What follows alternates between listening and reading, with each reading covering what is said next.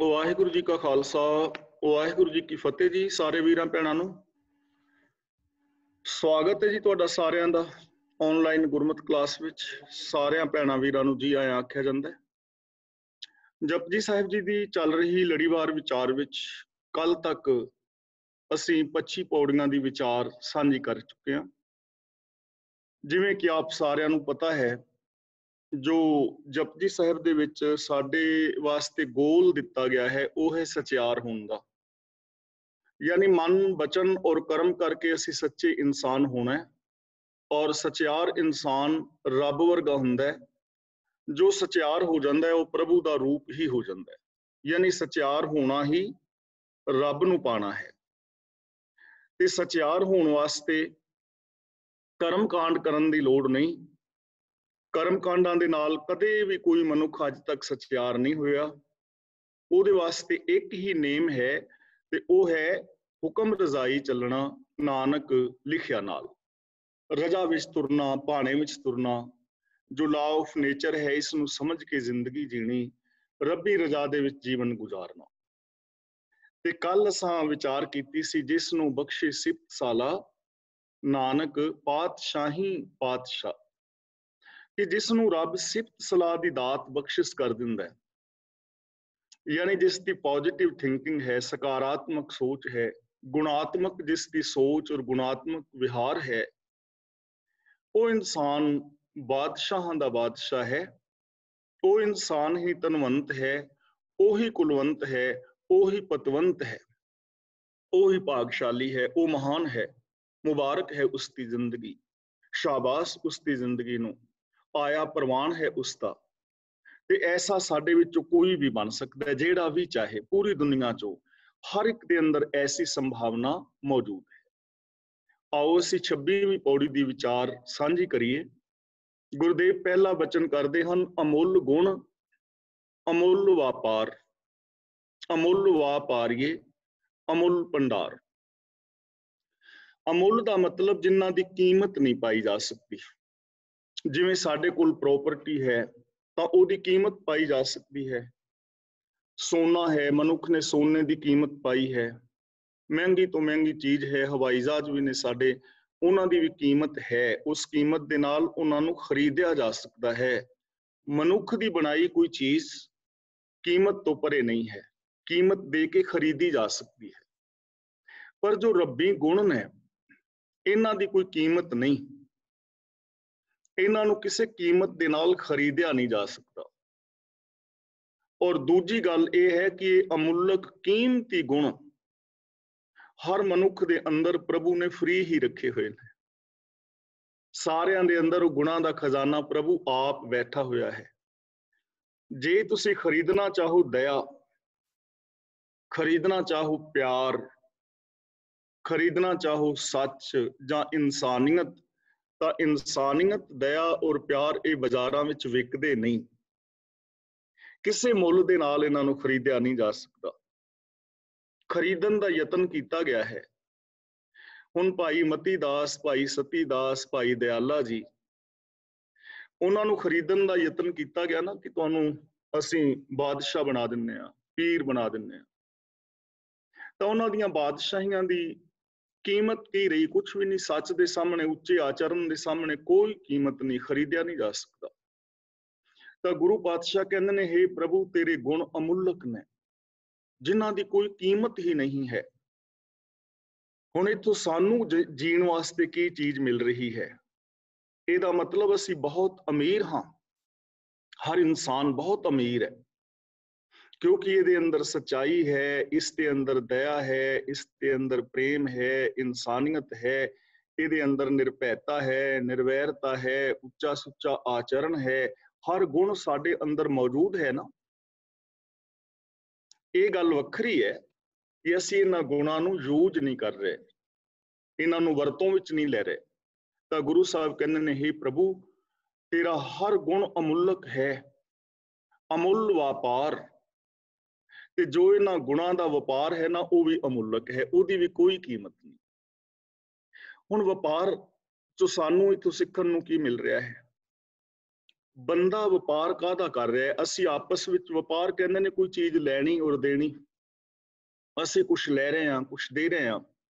ਤਾਂ ਲੋਕ ਵਪਾਰ ਕਾਹਦਾ ਕਰਦੇ ਨੇ ਪਏ? ਝੂਠ ਦਾ, ਈਰਖਾ ਦਾ, ਮੇਰ ਤੇਰ ਦਾ, ਚੁਗਲੀ ਨਿੰਦਿਆ ਦਾ। ਅਸੀਂ ਕਿਸੇ ਤੋਂ ਕਿਸੇ ਦੀਆਂ ਚੁਗਲੀਆਂ ਸੁਣਨੇ ਆ, ਕਿਸੇ ਨੂੰ ਸੁਣਾਉਂਦੇ ਆ, ਇਹੀ ਲੈਣ ਦੇਣ ਕਰ ਰਹੇ ਆ ਨਾ। ਸਾਡਾ ਵਪਾਰ ਜਾਤੀਵਾਦ ਦਾ, ਮੇਰ ਤੇਰ ਦਾ, ਰਿਸ਼ਵਤਖੋਰੀ।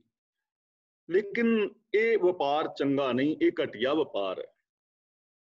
ਤੇ ਜਿਹੜਾ ਗੁਣਾਂ ਦਾ ਵਪਾਰ ਹੈ ਇਹ ਅਮੁੱਲਕ ਹੈ, ਇਹਦੀ ਕੋਈ ਕੀਮਤ ਨਹੀਂ।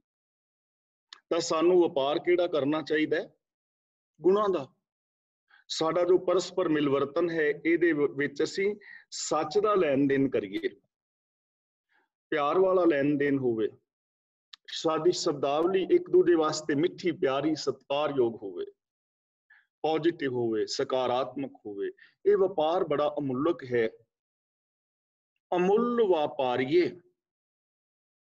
ਵਪਾਰੀਏ ਦਾ ਮਤਲਬ ਜਿਹੜੇ ਇਹਨਾਂ ਗੁਣਾਂ ਦਾ ਵਪਾਰ ਕਰਦੇ ਨੇ, ਜੋ ਇਹਨਾਂ ਗੁਣਾਂ ਵਾਲੀ ਜ਼ਿੰਦਗੀ ਜੀਂਦੇ ਨੇ, ਜਿਨ੍ਹਾਂ ਨੇ ਮਨ, ਬਚਨ ਔਰ ਕਰਮ ਕਰਕੇ ਇਹਨਾਂ ਗੁਣਾਂ ਨੂੰ ਅਪਣਾ ਲਿਆ ਹੈ, ਉਹ ਵੀ ਬੜੇ ਅਮੁੱਲਕ ਨੇ। ਉਹਨਾਂ ਦੀ ਕੋਈ ਕੀਮਤ ਨਹੀਂ। ਉਹਨਾਂ ਦੀ ਕੀਮਤ ਕਿਵੇਂ ਪਾਓਗੇ? ਉਹਨਾਂ ਦੀ ਕੀਮਤ ਦਾ ਅੰਦਾਜ਼ਾ ਕਿਵੇਂ ਲਗਾਓਗੇ? ਭਾਈ ਕਨ੍ਹਈਆ ਜੀ ਦੀ ਕੀਮਤ ਕਿਵੇਂ ਪਾ ਸਕਦੇ ਹੋ? ਭਾਈ ਗੁਰਦਾਸ ਜੀ ਦੀ ਕੀਮਤ ਵੀ ਪੈ ਸਕਦੀ ਹੈ, ਬਾਬਾ ਬੁੱਢਾ ਜੀ ਨੇ, ਹੋਰ ਅਨੇਕਾਂ ਇਤਿਹਾਸਕ ਪਾਤਰ ਨੇ ਜਿਨ੍ਹਾਂ ਦੇ ਨਾਮ ਅਸੀਂ ਰੋਜ਼ ਅਰਦਾਸ ਵਿੱਚ ਲੈਂਦੇ ਹਾਂ। ਕਿੰਨੇ ਮਹਾਨ ਲੋਕ ਨੇ ਉਹ। ਅੱਜ ਦੇ ਯੁੱਗ ਵਿੱਚ ਜਿਵੇਂ ਮੈਂ ਆਮ ਭਗਤ ਪੂਰਨ ਸਿੰਘ ਜੀ ਦਾ ਜ਼ਿਕਰ ਕਰਦਾ ਹਾਂ, ਸਾਡੇ ਵਿੱਚ ਕਿੰਨੇ ਤੁਸੀਂ ਬੈਠੇ ਹੋ ਵੀਰ ਭੈਣਾਂ, ਕਿੰਨੇ ਤੁਹਾਡੇ ਵਿੱਚ ਗੁਣਾਂ ਵਾਲੇ ਅਮੁੱਲਕ ਲੋਕ ਹੋਣਗੇ। ਇਸ ਦੁਨੀਆ ਵਿੱਚ ਕਿੰਨੇ ਅਮੁੱਲਕ ਲੋਕ ਹੋਣਗੇ ਜੋ ਗੁਣਾਂ ਦਾ ਵਪਾਰ ਕਰਦੇ ਨੇ। ਹੈ ਨੇ, ਬੇਸ਼ੱਕ ਘੱਟ ਨੇ, ਪਰ ਹੈਨ ਵਿਰਲੇ, ਨਾ ਹੀ ਕਣੇ, ਫੈਲ ਫੱਕੜ ਸੰਸਾਰ। ਤੇ ਜਿਵੇਂ ਹਰ ਵਪਾਰ ਦੇ ਅੰਦਰ ਵਾਧਾ ਕੀਤਾ ਜਾਂਦਾ ਹੈ ਨਾ, ਇੱਕ ਬੰਦਾ ਨਿੱਕੀ ਜੀ ਰੇੜੀ ਲਾਉਂਦਾ ਹੈ ਮੂੰਗਫਲੀ ਦੀ, ਤੇ ਹੌਲੇ ਹੌਲੇ ਉਹ ਖੋਖਾ ਬਣਾ ਲੈਂਦਾ ਹੈ, ਦੁਕਾਨ ਬਣਾ ਲੈਂਦਾ ਹੈ, ਫਿਰ ਉਹ ਕਈ ਵਾਰ ਬੜੇ ਵੱਡੇ ਵਪਾਰ ਆਪਣੇ ਖੜੇ ਕਰ ਲੈਂਦਾ ਹੈ। ਵਪਾਰ ਵਿੱਚ ਵਾਧਾ ਹੁੰਦਾ ਹੈ ਨਾ। ਜੋ ਸਾਡਾ ਵਿਹਾਰ ਹੈ ਵਪਾਰ ਆਪਸ 'ਚ, ਇਸ ਵਪਾਰ ਵਿੱਚ ਵੀ ਬਹੁਤ ਵਾਧਾ ਹੋ ਸਕਦਾ ਹੈ। ਔਰ ਇਹ ਵਾਧਾ ਸ਼ੁਰੂ ਕਰੋ, ਮੈਂ ਵੀ ਕਰਾਂ, ਤੁਸੀਂ ਵੀ ਕਰੋ, ਤੇ ਆਪਣੇ ਪਰਿਵਾਰਾਂ ਤੋਂ ਕਰੀਏ। ਕਿੰਨਾ ਸੌਖਾ ਕੰਮ ਹੈ। ਪਤੀ ਪਤਨੀ ਇਹ ਗੁਣਾਂ ਵਾਲਾ ਵਪਾਰ ਸ਼ੁਰੂ ਕਰੋ। ਮਾਂ ਬਾਪ, ਬੱਚੇ, ਨੂੰਹ ਸੱਸ, ਪਿਓ ਪੁੱਤਰ, ਚਾਚੇ ਤਾਏ, ਨਾਨਕੇ ਦਾਦਕੇ, ਰਿਸ਼ਤੇਦਾਰ, ਸੱਜਣ ਮਿੱਤਰ, ਆਪਸ ਦੇ ਅੰਦਰ ਜੋ ਅਸੀਂ ਵੀਰ ਭੈਣਾਂ ਹਾਂ, ਇਹ ਵਪਾਰ ਨੂੰ ਕਿੰਨਾ ਵਧਾ ਸਕਦੇ ਹਾਂ। ਜਿੰਨਾ ਮਰਜ਼ੀ ਗੁਣਾਂ ਵਾਲਾ ਵਪਾਰ ਬਣਾ ਲਓ। ਜਿਵੇਂ ਜਿਵੇਂ ਵਧਾਓਗੇ ਤਿਵੇਂ ਤਿਵੇਂ ਸੁੱਖ, ਤਿਵੇਂ ਤਿਵੇਂ ਖੁਸ਼ੀਆਂ, ਆਨੰਦ, ਖੇੜਾ, ਪ੍ਰਸੰਨਤਾ ਵੱਧਦਾ ਚਲਾ ਜਾਏਗਾ। ਅਮੁੱਲ ਭੰਡਾਰ, ਅਮੁੱਲਕ ਹੈ ਗੁਣਾਂ ਦਾ ਭੰਡਾਰ, ਜਿਸ ਦਾ ਕੋਈ ਅੰਤ ਨਹੀਂ ਹੈ। ਤੇ ਤੇਰੀ ਭਗਤ ਭੰਡਾਰ ਦੀ ਭਰੇ ਬੇਅੰਤ ਬੇਅੰਤਾ। ਹਰ ਇੱਕ ਇਨਸਾਨ ਦੇ ਅੰਦਰ ਅਨੰਤ ਅਨੰਤ ਭੰਡਾਰ ਗੁਣਾਂ ਦੇ ਭਰੇ ਪਏ ਨੇ। ਅਮੁੱਖ ਖਜ਼ਾਨਾ ਹੈ। ਜਿਵੇਂ ਅਸੀਂ ਰੋਜ਼ ਵਿਚਾਰ ਕਰ ਰਹੇ ਹਾਂ ਕਿ ਜੇ ਅਸੀਂ ਸੱਚ ਬੋਲੀਏ ਤਾਂ ਕੀ ਸਾਡਾ ਸੱਚ ਘਟੇਗਾ? ਇਹ ਇੱਕ ਐਸਾ ਵਪਾਰ ਹੈ, ਜਿਵੇਂ ਇਹਨਾਂ ਗੁਣਾਂ ਨੂੰ ਖਰਚੋਗੇ ਹੋਰ ਵਧਣਗੇ, ਸੱਚ ਹੋਰ ਵਧੇਗਾ। ਪ੍ਰੇਮ ਦੇ ਨਾਲ ਇੱਕ ਦੂਜੇ ਨਾਲ ਜੀਵੋਗੇ, ਪ੍ਰੇਮ ਹੋਰ ਵੱਧਦਾ ਚਲਾ ਜਾਏਗਾ। ਦਇਆ ਕਰੋਗੇ, ਦਇਆ ਵੱਧਦੀ ਚਲੀ ਜਾਏਗੀ। ਸੇਵਾ ਭਾਵ ਵੱਧਦਾ ਚਲਾ ਜਾਏਗਾ। ਔਰ ਇਹ ਅਮੁੱਲਕ ਭੰਡਾਰ ਕਿੱਥੇ ਨੇ? ਹਰ ਇਨਸਾਨ ਦੇ ਅੰਦਰ, ਮੇਰੇ ਵਿੱਚ ਵੀ, ਤੁਹਾਡੇ ਵਿੱਚ ਵੀ। ਅਸੀਂ ਐਵੇਂ ਨਿੱਕੀ ਨਿੱਕੀ ਗੱਲ ਤੋਂ ਖਫਾ ਹੋ ਜਾਂਦੇ ਹਾਂ। ਅਸੀਂ ਐਵੇਂ ਨਿੱਕੀ ਜਿਹੀ ਗੱਲ ਤੋਂ ਗੁੱਸੇ ਔਰ ਕ੍ਰੋਧ ਦੇ ਵਿੱਚ ਆ ਜਾਂਦੇ ਹਾਂ। ਐਵੇਂ ਛੋਟੀ ਛੋਟੀ ਗੱਲ ਤੋਂ ਅਸੀਂ ਇੱਕ ਦੂਜੇ ਨਾਲ ਈਰਖਾ ਕਰ ਲੈਂਦੇ ਹਾਂ। ਐਵੇਂ ਅਸੀਂ ਨਿੱਕੀ ਨਿੱਕੀ ਗੱਲ ਤੋਂ ਆਪਣੇ ਸੱਜਣਾ ਮਿੱਤਰਾਂ, ਰਿਸ਼ਤੇਦਾਰਾਂ ਦੇ ਨਾਲ ਸੰਬੰਧ ਤੋੜ ਲੈਂਦੇ ਹਾਂ। ਰੀਜਨ ਕਿ ਸਾਨੂੰ ਸ਼ਾਇਦ ਗਿਆਨ ਹੀ ਨਹੀਂ ਕਿ ਸਾਡੇ ਅੰਦਰ ਇੰਨੇ ਗੁਣ ਨੇ, ਇੰਨਾ ਵੱਡਾ ਖਜ਼ਾਨਾ ਹੈ, ਏਡੀ ਮਹਾਨ ਸਾਡੀ ਸੋਚ ਹੋ ਸਕਦੀ ਹੈ, ਏਡੀ ਵੱਡੀ ਸਾਡੇ ਅੰਦਰ ਪੋਸੀਬਿਲਿਟੀ ਹੈ। ਤਾਂ ਗੁਰੂ ਜੀ ਕਹਿੰਦੇ ਨੇ, ਪਿਆਰਿਓ, ਪਛਾਣੋ ਇਸ ਪੋਸੀਬਿਲਿਟੀਜ਼ ਨੂੰ, ਪਹਿਚਾਣੋ ਇਹਨਾਂ ਗੁਣਾਂ ਨੂੰ। ਅਨੰਤ ਗੁਣਾਂ ਦੇ ਭੰਡਾਰ ਭਰੇ ਪਏ ਨੇ, ਔਰ ਉਹ ਭੰਡਾਰ ਬੜੇ ਕੀਮਤੀ ਨੇ। ਅਮੁੱਲ ਆਵਹਿ, ਇਸ ਦਾ ਉਚਾਰਨ ਨਾਸਕੀ ਹੋਏਗਾ, ਕਿਉਂਕਿ ਆਉਣਾ ਕਿਰਿਆ ਹੈ। ਕਿਰਿਆਵਾਚੀ ਹਾਹੇ ਦੇ ਨਾਲ ਜਦੋਂ ਵੀ ਸਿਹਾਰੀ ਲੱਗੀ ਹੋਵੇ ਤਾਂ ਉਹ ਬਹੁਵਚਨੀ ਸ਼ਬਦ ਹੁੰਦਾ ਹੈ, ਉਸ ਦਾ ਉਚਾਰਨ ਬਿੰਦੀ ਲਗਾ ਕੇ ਹੋਵੇਗਾ। ਅਮੁੱਲ ਆਵੇਂ, ਆਵੇਂ ਦਾ ਮਤਲਬ ਆਉਂਦੇ ਨੇ, ਜੰਮਦੇ ਨੇ। ਹੁਣ ਜਿਹੜੇ ਜੀਵ ਇਸ ਦੁਨੀਆ ਵਿੱਚ ਜਨਮ ਲੈ ਰਹੇ ਨੇ, ਮਨੁੱਖ ਮਾਤਰ, ਬੜੇ ਅਮੁੱਲਕ ਨੇ, ਉਹਨਾਂ ਦੀ ਕੋਈ ਕੀਮਤ ਨਹੀਂ ਹੈ। ਇੰਨੇ ਕੁ ਅਮੁੱਲਕ ਨੇ ਕਿ ਜਿਸ ਦਾ ਕੋਈ ਅੰਤ ਹੀ ਨਹੀਂ ਹੈ।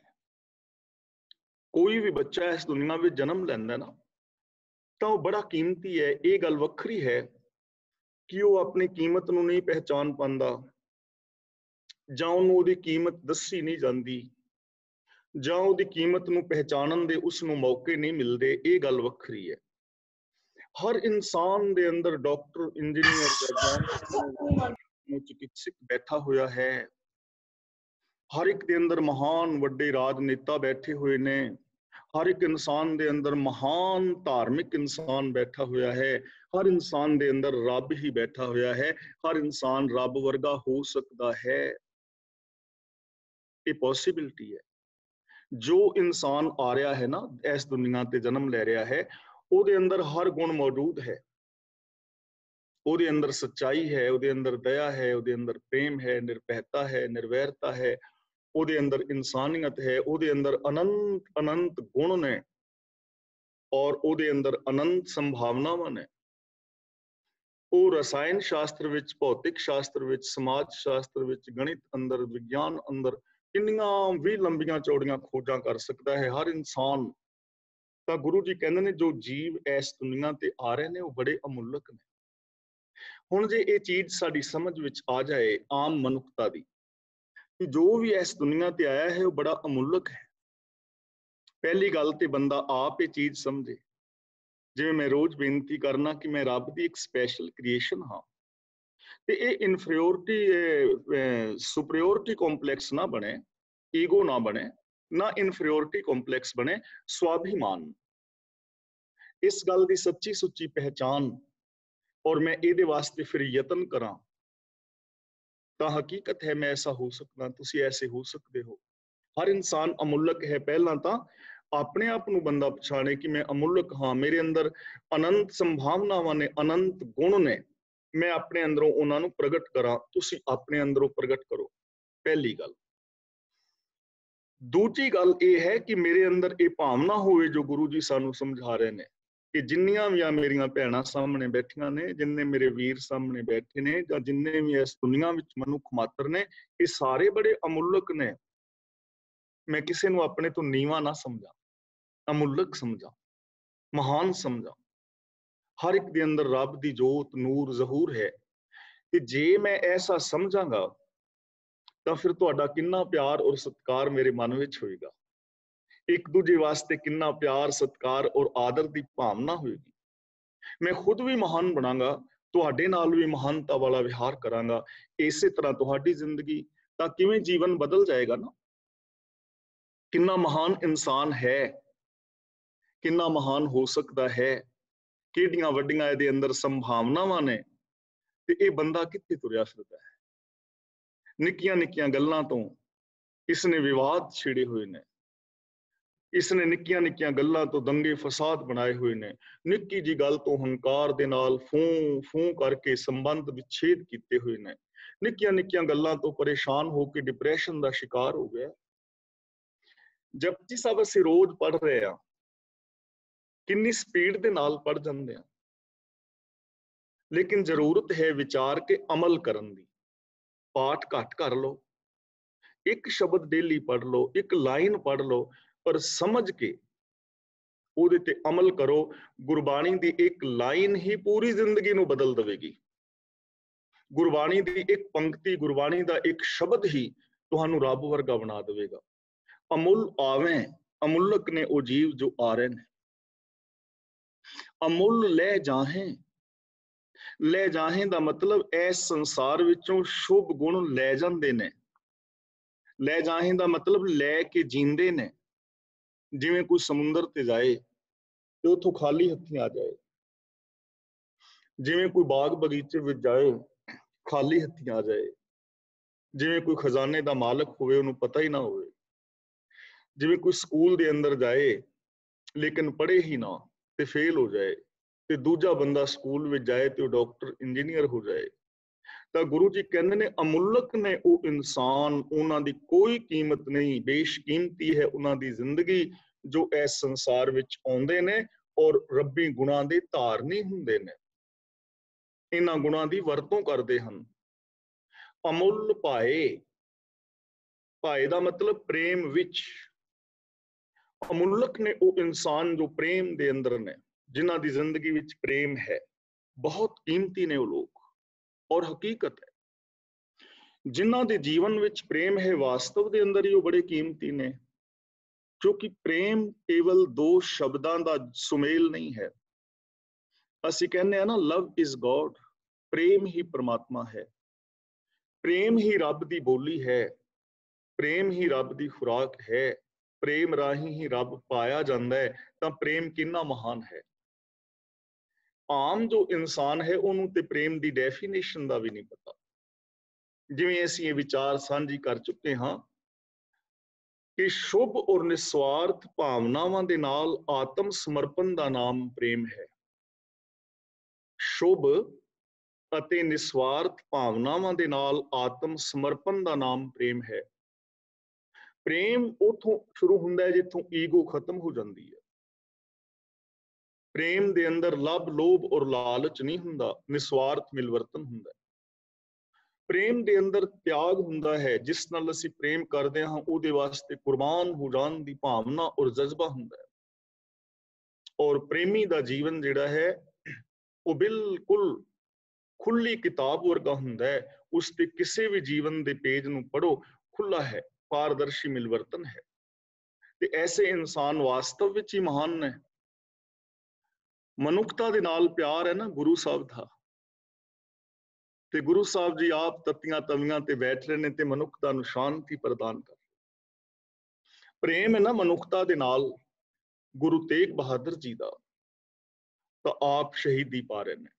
ਗੁਰੂ ਗੋਬਿੰਦ ਸਿੰਘ ਜੀ ਆਪਣਾ ਸਾਰਾ ਸਰਬੰਸ ਹੀ ਵਾਰ ਰਹੇ ਨੇ ਹਿਊਮਨ ਰਾਈਟਸ ਵਾਸਤੇ, ਸੰਸਾਰ ਦੇ ਭਲੇ ਵਾਸਤੇ।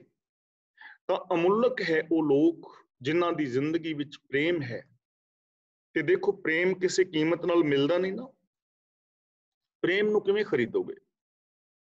ਜੇ ਪ੍ਰੇਮ ਖਰੀਦਿਆ ਜਾ ਸਕਦਾ ਹੁੰਦਾ ਤਾਂ ਇਸ ਦੁਨੀਆ ਦੇ ਅੰਦਰ ਜਿਤਨੇ ਵੀ ਅਮੀਰ ਲੋਕ ਨੇ ਉਹਨਾਂ ਦੇ ਘਰਾਂ ਵਿੱਚ ਕਦੇ ਕਲੇਸ਼ ਨਹੀਂ ਸੀ ਹੋਣਾ। ਜਿਤਨੇ ਵੀ ਪੜ੍ਹੇ ਲਿਖੇ ਜਾਂ ਅਮੀਰ ਲੋਕ ਨੇ ਉਹਨਾਂ ਦੀ ਕਦੇ ਤਲਾਕ ਨਹੀਂ ਸੀ ਹੋਣੀ। ਜੇ ਪ੍ਰੇਮ ਖਰੀਦਿਆ ਜਾ ਸਕਦਾ ਹੁੰਦਾ ਤੇ ਗਰੀਬ ਦੀ ਜ਼ਿੰਦਗੀ ਵਿੱਚ ਕਦੇ ਪ੍ਰੇਮ ਹੀ ਨਹੀਂ ਸੀ ਹੋਣਾ। ਪਰ ਪ੍ਰੇਮ ਤਾਂ ਫ੍ਰੀ ਹੈ।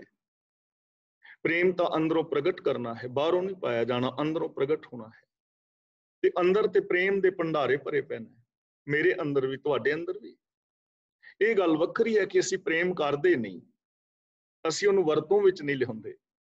ਤੇ ਜਦੋਂ ਵਰਤੋਂ ਵਿੱਚ ਨਾ ਲਿਆਵਾਂਗੇ ਫਿਰ ਵਰਤੋਂ ਵਿੱਚ ਈਰਖਾ ਆਏਗੀ। ਅਮੁੱਲ ਪਾਏ, ਅਮੁੱਲਾ ਸਮਾਹੇ।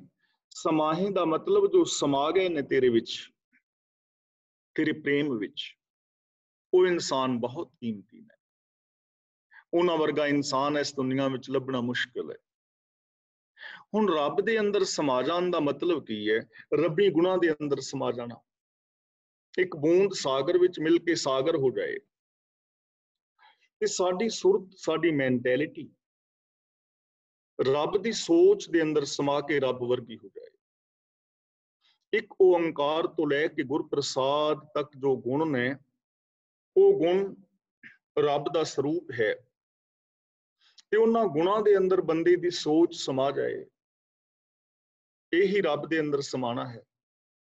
ਕਿੱਡਾ ਕੀਮਤੀ ਹੋਵੇਗਾ ਉਹ ਇਨਸਾਨ, ਉਸਦਾ ਜੀਵਨ, ਉਹਦੀ ਸੋਚ, ਜੋ ਇਹਨਾਂ ਗੁਣਾਂ ਦੇ ਅੰਦਰ ਸਮਾ ਗਿਆ ਹੈ। ਤੇ ਕਿੰਨਾ ਘਟੀਆ ਹੋਏਗਾ ਉਹ ਬੰਦਾ, ਕਿੰਨਾ ਅਭਾਗਾ ਹੋਏਗਾ ਉਹ ਬੰਦਾ ਜਿਹਦੇ ਅੰਦਰ ਇੰਨੇ ਗੁਣ ਹੋਣ। ਐਸਾ ਇਨਸਾਨ ਹੋ ਸਕਦਾ ਹੋਵੇ ਤੇ ਉਹ ਨਾ ਹੋਵੇ, ਉਹ ਨਾ ਹੋਏ। ਚਾਰ ਚੁਫੇਰੇ ਫੁੱਲ ਖਿੜੇ ਹੋਣ, ਬਾਗਾਂ ਦੀਆਂ ਬਹਾਰਾਂ ਹੋਣ, ਬਸੰਤ ਬਹਾਰ ਹੋਵੇ, ਔਰ ਬੰਦਾ ਰੂੜੀਆਂ ਦੇ ਉੱਤੇ ਗੰਦਗੀ ਸੁੰਘਦਾ ਫਿਰੇ ਤੇ ਬਾਗਾਂ ਦੀ ਬਹਾਰ ਦਾ ਆਨੰਦ ਨਾ ਮਾਣ ਸਕੇ, ਫੁੱਲਾਂ ਦੀ ਸੁਗੰਧ ਨਾ ਲੈ ਸਕੇ, ਬਾਹਰ ਇੰਦਰ ਧਨੁਸ਼ ਦਾ ਨਜ਼ਾਰਾ ਨਾ ਲੈ ਸਕੇ। ਉਡਦੇ ਹੋਏ ਪੰਛੀਆਂ ਦੀ ਚਹਿਚਹਾਟ ਨੂੰ ਨਾ ਸੁਣ ਸਕੇ, ਨੱਚਦੇ ਗਾਉਂਦੇ ਹੋਏ ਰੁੱਖਾਂ ਦਾ ਆਨੰਦ ਨਾ ਮਾਣ ਸਕੇ, ਕਿਤਨਾ ਬਦਕਿਸਮਤ ਹੋਏਗਾ ਨਾ ਉਹ। ਤੇ ਕਿੰਨਾ ਮਹਾਨ ਹੋਏਗਾ ਇਨਸਾਨ ਜੋ ਰੱਬੀ ਗੁਨਾਹ ਦੇ ਅੰਦਰ ਸਮਾ ਗਿਆ। ਤਾਂ ਗੁਰੂ ਪਾਤਸ਼ਾਹ ਜੀ ਕਹਿੰਦੇ ਨੇ ਅਮੁੱਲ ਨੇ ਉਹ ਲੋਕ। ਅਮੁੱਲ ਧਰਮ, ਇੱਥੇ ਧਰਮ ਦਾ ਮਤਲਬ ਹੈ ਨਿਯਮ, ਕਿ ਹੇ ਪ੍ਰਭੂ ਤੇਰੇ ਕਾਨੂੰਨ ਅਮੁੱਲਕ ਨੇ। ਧਰਮ, ਨਿਯਮ, ਕਾਨੂੰਨ ਬੜੇ ਅਮੁੱਲਕ ਨੇ। ਇਹਨਾਂ ਦੀ ਕੋਈ ਕੀਮਤ ਨਹੀਂ ਹੈ, ਇਹਨਾਂ ਨੂੰ ਕਿਸੇ ਕੀਮਤ ਨਾਲ ਖਰੀਦਿਆ ਨਹੀਂ ਜਾ ਸਕਦਾ। ਕੀ ਕੋਈ ਖਰੀਦ ਸਕਦਾ ਹੈ ਸੂਰਜ ਨੂੰ ਕਿ ਮੈਂ 10, 20, 50 ਕਰੋੜ ਪਾਉਂਡ ਦੇ ਦਿਆਂਗਾ ਤੇ ਅੱਜ ਤੂੰ 10 ਸੈਕਿੰਡ ਵਾਸਤੇ ਲੇਟ ਚੜ ਜਾਈਂ ਜਾਂ 2 ਸੈਕਿੰਡ ਲੇਟ ਹੋ ਜਾ? ਕੀ ਖਰੀਦ ਸਕਦੇ ਆ? ਕਦੇ ਵੀ ਨਹੀਂ। ਕੀ ਕੋਈ ਖਰੀਦ ਸਕਦਾ ਹੈ ਜ਼ਮੀਨ ਦੀ ਗੁਣ ਨੂੰ ਕਿ ਮੈਂ 10 ਕਰੋੜ ਪਾਉਂਡ ਇੱਕ ਕਿੱਲੇ ਜ਼ਮੀਨ ਦਾ ਰੇਟ ਦੇ ਦਿਆਂਗਾ, ਪਰ ਇਹ ਜ਼ਮੀਨ ਮੈਂ ਤੇਰੇ ਵਿੱਚ ਜੌਂ ਬੀਜਾਂਗਾ ਤੇ ਤੂੰ ਕਣਕ ਪੈਦਾ ਕਰੀਂ? ਕੀ ਇਹਨਾਂ ਨੇਮਾਂ ਨੂੰ ਖਰੀਦ ਸਕਦਾ? ਬਿਲਕੁਲ ਵੀ ਨਹੀਂ। ਅਮੁੱਲਕ ਨੇ ਇਹ ਨੇਮ, ਔਰ ਜੋ ਇਹਨਾਂ ਨੇਮਾਂ ਮੁਤਾਬਕ ਜ਼ਿੰਦਗੀ ਜਿੰਦਾ ਹੈ ਉਹ ਵੀ ਬੜਾ ਕੀਮਤੀ ਬਣ ਜਾਂਦਾ ਹੈ। ਦੇਖੋ ਪੂਰੀ ਕਾਇਨਾਤ ਨਿਯਮਾਂ ਦੇ ਅੰਦਰ ਕੰਮ ਕਰ ਰਹੀ ਹੈ। ਸੂਰਜ ਹੈ, ਚੰਦਰਮਾ ਹੈ, ਧਰਤੀ ਹੈ, ਗ੍ਰਹਿ ਨਕਸ਼ਤਰ ਨੇ, ਤਾਰੇ ਵਗੈਰਾ ਨੇ, ਜੋ ਕੁਝ ਵੀ ਪੂਰਾ ਬ੍ਰਹਿਮੰਡ, ਅਨੰਤ ਆਕਾਸ਼ ਗੰਗਾਵਾਂ ਨੇਮਾਂ ਦੇ ਅੰਦਰ ਕੰਮ ਕਰ ਰਹੀਆਂ ਨੇ। ਕਿੰਨੇ ਕੀਮਤੀ ਨੇ ਇਹ ਨਿਯਮ। ਤੇ ਜੋ ਇਹਨਾਂ ਨੇਮਾਂ ਦੇ ਅੰਦਰ ਜ਼ਿੰਦਗੀ ਗੁਜ਼ਾਰਦਾ ਹੈ, ਇਹਨਾਂ ਨੇਮਾਂ ਨੂੰ ਸਮਝਦਾ ਹੈ, ਉਹ ਕਿੰਨਾ ਮਹਾਨ ਹੋ ਜਾਏਗਾ। ਰੱਬੀ ਰਜ਼ਾ ਵਿੱਚ ਤੁਰਨਾ, ਗੁਰੂ ਦੇ ਦਿੱਤੇ ਵੇ ਆਫ ਲਾਈਫ ਨੂੰ ਅਪਣਾ ਲੈਣਾ, ਆਪਣੀ ਜ਼ਿੰਦਗੀ ਨੂੰ ਨੇਮਬੱਧ ਕਰ ਲੈਣਾ। ਜੋ ਆਪਣੇ ਜੀਵਨ ਨੂੰ ਨੇਮਬੱਧ ਕਰ ਲੈਂਦਾ ਨਾ, ਉਹ ਇਨਸਾਨ ਵਾਸਤਵ ਵਿੱਚ ਹੀ ਮਹਾਨ ਹੋ ਜਾਂਦਾ ਹੈ। ਹੁਣ ਅੱਜ ਅਸੀਂ ਕੁਝ ਯਾਦ ਨਹੀਂ ਕਰ ਪਾਉਂਦੇ, ਪੜ੍ਹ ਨਹੀਂ ਪਾਉਂਦੇ, ਉਹਦਾ ਕਾਰਨ ਕੀ ਹੈ? ਸਕੂਲ ਵਿੱਚ ਅਸੀਂ ਕਿਉਂ ਪੜ੍ਹ ਗਏ? ਜਿੰਨੇ ਵੀ ਪੜ੍ਹੇ ਆ, ਉਹਦਾ ਰੀਜ਼ਨ ਸੀ ਕਿ ਸਕੂਲ ਦੇ ਅੰਦਰ ਨੇਮ ਹੈ ਕਿ ਇੰਨੇ ਵਜੇ ਸਕੂਲ ਸ਼ੁਰੂ ਹੋ ਜਾਣਾ ਹੈ, ਤੁਹਾਡੀ ਹਾਜ਼ਰੀ ਲੱਗਣੀ ਹੈ, ਉਸ ਤੋਂ ਬਾਅਦ ਇੰਨੇ ਮਿੰਟ ਦੇ ਇਹ ਪੀਰੀਅਡ ਨੇ, ਇੰਨਾ ਹੋਮਵਰਕ ਮਿਲਣਾ ਹੈ। ਟਾਈਮ ਹੈ ਨਾ, ਟਾਈਮ ਮੈਨੇਜ ਕੀਤਾ ਗਿਆ ਤੇ ਉਸ ਟਾਈਮ ਦੇ ਅਨੁਸਾਰ ਅਸੀਂ ਉਹ ਕੰਮ ਕਰੀ ਜਾਂਦੇ ਹਾਂ, ਅਸੀਂ ਪੜ੍ਹ ਜਾਂਦੇ ਹਾਂ। ਜਦੋਂ ਅਸੀਂ ਸਕੂਲ ਛੱਡ ਦਿੰਦੇ ਹਾਂ, ਸਾਡਾ ਟਾਈਮ ਖਤਮ ਹੋ ਜਾਂਦਾ, ਅਸੀਂ ਉਹਦੀ ਪਾਲਣਾ ਨਹੀਂ ਕਰਦੇ। ਤਾਂ ਜੋ ਵੀ ਜਿਨ੍ਹਾਂ ਨੇ ਵੀ ਕੋਈ ਪ੍ਰਾਪਤੀ ਕੀਤੀ ਹੈ, ਕਿਸੇ ਨੇਮ ਦੇ ਅੰਦਰ ਕੀਤੀ ਹੈ। ਜਿਹੜਾ ਆਪ ਖੁਦਰਾਪਨ ਵਾਲਾ ਜੀਵਨ ਹੈ ਉਹ ਬੇਕਾਰ ਹੈ, ਉਹ ਦੁੱਖਾਂ ਦਾ ਕਾਰਨ ਹੈ। हे ਪ੍ਰਭੂ, ਕੁਦਰਤ ਦੇ ਤੇਰੇ ਇਹ ਬਣਾਏ ਹੋਏ ਨਿਯਮ, ਨਿਆਂ ਬਹੁਤ ਕੀਮਤੀ ਨੇ, ਇਹ ਕਿਸੇ ਦੇ ਨਾਲ ਬੇਨਿਆਈ ਨਹੀਂ ਕਰਦੇ। ਅਮੁੱਲ ਦੀਵਾਨ, ਦੀਵਾਨ ਦਾ ਮਤਲਬ ਤੇਰਾ ਦੀਵਾਨ, ਤੇਰੀ ਕਚਹਿਰੀ, ਇਹ ਅਮੁੱਲਕ ਹੈ। ਅਮੁੱਲਕ ਹੈ ਤੇਰਾ ਨਿਆਂ। ਹਰ ਇੱਕ ਦੇ ਨਾਲ ਇਸ ਦੁਨੀਆ ਵਿੱਚ ਨਿਆਂ ਹੋ ਰਿਹਾ ਹੈ। ਇਹ ਗੱਲ ਵੱਖਰੀ ਹੈ ਕਿ ਅਸੀਂ ਇਸ ਚੀਜ਼ ਨੂੰ ਸਮਝ ਨਹੀਂ ਪਾ ਰਹੇ। ਅਸੀਂ ਕੇਵਲ ਆਪਣੇ ਤੱਕ ਸੋਚਦੇ ਹਾਂ, ਪੂਰੇ ਸਮਗਰਤਾ ਦੇ ਨਾਲ ਅਸੀਂ ਨਹੀਂ ਸੋਚਦੇ। ਹੁਣ ਅਸੀਂ ਕਈ ਵਾਰ ਕਹਿੰਦੇ ਹਾਂ ਕਿ ਸਾਨੂੰ ਦੁੱਖ ਆਏ ਨੇ ਜਾਂ ਸਾਡੀ ਜ਼ਿੰਦਗੀ ਵਿੱਚ ਪਰੇਸ਼ਾਨੀਆਂ ਪਤਾ ਨਹੀਂ ਕਿਉਂ ਨੇ, ਪਰ ਅਸੀਂ ਆਪਣਾ ਨਿਸ਼ਪਕਸ਼ ਅਧਿਐਨ ਨਹੀਂ ਕਰਦੇ, ਸੈਲਫ ਐਨਾਲਿਸਿਸ ਨਹੀਂ ਕਰਦੇ, ਕਿਉਂਕਿ ਸਾਡੇ ਅੰਦਰ ਕਿੰਨੀ ਈਰਖਾ ਹੈ। ਕਿਤੇ ਅਸੀਂ ਕਿਸੇ ਦੇ ਨਾਲ ਮਾੜੇ ਬੋਲ ਬੋਲੇ ਨੇ, ਕਿਤੇ ਅਸੀਂ ਮੌਕਾ ਸੀ ਉਸ ਮੌਕੇ ਨੂੰ ਗਵਾ ਲਿਆ ਹੈ, ਕਿਤੇ ਅਸੀਂ ਜਿਹੜੇ ਕੰਮ ਦੇ ਨੇਮ ਸਨ ਉਹਨਾਂ ਨੇਮਾਂ ਮੁਤਾਬਕ ਉਹ ਕੰਮ ਨਹੀਂ ਕੀਤਾ, ਅਸੀਂ ਉਹਦੇ ਵਿੱਚ ਫੇਲ ਹੋ ਗਏ ਹਾਂ, ਸਾਡੇ ਰਿਸ਼ਤੇ ਨਾਤੇ ਨੇ ਟੁੱਟ ਗਏ ਨੇ। ਤਾਂ ਇਹਦਾ ਮਤਲਬ ਦੋਸ਼ ਸਾਡਾ ਹੈ ਨਾ, ਅਸੀਂ ਉਹਨਾਂ ਨੇਮਾਂ ਨੂੰ ਨਹੀਂ ਸਮਝ ਪਾਏ ਜਾਂ ਸਾਡਾ ਦੂਜਾ ਪਾਰਟਨਰ ਨਹੀਂ ਸਮਝ ਪਾਇਆ। ਪਿੱਛੇ ਕਾਫੀ ਸਮੇਂ ਦੀ ਗੱਲ ਹੈ, ਮੇਰੇ ਕੋਲ 2 ਮੀਆਂ ਬੀਬੀ ਆਏ ਤੇ ਕਹਿਣ ਲੱਗੇ ਵੀ ਇਸ ਤਰ੍ਹਾਂ ਪ੍ਰੋਬਲਮ ਥੋੜੀ ਕਿ ਨੂੰਹ ਦੇ ਨਾਲ ਨਹੀਂ ਬਣਦੀ ਤੇ ਲੱਗਦਾ ਹੈ ਨੂੰਹ ਨੂੰ ਕਿਸੇ ਨੇ ਕੁਛ ਕੀਤਾ ਹੈ ਤੇ ਨੂੰਹ ਵੀ ਕੁਛ ਕਰੇ ਕਿਰਾਏ ਵਿੱਚ ਵਿਸ਼ਵਾਸ ਕਰਦੀ, ਲੱਗਦਾ ਹੈ ਉਹਨੇ ਮੈਨੂੰ ਤਵੀਤ ਪਾਏ। ਮੈਂ ਕਿਹਾ ਵੀ ਕਹਿਣਾ ਤਵੀਤ ਨਹੀਂ ਹੁੰਦੇ। ਜਦੋਂ ਉਹਨੂੰ ਥੋੜਾ ਬਹੁਤਾ ਗੱਲਬਾਤ ਕੀਤੀ ਤਾਂ ਪਤਾ ਲੱਗਿਆ ਵੀ ਸੁਭਾਅ ਦੇ ਵਿੱਚ ਖਰਵਾਪਨ ਹੈ। ਮੈਂ ਕਿਹਾ ਤੁਸੀਂ ਭੈਣ ਬੋਲ ਬਹੁਤ ਜ਼ਿਆਦਾ ਰਹੇ ਹੋ, ਤੁਹਾਡੇ ਬੋਲ ਬਾਣੀ ਉੱਤੇ ਥੋੜਾ ਕੰਟਰੋਲ ਕਰੋ, ਤੁਹਾਡੇ ਵਿੱਚ ਇਹ ਦੋਸ਼ ਹੈ। ਕਹਿਣ ਲੱਗੀ ਹਾਂ ਇਹ ਤਾਂ ਹੈ। ਤੇ ਮੈਂ ਕਿਹਾ ਫਿਰ ਬਾਬਾ ਕੀ ਕਰੇਗਾ ਇੱਥੇ? ਤੁਹਾਡਾ ਕੋਈ ਮੰਤਰ ਜੰਤਰ ਕੀ ਕਰੇਗਾ? ਉਹ ਕਈ ਸਿਆਣਿਆਂ ਦੇ ਕੋਲ। ਹੁਣ ਪ੍ਰੋਬਲਮ ਹੋਰ ਹੈ, ਇਲਾਜ ਉਹਦਾ ਹੋਰ ਲੱਭਿਆ ਜਾ ਰਿਹਾ। ਤਾਂ ਗੁਰੂ ਜੀ ਪਾਵਨ ਬਚਨ ਕਰਦੇ ਨੇ ਵੀ ਨਿਆਂ ਜਿਹੜਾ ਨਾ ਬੜਾ ਕੀਮਤੀ ਹੈ। ਇਸੇ ਨੂੰ ਨਿਆਂ ਕਹਿੰਦੇ ਨੇ ਕਿ ਜੇ ਮੈਂ ਤੁਹਾਡੇ ਨਾਲ ਠੀਕ ਵਰਤ ਰਿਹਾ ਤਾਂ ਇਹ ਨਿਆਂ ਹੈ ਕਿ ਤੁਹਾਡੇ ਵੱਲੋਂ ਵੀ ਮੈਨੂੰ ਠੀਕ ਵਰਤਾਵ ਮਿਲੇਗਾ, ਤੇ ਜੇ ਮੇਰਾ ਵਰਤਾਵ ਠੀਕ ਨਹੀਂ ਤਾਂ ਤੁਹਾਡੇ ਵੱਲੋਂ ਮੈਨੂੰ ਵਰਤਾਵ ਠੀਕ ਨਹੀਂ ਮਿਲੇਗਾ। ਤੇ ਯਾਦ ਰੱਖਣਾ, ਜੇ ਤੁਹਾਡਾ ਵਿਹਾਰ ਮੇਰੇ ਨਾਲ ਠੀਕ ਨਹੀਂ ਤਾਂ ਮੇਰੇ ਵੱਲੋਂ ਵੀ ਵਿਹਾਰ ਠੀਕ ਨਹੀਂ ਨਾ ਮਿਲੇਗਾ। ਨਿਆਂ ਹੀ ਹੈ ਨਾ, ਨਿਆਂ ਦੀ ਗੱਲ ਹੈ। ਇਸ ਲਈ ਸਾਨੂੰ ਇਹ ਚੀਜ਼ ਸੋਚਣੀ ਚਾਹੀਦੀ ਹੈ ਕਿ ਇਸ ਕੁਦਰਤ ਦੇ ਅੰਦਰ ਬਿਲਕੁਲ ਨਿਆਂ ਹੈ। ਹਰ ਇੱਕ ਨੂੰ ਉਹਦੇ ਕਰਮ ਮੁਤਾਬਕ ਉਹਦਾ ਫਲ ਮਿਲਦਾ ਹੈ। ਮਾਨਸਿਕ ਖੁਸ਼ੀਆਂ ਜਾਂ ਮਾਨਸਿਕ ਪਰੇਸ਼ਾਨੀਆਂ ਉਹਦੇ ਸਾਹਮਣੇ ਆਉਂਦੀਆਂ ਨੇ। ਅਮੁੱਲ ਤੁੱਲ ਅਮੁੱਲ ਪ੍ਰਵਾਨ। ਤੁੱਲ ਦਾ ਮਤਲਬ ਹੁੰਦਾ ਹੈ ਤੱਕੜ, ਜਿਵੇਂ ਕੰਡਾ ਜਿਹਦੇ ਉੱਤੇ ਅਸੀਂ ਤੋਲਦੇ ਹਾਂ ਕੋਈ ਚੀਜ਼। ਪ੍ਰਵਾਨ ਦਾ ਮਤਲਬ ਹੁੰਦਾ ਹੈ ਵੱਟਾ। ਜਿਵੇਂ ਤੱਕੜੀ ਦੇ ਅੰਦਰ ਅਸੀਂ ਕਿਸੇ ਨੂੰ ਕਵੀ ਕਿ ਸਾਨੂੰ ਕਿਲੋ ਸੇਬ ਚਾਹੀਦੇ ਨੇ, ਤਾਂ ਉਹ ਤੱਕੜੀ ਦੇ ਇੱਕ ਪਾਸੇ ਕਿਲੋ ਦਾ ਵੱਟਾ ਪਾਏਗਾ, ਉਹਨੂੰ ਕਹਿੰਦੇ ਨੇ ਪ੍ਰਵਾਨ, ਤੇ ਦੂਜੇ ਪਾਸੇ ਸੇਬ ਪਾਏਗਾ। ਤੋਲੇ ਗਏ ਸੇਬ ਤੇ ਉਹ ਕਿਲੋ ਦੇ ਪੈਸੇ ਸਾਡੇ ਤੋਂ ਲੈ ਲਵੇਗਾ। ਹੁਣ ਗੁਰੂ ਜੀ ਕਹਿੰਦੇ ਨੇ, ਹੇ ਪ੍ਰਭੂ, ਜਿਹੜਾ ਤੇਰਾ ਨਿਆਂ ਦੀ ਤੱਕੜੀ ਹੈ ਨਾ, ਇਹ ਬਹੁਤ ਕੀਮਤੀ ਹੈ, ਔਰ ਜਿਹੜਾ ਤੇਰਾ ਵੱਟਾ ਹੈ ਉਹ ਬੜਾ ਕੀਮਤੀ ਹੈ। ਹੁਣ ਵੱਟਾ ਕਿਹੜਾ ਹੈ? ਨਿਆਂ ਦੀ ਤੱਕੜੀ ਕਿਹੜੀ ਹੈ? Universal truth. ਇਹਦੇ ਬੇਸ ਦੇ ਉੱਤੇ ਜੀਵਨ ਪਰਖਿਆ ਜਾਏਗਾ, ਮੇਰਾ ਵੀ ਔਰ ਤੁਹਾਡਾ ਵੀ। ਕੁਦਰਤ ਦੇ ਨੇਮ ਜੋ ਅਟਲ ਨੇਮ ਨੇ, ਜੋ ਯੂਨੀਵਰਸਲ ਟਰੁੱਥ ਹੈ, ਇਹਦੇ ਤੇ ਅਸੀਂ ਪੂਰੇ ਉਤਰਨਾ। ਜਿਹੜਾ ਬੰਦਾ ਯੂਨੀਵਰਸਲ ਟਰੁੱਥ ਦੇ ਉੱਤੇ ਪੂਰਾ ਉਤਰਦਾ ਹੈ, ਉਹ ਬੰਦਾ ਰੱਬ ਦੇ ਦਰ ਤੇ ਪ੍ਰਵਾਨ ਹੋ ਜਾਂਦਾ। ਹੁਣ ਦੇਖੋ, ਇਹ ਤੱਕੜੀ ਸਭ ਦੇ ਕੋਲ ਹੈ, ਮੇਰੇ ਕੋਲ ਵੀ ਹੈ, ਤੁਹਾਡੇ ਕੋਲ ਵੀ, ਤੇ ਅਸੀਂ ਇੱਕ ਦੂਜੇ ਦੇ ਜੀਵਨ ਨੂੰ ਨਹੀਂ ਤੋਲਣਾ। ਮੇਰੇ ਕੋਲ ਕੋਈ ਹੱਕ ਨਹੀਂ ਕਿ ਮੈਂ ਤੁਹਾਡਾ ਜੱਜ ਬਣਾ, ਤੁਹਾਡੇ ਜੀਵਨ ਨੂੰ ਤੋਲਾਂ। ਮੈਂ ਆਪਣੇ ਜੀਵਨ ਨੂੰ ਪਰਖਣਾ। ਮੇਰੇ ਕੋਲ ਇੱਕ ਵੱਟਾ ਆ ਗਿਆ, ਤੱਕੜ ਆ ਗਿਆ, ਜੋ ਗੁਰੂ ਜੀ ਦੱਸ ਰਹੇ ਨੇ ਯੂਨੀਵਰਸਲ ਟਰੁੱਥ, ਆਦ ਸੱਚ ਜੁਗਾਦ ਸੱਚ ਦੀ ਜਿਹੜੀ ਗੱਲ ਅਸੀਂ ਪਿੱਛੇ ਪੜ੍ਹ ਆਏ ਹਾਂ। ਹੁਕਮ ਰਜ਼ਾਈ ਚੱਲਣਾ ਜੋ ਅਸੀਂ ਪਿੱਛੇ ਪੜ੍ਹ ਆਏ ਹਾਂ, ਉਸ ਹੁਕਮ ਰਜ਼ਾ ਦੇ ਅੰਦਰ ਕੀ ਮੈਂ ਪੂਰਾ ਉਤਰਨਾ? ਮੇਰਾ ਜੀਵਨ, ਮੇਰੇ ਬੋਲ, ਮੇਰਾ ਵਿਹਾਰ, ਮੇਰੀ ਸੋਚ, ਮੈਂਟੈਲਿਟੀ ਉਹਦੇ ਤੇ ਪੂਰੀ ਉਤਰਦੀ ਹੈ? ਜੇ ਤਾਂ ਉਤਰਦੀ ਹੈ ਤਾਂ ਮੇਰਾ ਜੀਵਨ ਪ੍ਰਵਾਨ ਮੁਬਾਰਕ ਹੈ, ਕਿ ਜੇ ਨਹੀਂ ਉਤਰਦੀ ਤਾਂ ਮੈਨੂੰ ਉਹ ਕਮੀ ਪੇਸ਼ੀ ਦੂਰ ਕਰਨੀ ਚਾਹੀਦੀ। ਤੇ ਇਹ ਸਾਰਿਆਂ ਵਾਸਤੇ ਲਾਗੂ ਹੈ, ਹਿੰਦੂ, ਮੁਸਲਮਾਨ, ਸਿੱਖ, ਈਸਾਈ, ਕੋਈ ਵੀ ਹੈ, ਜਵਾਨ ਬੱਚਾ ਕੋਈ ਵੀ ਹੈ, ਸਭ ਦੇ ਉੱਤੇ ਇਕਸਾਰ ਲਾਗੂ ਹੈ। ਬੜਾ ਕੀਮਤੀ ਹੈ ਤੇਰਾ ਇਹ ਵੱਟਾ, ਬੜਾ ਕੀਮਤੀ ਹੈ ਤੇਰਾ ਇਹ ਤੱਕੜ। ਤਾਂ ਜੇਕਰ ਇਸ ਚੀਜ਼ ਨੂੰ ਸਮਝ ਲਿਆ ਜਾਏ, ਦੁਨਿਆਵੀ ਅਦਾਲਤਾਂ ਦੇ ਅੰਦਰ ਇਹ ਚੀਜ਼ਾਂ ਪੇਸ਼ ਕੀਤੀਆਂ ਜਾਣ, ਤਾਂ ਕਿੰਨੀ ਜਲਦੀ ਨਿਆਂ ਮਿਲੇਗਾ, ਕਿਸੇ ਦੇ ਨਾਲ ਬੇਨਿਆਈ ਨਹੀਂ ਹੋਵੇਗੀ। ਹੁਣ ਦੁਨੀਆ ਦੇ ਅੰਦਰ ਦੁੱਖਾਂ ਦਾ ਕਾਰਨ ਹੀ ਇਹ ਹੈ ਕਿ ਕੋਈ ਬੰਦਾ ਆਪਣੇ ਜੀਵਨ ਨੂੰ ਸੱਚ ਦੇ ਉੱਤੇ ਨਹੀਂ ਪਰਖ ਰਿਹਾ। ਤੇ ਜਿਹੜਾ ਬੰਦਾ ਆਪਣੇ ਜੀਵਨ ਨੂੰ ਸੱਚ ਦੇ ਬੇਸ ਤੇ ਨਹੀਂ ਪਰਖ ਪਾਇਆ, ਉਹ ਦੂਜੇ ਦੇ ਨੂੰ ਨਹੀਂ ਪਰਖੇਗਾ, ਕਿਉਂਕਿ ਅੰਦਰ ਸਚਾਈ ਨਹੀਂ ਹੈ। ਤੇ ਜੇ ਅੰਦਰ ਸਚਾਈ ਨਹੀਂ ਹੈ ਤਾਂ ਉਹਦਾ ਨਿਆਂ ਵੀ ਸੱਚਾ ਨਹੀਂ ਹੋਏਗਾ।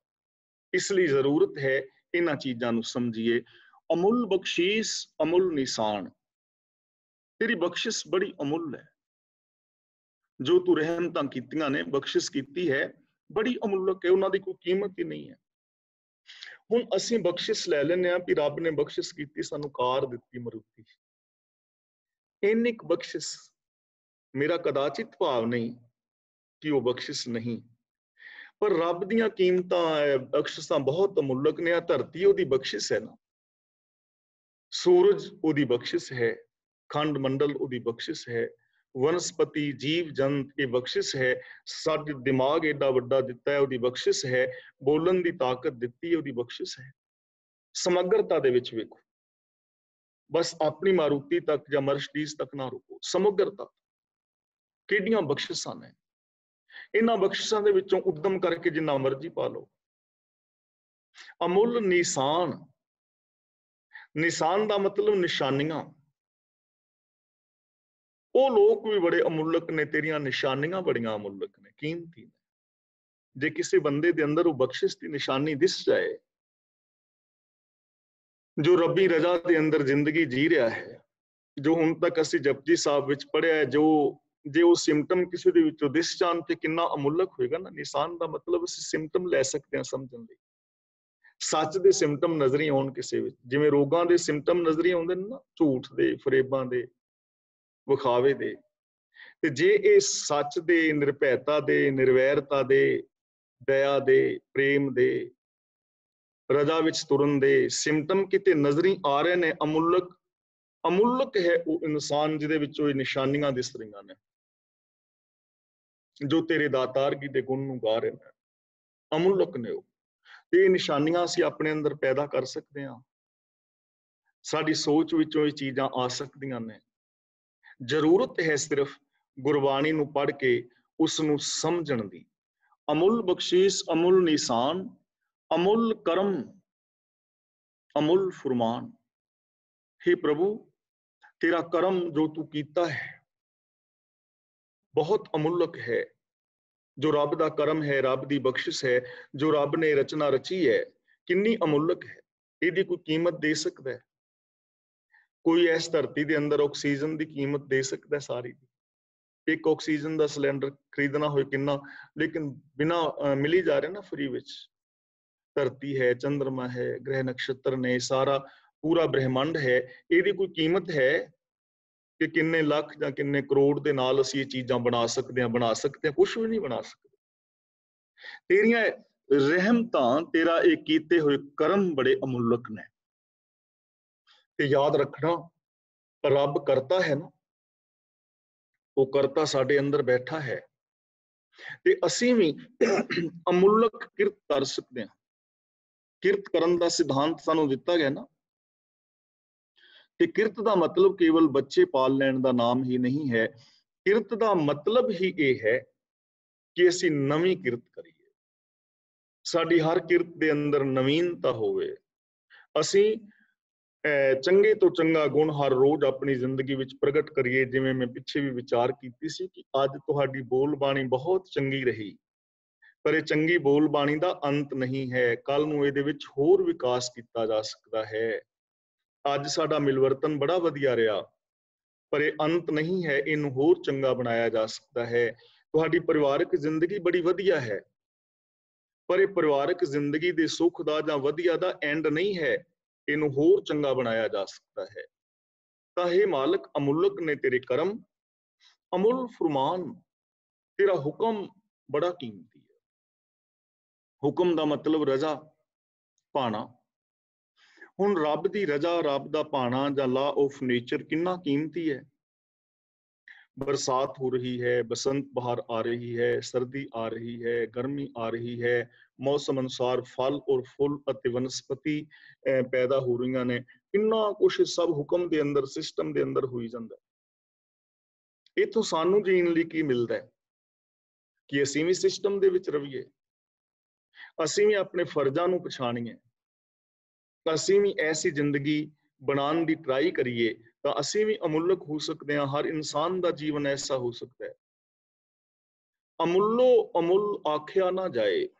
ਅਮੁੱਲੋ ਅਮੁੱਲ ਦਾ ਮਤਲਬ ਪਰੇ ਤੋਂ ਪਰੇ ਹੈ ਕੀਮਤ, ਆਖੀ ਨਹੀਂ ਜਾ ਸਕਦੀ। ਅਮੁੱਲੋ ਅਮੁੱਲ, ਹਰ ਸ਼ੈ ਰੱਬ ਦੀ ਕੀਮਤੀ ਤੋਂ ਕੀਮਤੀ ਹੈ।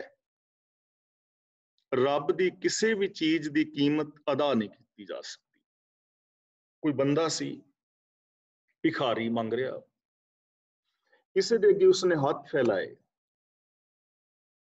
ਤੇ ਜਵਾਨ ਬੰਦਾ ਸੀ ਮੰਗਣ ਵਾਲਾ, ਤੇ ਅੱਗੋਂ ਜਿਸ ਦੇ ਕੋਲ ਹੱਥ ਫੈਲਾਏ ਸਨ, ਉਹਨੇ ਬੜੇ ਪ੍ਰੇਮ ਦੇ ਨਾਲ ਕਿਹਾ, ਕਹਿਣ ਲੱਗਾ, ਸੱਜਣਾ, ਇੰਨਾ ਅਮੀਰ ਹੋ ਕੇ ਤੇ ਤੂੰ ਮੰਗਦਾ ਫਿਰਨਾ, ਸ਼ੋਭਾ ਨਹੀਂ ਦਿੰਦਾ ਕਿ ਇੰਨਾ ਅਮੀਰ ਬੰਦਾ ਹੋਵੇ ਤੇ ਉਹ ਮੰਗਦਾ ਫਿਰੇ। ਜੇ ਤੂੰ ਗਰੀਬ ਹੁੰਦਾ, ਮੰਗਦਾ, ਕੋਈ ਪ੍ਰੋਬਲਮ ਨਹੀਂ ਸੀ, ਮੈਂ ਤੈਨੂੰ ਕੁਛ ਦੇ ਦਿੰਦਾ, ਪਰ ਇੰਨਾ ਅਮੀਰ ਬੰਦਾ ਹੋ ਕੇ ਤੂੰ ਮੰਗਦਾ ਫਿਰਨਾ। ਉਹ ਭਿਖਾਰੀ ਹੱਸਿਆ, ਕਹਿਣ ਲੱਗਾ, ਸਾਹਿਬ ਜਨਾਬ, ਮਜ਼ਾਕ ਚੰਗਾ ਕਰ ਲੈਂਦੇ ਹੋ। ਮੇਰੇ ਪੈਰਾਂ ਵਿੱਚ ਜੁੱਤੀਆਂ ਨਹੀਂ, ਕੱਪੜੇ ਮੇਰੇ ਫਟੇ ਹੋਏ ਨੇ, ਵਿਆਹੀਆਂ ਮੇਰੀਆਂ ਪਾਟੀਆਂ ਨੇ, ਪੇਟ ਤੋਂ ਭੁੱਖਾ ਹਾਂ, ਮੇਰੇ ਕੋਲ ਮਕਾਨ ਵੀ ਨਹੀਂ, ਮੰਗ ਕੇ ਗੁਜ਼ਾਰਾ ਕਰਕੇ, ਮੰਗ ਕੇ ਲੈ ਕੇ ਜਾਣਾ ਤੇ ਬੱਚਿਆਂ ਨੂੰ ਕੁਛ ਖਵਾਉਣਾ। ਤੇ ਉਹ ਕਹਿਣ ਲੱਗਾ, ਤੇਰੇ ਕੋਲ ਇੰਨੀ ਪ੍ਰੋਪਰਟੀ ਹੈ, ਤੂੰ ਥੋੜੀ ਪ੍ਰੋਪਰਟੀ ਵੇਚ ਦੇ। ਇੰਨਾ ਅਮੀਰ ਬੰਦਾ, ਤੇਰੇ ਕੋਲ ਇੰਨੀ ਪ੍ਰੋਪਰਟੀ ਹੈ, ਪ੍ਰੋਪਰਟੀ ਵੇਚ ਦਿਓ। ਫਿਰ ਹੱਸਿਆ, ਕਹਿਣ ਲੱਗਾ, ਮਹਾਰਾਜ, ਮੈਂ ਤੁਹਾਡੇ ਸਾਹਮਣੇ ਆ, ਤੇ ਮੇਰੇ ਕੋਲ ਕਿਹੜੀ ਪ੍ਰਾਪਰਟੀ ਹੈ। ਉਹ ਕਹਿੰਦਾ ਇਸ ਤਰ੍ਹਾਂ, ਸਾਡੇ ਸ਼ਹਿਰ ਦੇ ਵਿੱਚ ਨਾ ਬੜਾ ਅਮੀਰ ਬੰਦਾ ਹੈ, ਉਹਦੀਆਂ ਦੋਵੇਂ ਕਿਡਨੀਆਂ ਖਰਾਬ ਨੇ ਤੇ ਤੈਨੂੰ ਕਰੋੜ ਰੁਪਈਆ ਦੇ ਦਿੰਨੇ ਆ, ਦੋਵੇਂ ਕਿਡਨੀਆਂ ਵੇਚਣਾ ਚਾਹੇਗਾ। ਕਹਿਣ ਲੱਗਾ ਮੈਂ ਮਰਨਾ ਹੈ, ਦੋਵੇਂ ਕਿਡਨੀਆਂ ਮੇਰੀਆਂ ਕੱਢ ਲਈਆਂ ਮੈਂ ਤੇ ਮਰ ਜਾਵਾਂਗਾ, ਮੈਂ ਕਰੋੜ ਰੁਪਏ ਵਿੱਚ ਕਿਉਂ ਕਿਡਨੀਆਂ ਵੇਚਾਂ, ਕਿਹੋ ਜਿਹੀਆਂ ਗੱਲਾਂ ਕਰਦੇ ਹੋ। ਕਹਿਣ ਲੱਗਾ ਚੱਲ ਕਿਡਨੀਆਂ ਨਾ ਵੇਚ, ਸਾਡੇ ਪਿੰਡ ਵਿੱਚ ਇੱਕ ਹੋਰ ਅਮੀਰ ਬੰਦਾ ਹੈ, ਉਹਦੀ ਇੱਕ ਅੱਖ ਖਰਾਬ ਹੈ ਤੇ ਤੈਨੂੰ 50,000 ਰੁਪਇਆ ਦਵਾ ਦਿੰਨੇ, ਇੱਕ ਅੱਖ ਦੇ ਦੇ। ਕਹਿਣ ਲੱਗਾ ਮਹਾਰਾਜ ਕੋਈ ਰੁਪਈਏ 4 ਦੇਣੇ ਨੇ ਦਿਓ, ਨਹੀਂ ਤਾਂ ਨਾ ਸੀ, ਮੈਂ 50,000 ਵਿੱਚ ਅੱਖ ਕਿਉਂ ਵੇਚਾਂ, 2 ਅੱਖਾਂ ਦੇ ਕੇ ਮੈਂ ਲੱਖ ਰੁਪਏ ਵਿੱਚ ਮਹਿੰਨਾ ਹੋ ਜਾਵਾਂ। ਕਹਿਣ ਲੱਗਾ ਚੱਲ ਤੇਰੇ ਗੋਡਿਆਂ ਤੋਂ ਲੱਤਾਂ ਵੱਢ ਲੈਣੇ ਆ ਦੋਵੇਂ ਤੇ ਇਹ ਵੇਚ ਦੇ, ਤੈਨੂੰ ਕਰੋੜ ਰੁਪਈਆ ਦੇ ਦਿੰਨੇ ਆ। ਉਹ ਹੈਰਾਨ ਹੋਇਆ, ਕਹਿਣ ਲੱਗਾ ਯਾਰ ਮੈਂ ਨਹੀਂ ਲੱਤਾਂ ਵੇਚਣੀਆਂ। ਕਹਿਣ ਲੱਗਾ ਚੱਲ ਦਿਲ ਵੇਚ ਦੇ, ਦਿਲ ਅੱਜ ਕੱਲ ਟਰਾਂਸਫਰ ਹੋ ਜਾਂਦੇ ਨੇ ਤੇ ਮੈਂ ਤੇਰਾ ਦਿਲ ਵਿਕਵਾ ਦਿੰਨਾ, ਰੁਪਈਆ ਤੈਨੂੰ 50 ਲੱਖ ਮਿਲ ਜਾਏਗਾ। ਉਹ ਕਹਿਣ ਲੱਗਾ ਨਹੀਂ ਨਹੀਂ ਮੈਂ ਨਹੀਂ। ਕਹਿਣ ਲੱਗਾ ਫਿਰ ਕਿੰਨਾ ਕੀਮਤੀ, ਕਿੰਨਾ ਅਮੀਰ ਹੈ ਤੂੰ, ਕਿੰਨੀ ਪ੍ਰਾਪਰਟੀ ਹੈ ਨਾ ਤੇਰੇ ਕੋਲ, ਤੂੰ ਲੱਖ ਰੁਪਏ ਦੀਆਂ ਜਾਂ 20 ਲੱਖ ਦੀਆਂ ਦੋਵੇਂ ਅੱਖਾਂ ਨਹੀਂ ਵੇਚਣਾ ਚਾਹ ਰਿਹਾ, ਤੂੰ ਕਰੋੜ ਰੁਪਏ ਦੀਆਂ ਦੋਵੇਂ ਤੇਰੀਆਂ ਕਿਡਨੀਆਂ, ਯਾਨੀ ਇੰਨਾ ਕੀਮਤੀ ਤੇਰਾ ਸਰੀਰ, ਸਰੀਰ ਦਾ ਕੱਲਾ ਕੱਲਾ ਪਾਰਟ ਇੰਨਾ ਕੀਮਤੀ ਹੈ ਤੇ ਤੂੰ ਮੰਗਦਾ ਫਿਰਨਾ। ਜਿਸ ਦੇ ਕੋਲ ਹੱਥ ਨੇ, ਜਿਸ ਕੋਲ ਅੱਖਾਂ ਨੇ, ਜਿਹਦੀ ਜ਼ਬਾਨ ਕੰਮ ਕਰਦੀ ਏ, ਜਿਸ ਦਾ ਪੈਰ ਕੰਮ ਕਰਦੇ ਨੇ, ਦਿਮਾਗ ਕੰਮ ਕਰਦਾ, ਉਹ ਮੰਗਦਾ ਫਿਰੇ, ਕਿੰਨਾ ਕੀਮਤੀ ਹੈ ਨਾ। ਤਾਂ ਸਾਡੇ ਸਰੀਰ ਦਾ ਕੱਲਾ ਕੱਲਾ ਅੰਗ ਕਿੰਨਾ ਕੀਮਤੀ ਹੈ। ਦੇਖੋ ਕਦੇ ਇਸ ਦੀ ਕੀਮਤ, ਪੁੱਛੋ ਉਹਨਾਂ ਤੋਂ ਅੱਖਾਂ ਦੀ ਕੀਮਤ ਜਿਨ੍ਹਾਂ ਦੀਆਂ ਅੱਖਾਂ ਨਹੀਂ ਹਨ, ਪੁੱਛੋ ਕੰਨਾਂ ਦੀ ਕੀਮਤ ਜਿਹੜੇ ਅੱਜ ਤੱਕ ਸੁਣ ਨਹੀਂ ਪਾਏ, ਪੁੱਛੋ ਜ਼ਬਾਨ ਦੀ ਕੀਮਤ ਜਿਹੜੇ ਜਨਮ ਤੋਂ ਗੂੰਗੇ ਨੇ, ਪੁੱਛੋ ਉਹਨਾਂ ਨੂੰ ਜਿਹੜੇ ਜਨਮ ਤੋਂ ਪੋਲੀਓ ਸੀ, ਤੁਰ ਨਹੀਂ ਪਾਏ। ਇੰਨੇ ਅਮੁੱਲਕ ਅੰਗ ਤੇ ਉਹਨਾਂ ਦੀ ਵਰਤੋਂ ਕਰੋ ਠੀਕ, ਕਿੰਨਾ ਕੀਮਤੀ ਹੈ ਨਾ, ਅਮੁੱਲੋ ਅਮੁੱਲ। ਇਹ ਤਾਂ ਸਰੀਰ ਦੇ ਅੰਗਾਂ ਦੀ ਗੱਲ ਹੈ ਤੇ ਪੂਰਾ ਬ੍ਰਹਿਮੰਡ ਅਮੁੱਲੋ ਅਮੁੱਲ ਆਖਿਆ ਨਾ ਜਾਏ, ਆਖ ਆਖ ਰਹੇ ਲਿਵ ਲਾਏ। ਲਿਵ ਲਾਏ ਦਾ ਮਤਲਬ ਲਗਨ ਲਾ ਕੇ, ਇੱਕ ਤਾਰ ਸਮਾਧੀ ਲਾ ਕੇ। ਬਹੁਤ ਲੋਕਾਂ ਨੇ ਆਖਣ ਦਾ ਯਤਨ ਕੀਤਾ ਰੱਬ ਦੇ ਗੁਣਾਂ ਦਾ, ਪ੍ਰਾਪਰਟੀ ਦਾ, ਰੱਬ ਦੀਆਂ ਦਾਤਾਂ ਦਾ, ਉਸਦੇ ਕਰਨੇ ਦਾ, ਹੁਕਮ ਦਾ ਕਿ ਅੰਤ ਮਿਲ ਜਾਏ। ਰਹਿ ਦਾ ਮਤਲਬ ਰਹਿ ਗਏ, ਖਤਮ ਹੋ ਗਏ। ਅਨੰਤ ਲੋਕਾਂ ਨੇ ਕਹਿਣ ਦਾ ਯਤਨ ਕੀਤਾ, ਕੀਮਤ ਪਾਉਣ ਦਾ ਯਤਨ ਕੀਤਾ, ਲੇਕਿਨ ਉਹ ਅੰਤ ਨਾ ਪਾ ਸਕੇ, ਉਹ ਆਪ ਹੀ ਖਤਮ ਹੋ ਗਏ। ਆਖ ਆਖ ਰਹੇ ਲਿਵ ਲਾਏ, ਅਨੇਕਾਂ ਲੋਕ ਖਤਮ ਹੋ ਗਏ, ਜੀਵਨ ਦਾ ਅੰਤ ਹੋ ਗਿਆ, ਪਰ ਉਹ ਰੱਬੀ ਗੁਣਾਂ ਦਾ ਅੰਤ ਨਾ ਪਾ ਸਕੇ। ਤਾਂ ਦੇਖੋ ਇਥੋਂ ਹੁਣ ਸਾਨੂੰ ਕੀ ਕੁਛ ਮਿਲਦਾ ਹੈ ਕਿ ਅਨੰਤ ਲੋਕ ਕੀਮਤ ਪਾ ਕੇ, ਯਾਨੀ ਉਹਦਾ ਅੰਤ ਜਾਣਨ ਵਾਸਤੇ ਵਿਰਲਾਉਂਦੇ ਰਹੇ, ਲੇਕਿਨ ਅੰਤ ਨਹੀਂ ਨਾ ਪੈ ਸਕਿਆ। ਇਟ ਮੀਨਸ ਕਿ ਇਸ ਦੁਨੀਆ ਦੇ ਅੰਦਰ ਅਨੰਤ ਸੰਭਾਵਨਾਵਾਂ ਨੇ, ਤੁਹਾਡੇ ਹਰ ਇਨਸਾਨ ਦੇ ਅੰਦਰ ਅਨੰਤ ਪੋਸਿਬਿਲਿਟੀਜ਼ ਨੇ, ਅਨੰਤ ਗੁਣ ਨੇ, ਅਨੰਤ क्षमता ਹੈ, ਅਨੰਤ ਤਾਕਤ ਹੈ, ਅਨੰਤ ਅਨੰਤ ਤੁਹਾਡੇ ਸਾਹਮਣੇ ਫੀਲਡ ਹੈ ਵਿਕਾਸ ਕਰਨ ਦਾ, ਚੰਗੇ ਹੋਣ ਦਾ, ਮਹਾਨ ਹੋਣ ਦਾ, ਪਿਆਰੇ ਹੋਣ ਦਾ, ਨਿਰਵੈਰ ਹੋਣ ਦਾ, ਨਿਰਭਉ ਹੋਣ ਦਾ, ਪਰ ਅਸੀਂ ਕੁਛ ਕਰ ਹੀ ਨਹੀਂ ਰਹੇ। ਸਾਡੇ ਸਵਾਲ ਕੀ ਹੁੰਦੇ ਨੇ, ਮੀਟ ਖਾਣਾ ਚਾਹੀਦਾ ਕਿ, ਅਸੀਂ ਕੁੱਕੜ ਦੀਆਂ ਲੱਤਾਂ ਫੜ ਕੇ ਬੈਠੇ। ਸਾਡਾ ਸਵਾਲ ਹੁੰਦੇ ਨੇ ਜੋਤ ਜਗਾਣੀ ਚਾਹੀਦੀ ਕਿ ਨਹੀਂ। ਕਿੱਥੇ ਖੜੇ ਆ, ਕਿੰਨੀ ਮਹਾਨ ਇਨਸਾਨ ਤੇ ਸੋਚ। ਸਾਡੇ ਧਾਰਮਿਕ ਝਗੜੇ ਨਹੀਂ ਮੁੱਕਦੇ, ਰਿਸ਼ਵਤਖੋਰੀਆਂ, ਕਿੰਨਾ ਕੁਛ ਅਸੀਂ। ਤਾਂ ਗੁਰੂ ਪਾਤਸ਼ਾਹ ਜੀ ਕਹਿੰਦੇ ਨੇ ਵੀ ਕੌਣ ਕੌਣ, ਹੁਣ ਦੇਖੋ ਆਖ ਆਖ ਰਹੇ ਲਿਵ ਲਾਏ, ਕੌਣ ਕੌਣ ਕਹਿੰਦੇ ਨੇ, ਕਿੰਨਾ ਕਿੰਨਾ ਨੇ ਟਰਾਈ ਕੀਤੀ ਅੰਤ ਪਾਣ ਦਾ। ਕਹਿੰਦੇ ਨੇ ਆਖੇ ਵੇਦ ਪਾਠ ਪੁਰਾਣ, ਜੋ ਵੇਦਾਂ ਪਾਠਾਂ ਦਾ, ਵੇਦਾਂ ਪੁਰਾਣਾਂ ਦਾ ਪਾਠ ਕਰਦੇ ਨੇ, ਉਹਨਾਂ ਨੇ ਆਖਣ ਦਾ ਯਤਨ ਕੀਤਾ ਹੈ। ਵੇਦ ਪੁਰਾਣ ਰਚ ਕੇ, ਰਚਨ ਵਾਲਿਆਂ ਨੇ, ਪੜ੍ਹਨ ਵਾਲਿਆਂ ਨੇ, ਵਿਆਖਿਆਨ ਕਰਨ ਵਾਲਿਆਂ ਨੇ ਅੰਤ ਪਾਣ ਦਾ ਯਤਨ ਕੀਤਾ, ਪਰ ਉਹ ਨਹੀਂ ਨਾ ਪਾ ਸਕੇ।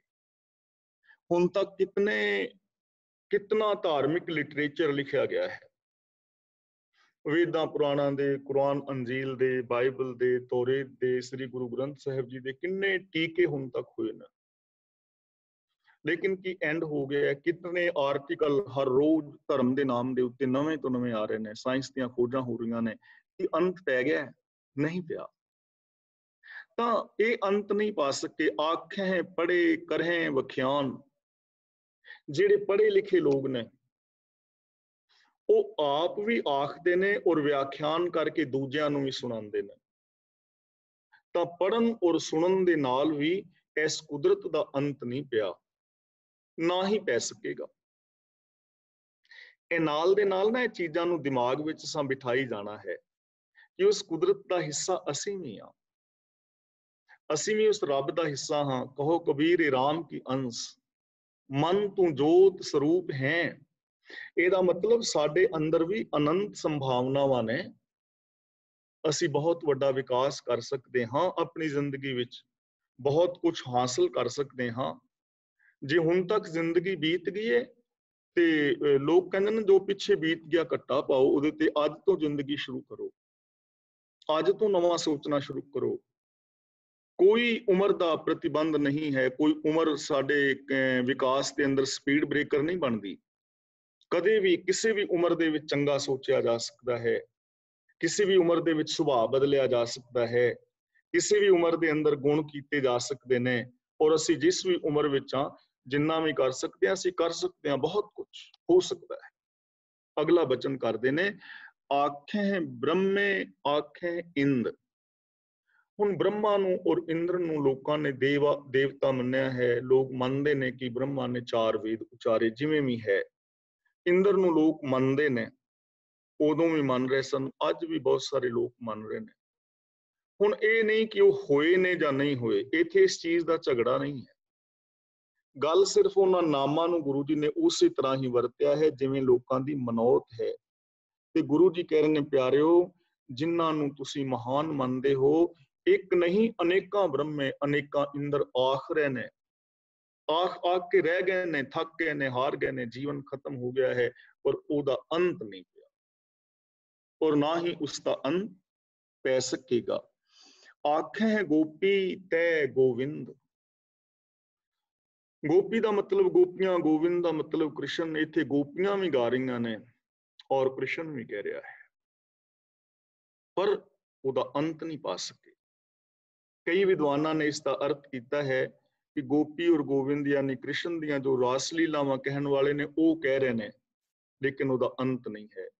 ਭਾਵ ਕਹਿੰਦਾ ਕਿ ਚਾਹੇ ਗੋਪੀਆਂ ਨੇ ਚਾਹੇ ਕ੍ਰਿਸ਼ਨ ਹੈ, ਉਹ ਰੱਬ ਦਾ ਅੰਤ ਨਹੀਂ ਪਾ ਸਕਦੇ, ਰੱਬ ਦੀ ਇਸ ਕੁਦਰਤ ਦਾ ਅੰਤ ਨਹੀਂ ਪਾ ਸਕਦੇ। ਇੰਨਾ ਅਨੰਤ ਹੈ, ਇੰਨੇ ਅਨੰਤ ਗੁਣ ਨੇ, ਇੰਨੀ ਅਨੰਤ ਇਹ ਕੁਦਰਤ ਹੈ, ਇੰਨਾ ਇਹ ਸੰਸਾਰ ਯੂਨੀਵਰਸ ਖਿਲ ਰਿਹਾ ਹੋਇਆ ਹੈ, ਇਸ ਦਾ ਅੰਤ ਨਹੀਂ ਪਾਇਆ ਜਾਂਦਾ। ਆਖੇ ਦਾਨਵ ਆਖੇ ਦੇਵ। ਦੇਵਤੇ ਔਰ ਦਾਨਵ ਵੀ ਕਹਿ ਰਹੇ ਨੇ। ਇਸ ਦੁਨੀਆ ਵਿੱਚ ਕੁਛ ਲੋਕ ਨੇ ਜੋ ਰਾਖਸ਼ਸ ਬਿਰਤੀ ਦੇ ਨੇ, ਕੁਛ ਲੋਕ ਨੇ ਜੋ ਦੇਵਤਾ ਬਿਰਤੀ ਦੇ ਨੇ, ਚੰਗੇ ਬੁਰੇ ਇਨਸਾਨ ਨੇ। ਔਰ ਲੋਕਾਂ ਨੇ ਮੰਨਿਆ ਹੈ ਕਿ ਇਸ ਦੁਨੀਆ ਵਿੱਚ ਰਾਖਸ਼ਸ ਹੋਏ ਨੇ, ਦੇਵਤੇ ਹੋਏ ਨੇ, ਲੋਕਾਂ ਦੀ ਮਨੌਤ।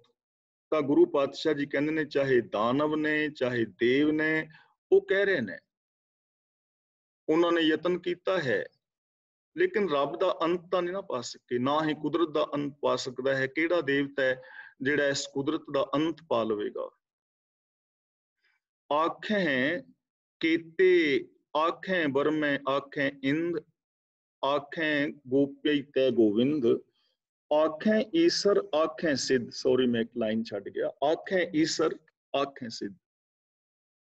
ਸ਼ਿਵ ਜੀ ਕਹਿ ਰਿਹਾ ਹੈ ਸਮਾਧੀ ਲਾ ਕੇ। ਸਿੱਧ ਦਾ ਮਤਲਬ ਜੋ ਪੁਗੇ ਹੋਏ ਯੋਗੀ ਨੇ ਉਹ ਕਹਿ ਰਹੇ ਨੇ, ਉਹਨਾਂ ਨੇ ਕਹਿਣ ਦਾ ਯਤਨ ਕੀਤਾ ਹੈ। ਕਹਿੰਦੇ ਨਾ ਸ਼ਿਵ ਵਰਗੀ ਕਿਸੇ ਦੀ ਸਮਾਧੀ ਨਹੀਂ। ਸਮਾਧੀ ਦੇ ਅੰਦਰ ਲੀਨ ਹੋ ਕੇ ਬਹੁਤ ਲੋਕਾਂ ਨੇ, ਸਿੱਧ ਪੁਰਸ਼ਾਂ ਨੇ ਕਹਿਣ ਦਾ ਯਤਨ ਕੀਤਾ ਹੈ, ਲੇਕਿਨ ਕਹਿ ਰਹੇ ਨੇ ਕਿਹਾ ਹੈ ਪਰ ਅੰਤ ਨਹੀਂ ਪਾਇਆ। ਕੋਈ ਵੀ ਅੰਤ ਨਹੀਂ ਪਾ ਸਕਦਾ, ਕੋਈ ਵੀ ਉਹਦੇ ਅਗਲੇ ਲਾਸਟ ਸਿਰੇ ਤੱਕ ਨਹੀਂ ਪਹੁੰਚ ਪਾਉਂਦਾ ਕਿ ਇੱਥੋਂ ਕੁਦਰਤ ਸ਼ੁਰੂ ਹੁੰਦੀ ਹੈ ਤੇ ਇੱਥੇ ਖਤਮ ਹੋ ਜਾਂਦੀ। ਇਸ ਦਿਨ ਰੱਬ ਜਨਮਿਆ ਤੇ ਇਸ ਦਿਨ ਰੱਬ ਨੇ ਚਲੇ ਜਾਣਾ। ਐਸਾ ਕੋਈ ਅੰਤ ਨਹੀਂ ਪਾ ਸਕਿਆ। ਇੰਨੇ ਗੁਣ ਨੇ, ਇੰਨਾ ਵਿਕਾਸ ਹੋ ਸਕਦਾ, ਬਸ ਇੱਥੋਂ ਤੱਕ ਹੋ ਸਕਦਾ, ਇਸ ਤੋਂ ਅੱਗੇ ਨਹੀਂ। ਇਹ ਗੱਲ ਅੱਜ ਤੱਕ ਨਾ ਕਿਸੇ ਨੇ ਕਹੀ ਹੈ, ਨਾ ਹੁਣ ਕੋਈ ਕਹਿ ਰਿਹਾ ਹੈ, ਔਰ ਨਾ ਹੀ ਕਹਿ ਸਕੇਗਾ। अगला वचन करते ने, आखें केते कीते बुद्ध। बुद्ध बुद्धिवान लोग बहुत पैदा हुए ने, बड़े सारे बुद्धा ने, बुद्धिवान लोगों ने क्या है कह रहे ने, कहते रहणगे, लेकिन अंत नहीं लभ पाएंगे। ये सारा कुछ अनंत है, अनंत संभावनावां ने। अगला वचन करते ने, आखें दानव आखें देव। देव और दानव कह रहे ने, आखें सुर नर मुंजन सेव। सुर का मतलब देवते, सुर नर का मतलब देवते रूप जो मनुख ने, जिन्हां दे अंदर शुभ गुण ने। मुन, मुन का मतलब जिहड़े मुनि ने, मौन धारण करने वाले ने, जिहड़े इस संसार नूं त्याग गए, बोलना भी छड़ दिता, लगातार समाधियां ला रहे ने। जन का मतलब दास, सेव का मतलब सेवक, कि हे प्रभु अनेका ही दैव स्वरूप मनुख, चंगी बिरती वाले लोग, समाधियां लाने वाले लोग, मौनी लोग, अनेका ही तेरे सेवक, अनेका ही होर लोग कहन का यतन कर रहे हैं, इस कुदरत नूं वेख रहे हैं, मान रहे हैं, कह रहे हैं, लेकिन इस कुदरत का, तेरा, तेरे गुणों का अंत नहीं है। केते आखें आखण पाहें। आखें का मतलब आख रहे हैं। कितने ही लोग आख रहे हैं, कितने ही लोग पहला आख गए, कितने ही लोग हुण आख रहे ने। आखण पाहें का मतलब आखण का होर यतन कर रहे हैं।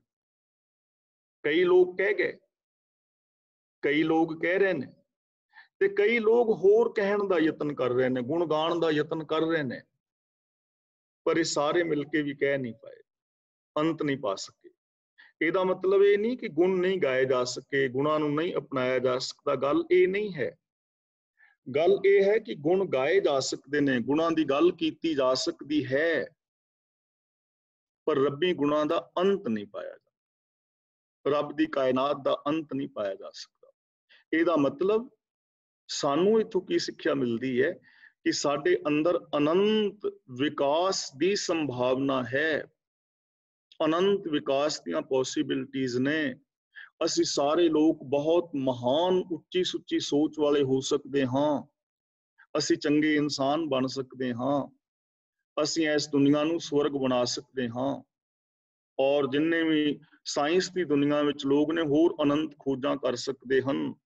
ਜਿਹੜੇ ਰਾਜਨੀਤਿਕ ਲੋਕ ਨੇ, ਉਹ ਰਾਜਨੀਤੀ ਦੀ ਦੁਨੀਆ ਵਿੱਚ ਬਹੁਤ ਵੱਡਾ ਸੁਧਾਰ ਕਰ ਸਕਦੇ ਹਨ। ਧਰਮ ਦੀ ਦੁਨੀਆ ਵਿੱਚ ਜੀਣ ਵਾਲੇ ਲੋਕ ਰੱਬ ਰੂਪ ਹੋ ਸਕਦੇ ਹਨ। यानी ये संसार, ये समाज, साडे परिवार, असी खुद महान हो सकते हैं। केते कह कह उठ उठ जाहें। गुरु पातशाह जी कहते ने, कितने ही लोग ऐसे ने जिहड़े रब्बी गुणां नूं गाउंदे ने, इस दुनिया अंदर साइंस दीयां खोजां करदे ने, धर्म दी दुनिया विच विकास करदे ने, समाज दा सुधार करदे ने, होर चंगे गुणां दे धारनी हुंदे हन, बहुत नवीं तो नवीं गल कहंदे ने, बड़े वड्डे वड्डे फिलोसफर ने, और कह कह के उठ उठ जाहें दा मतलब इस दुनिया तो उठ जाते ने, चले जाते, उन्हां दा जीवन खत्म हो जाता है, लेकिन अंत नहीं पैंदा। रब दे अंत नूं, रब दी इस कुदरत दे अंत नूं कदे भी जाणिया नहीं जा सकता। हुण गुरु साहब जी कहंदे ने, एते कीते, कि हे प्रभु तू इन्ने पैदा कीते ने, कहण वाले एते कीते, इन्ने तू पैदा कीते ने, होर करहें, इत्थे बिंदी लावांगे, करहें यानी तू इन्ने होर पैदा कर दवें। जिन्ने आ कहण वाले ने ना पिछे वेद पाठ पुराण, जां पढ़े करें विख्यान, ब्रह्मे जां इंद्र जां गोपी गोविंद जां ईश्वर सिद्ध, और दानव देव जां बुद्ध जां सुरनर मुंजन, जिन्ने भी एक कहे ने, इन्ने तू पैदा कीते ने, कहण वाले। ते गुरु साहब जी कहंदे ने, जे तू इन्ने होर पैदा कर दवें। एक पल वास्ते रुकना,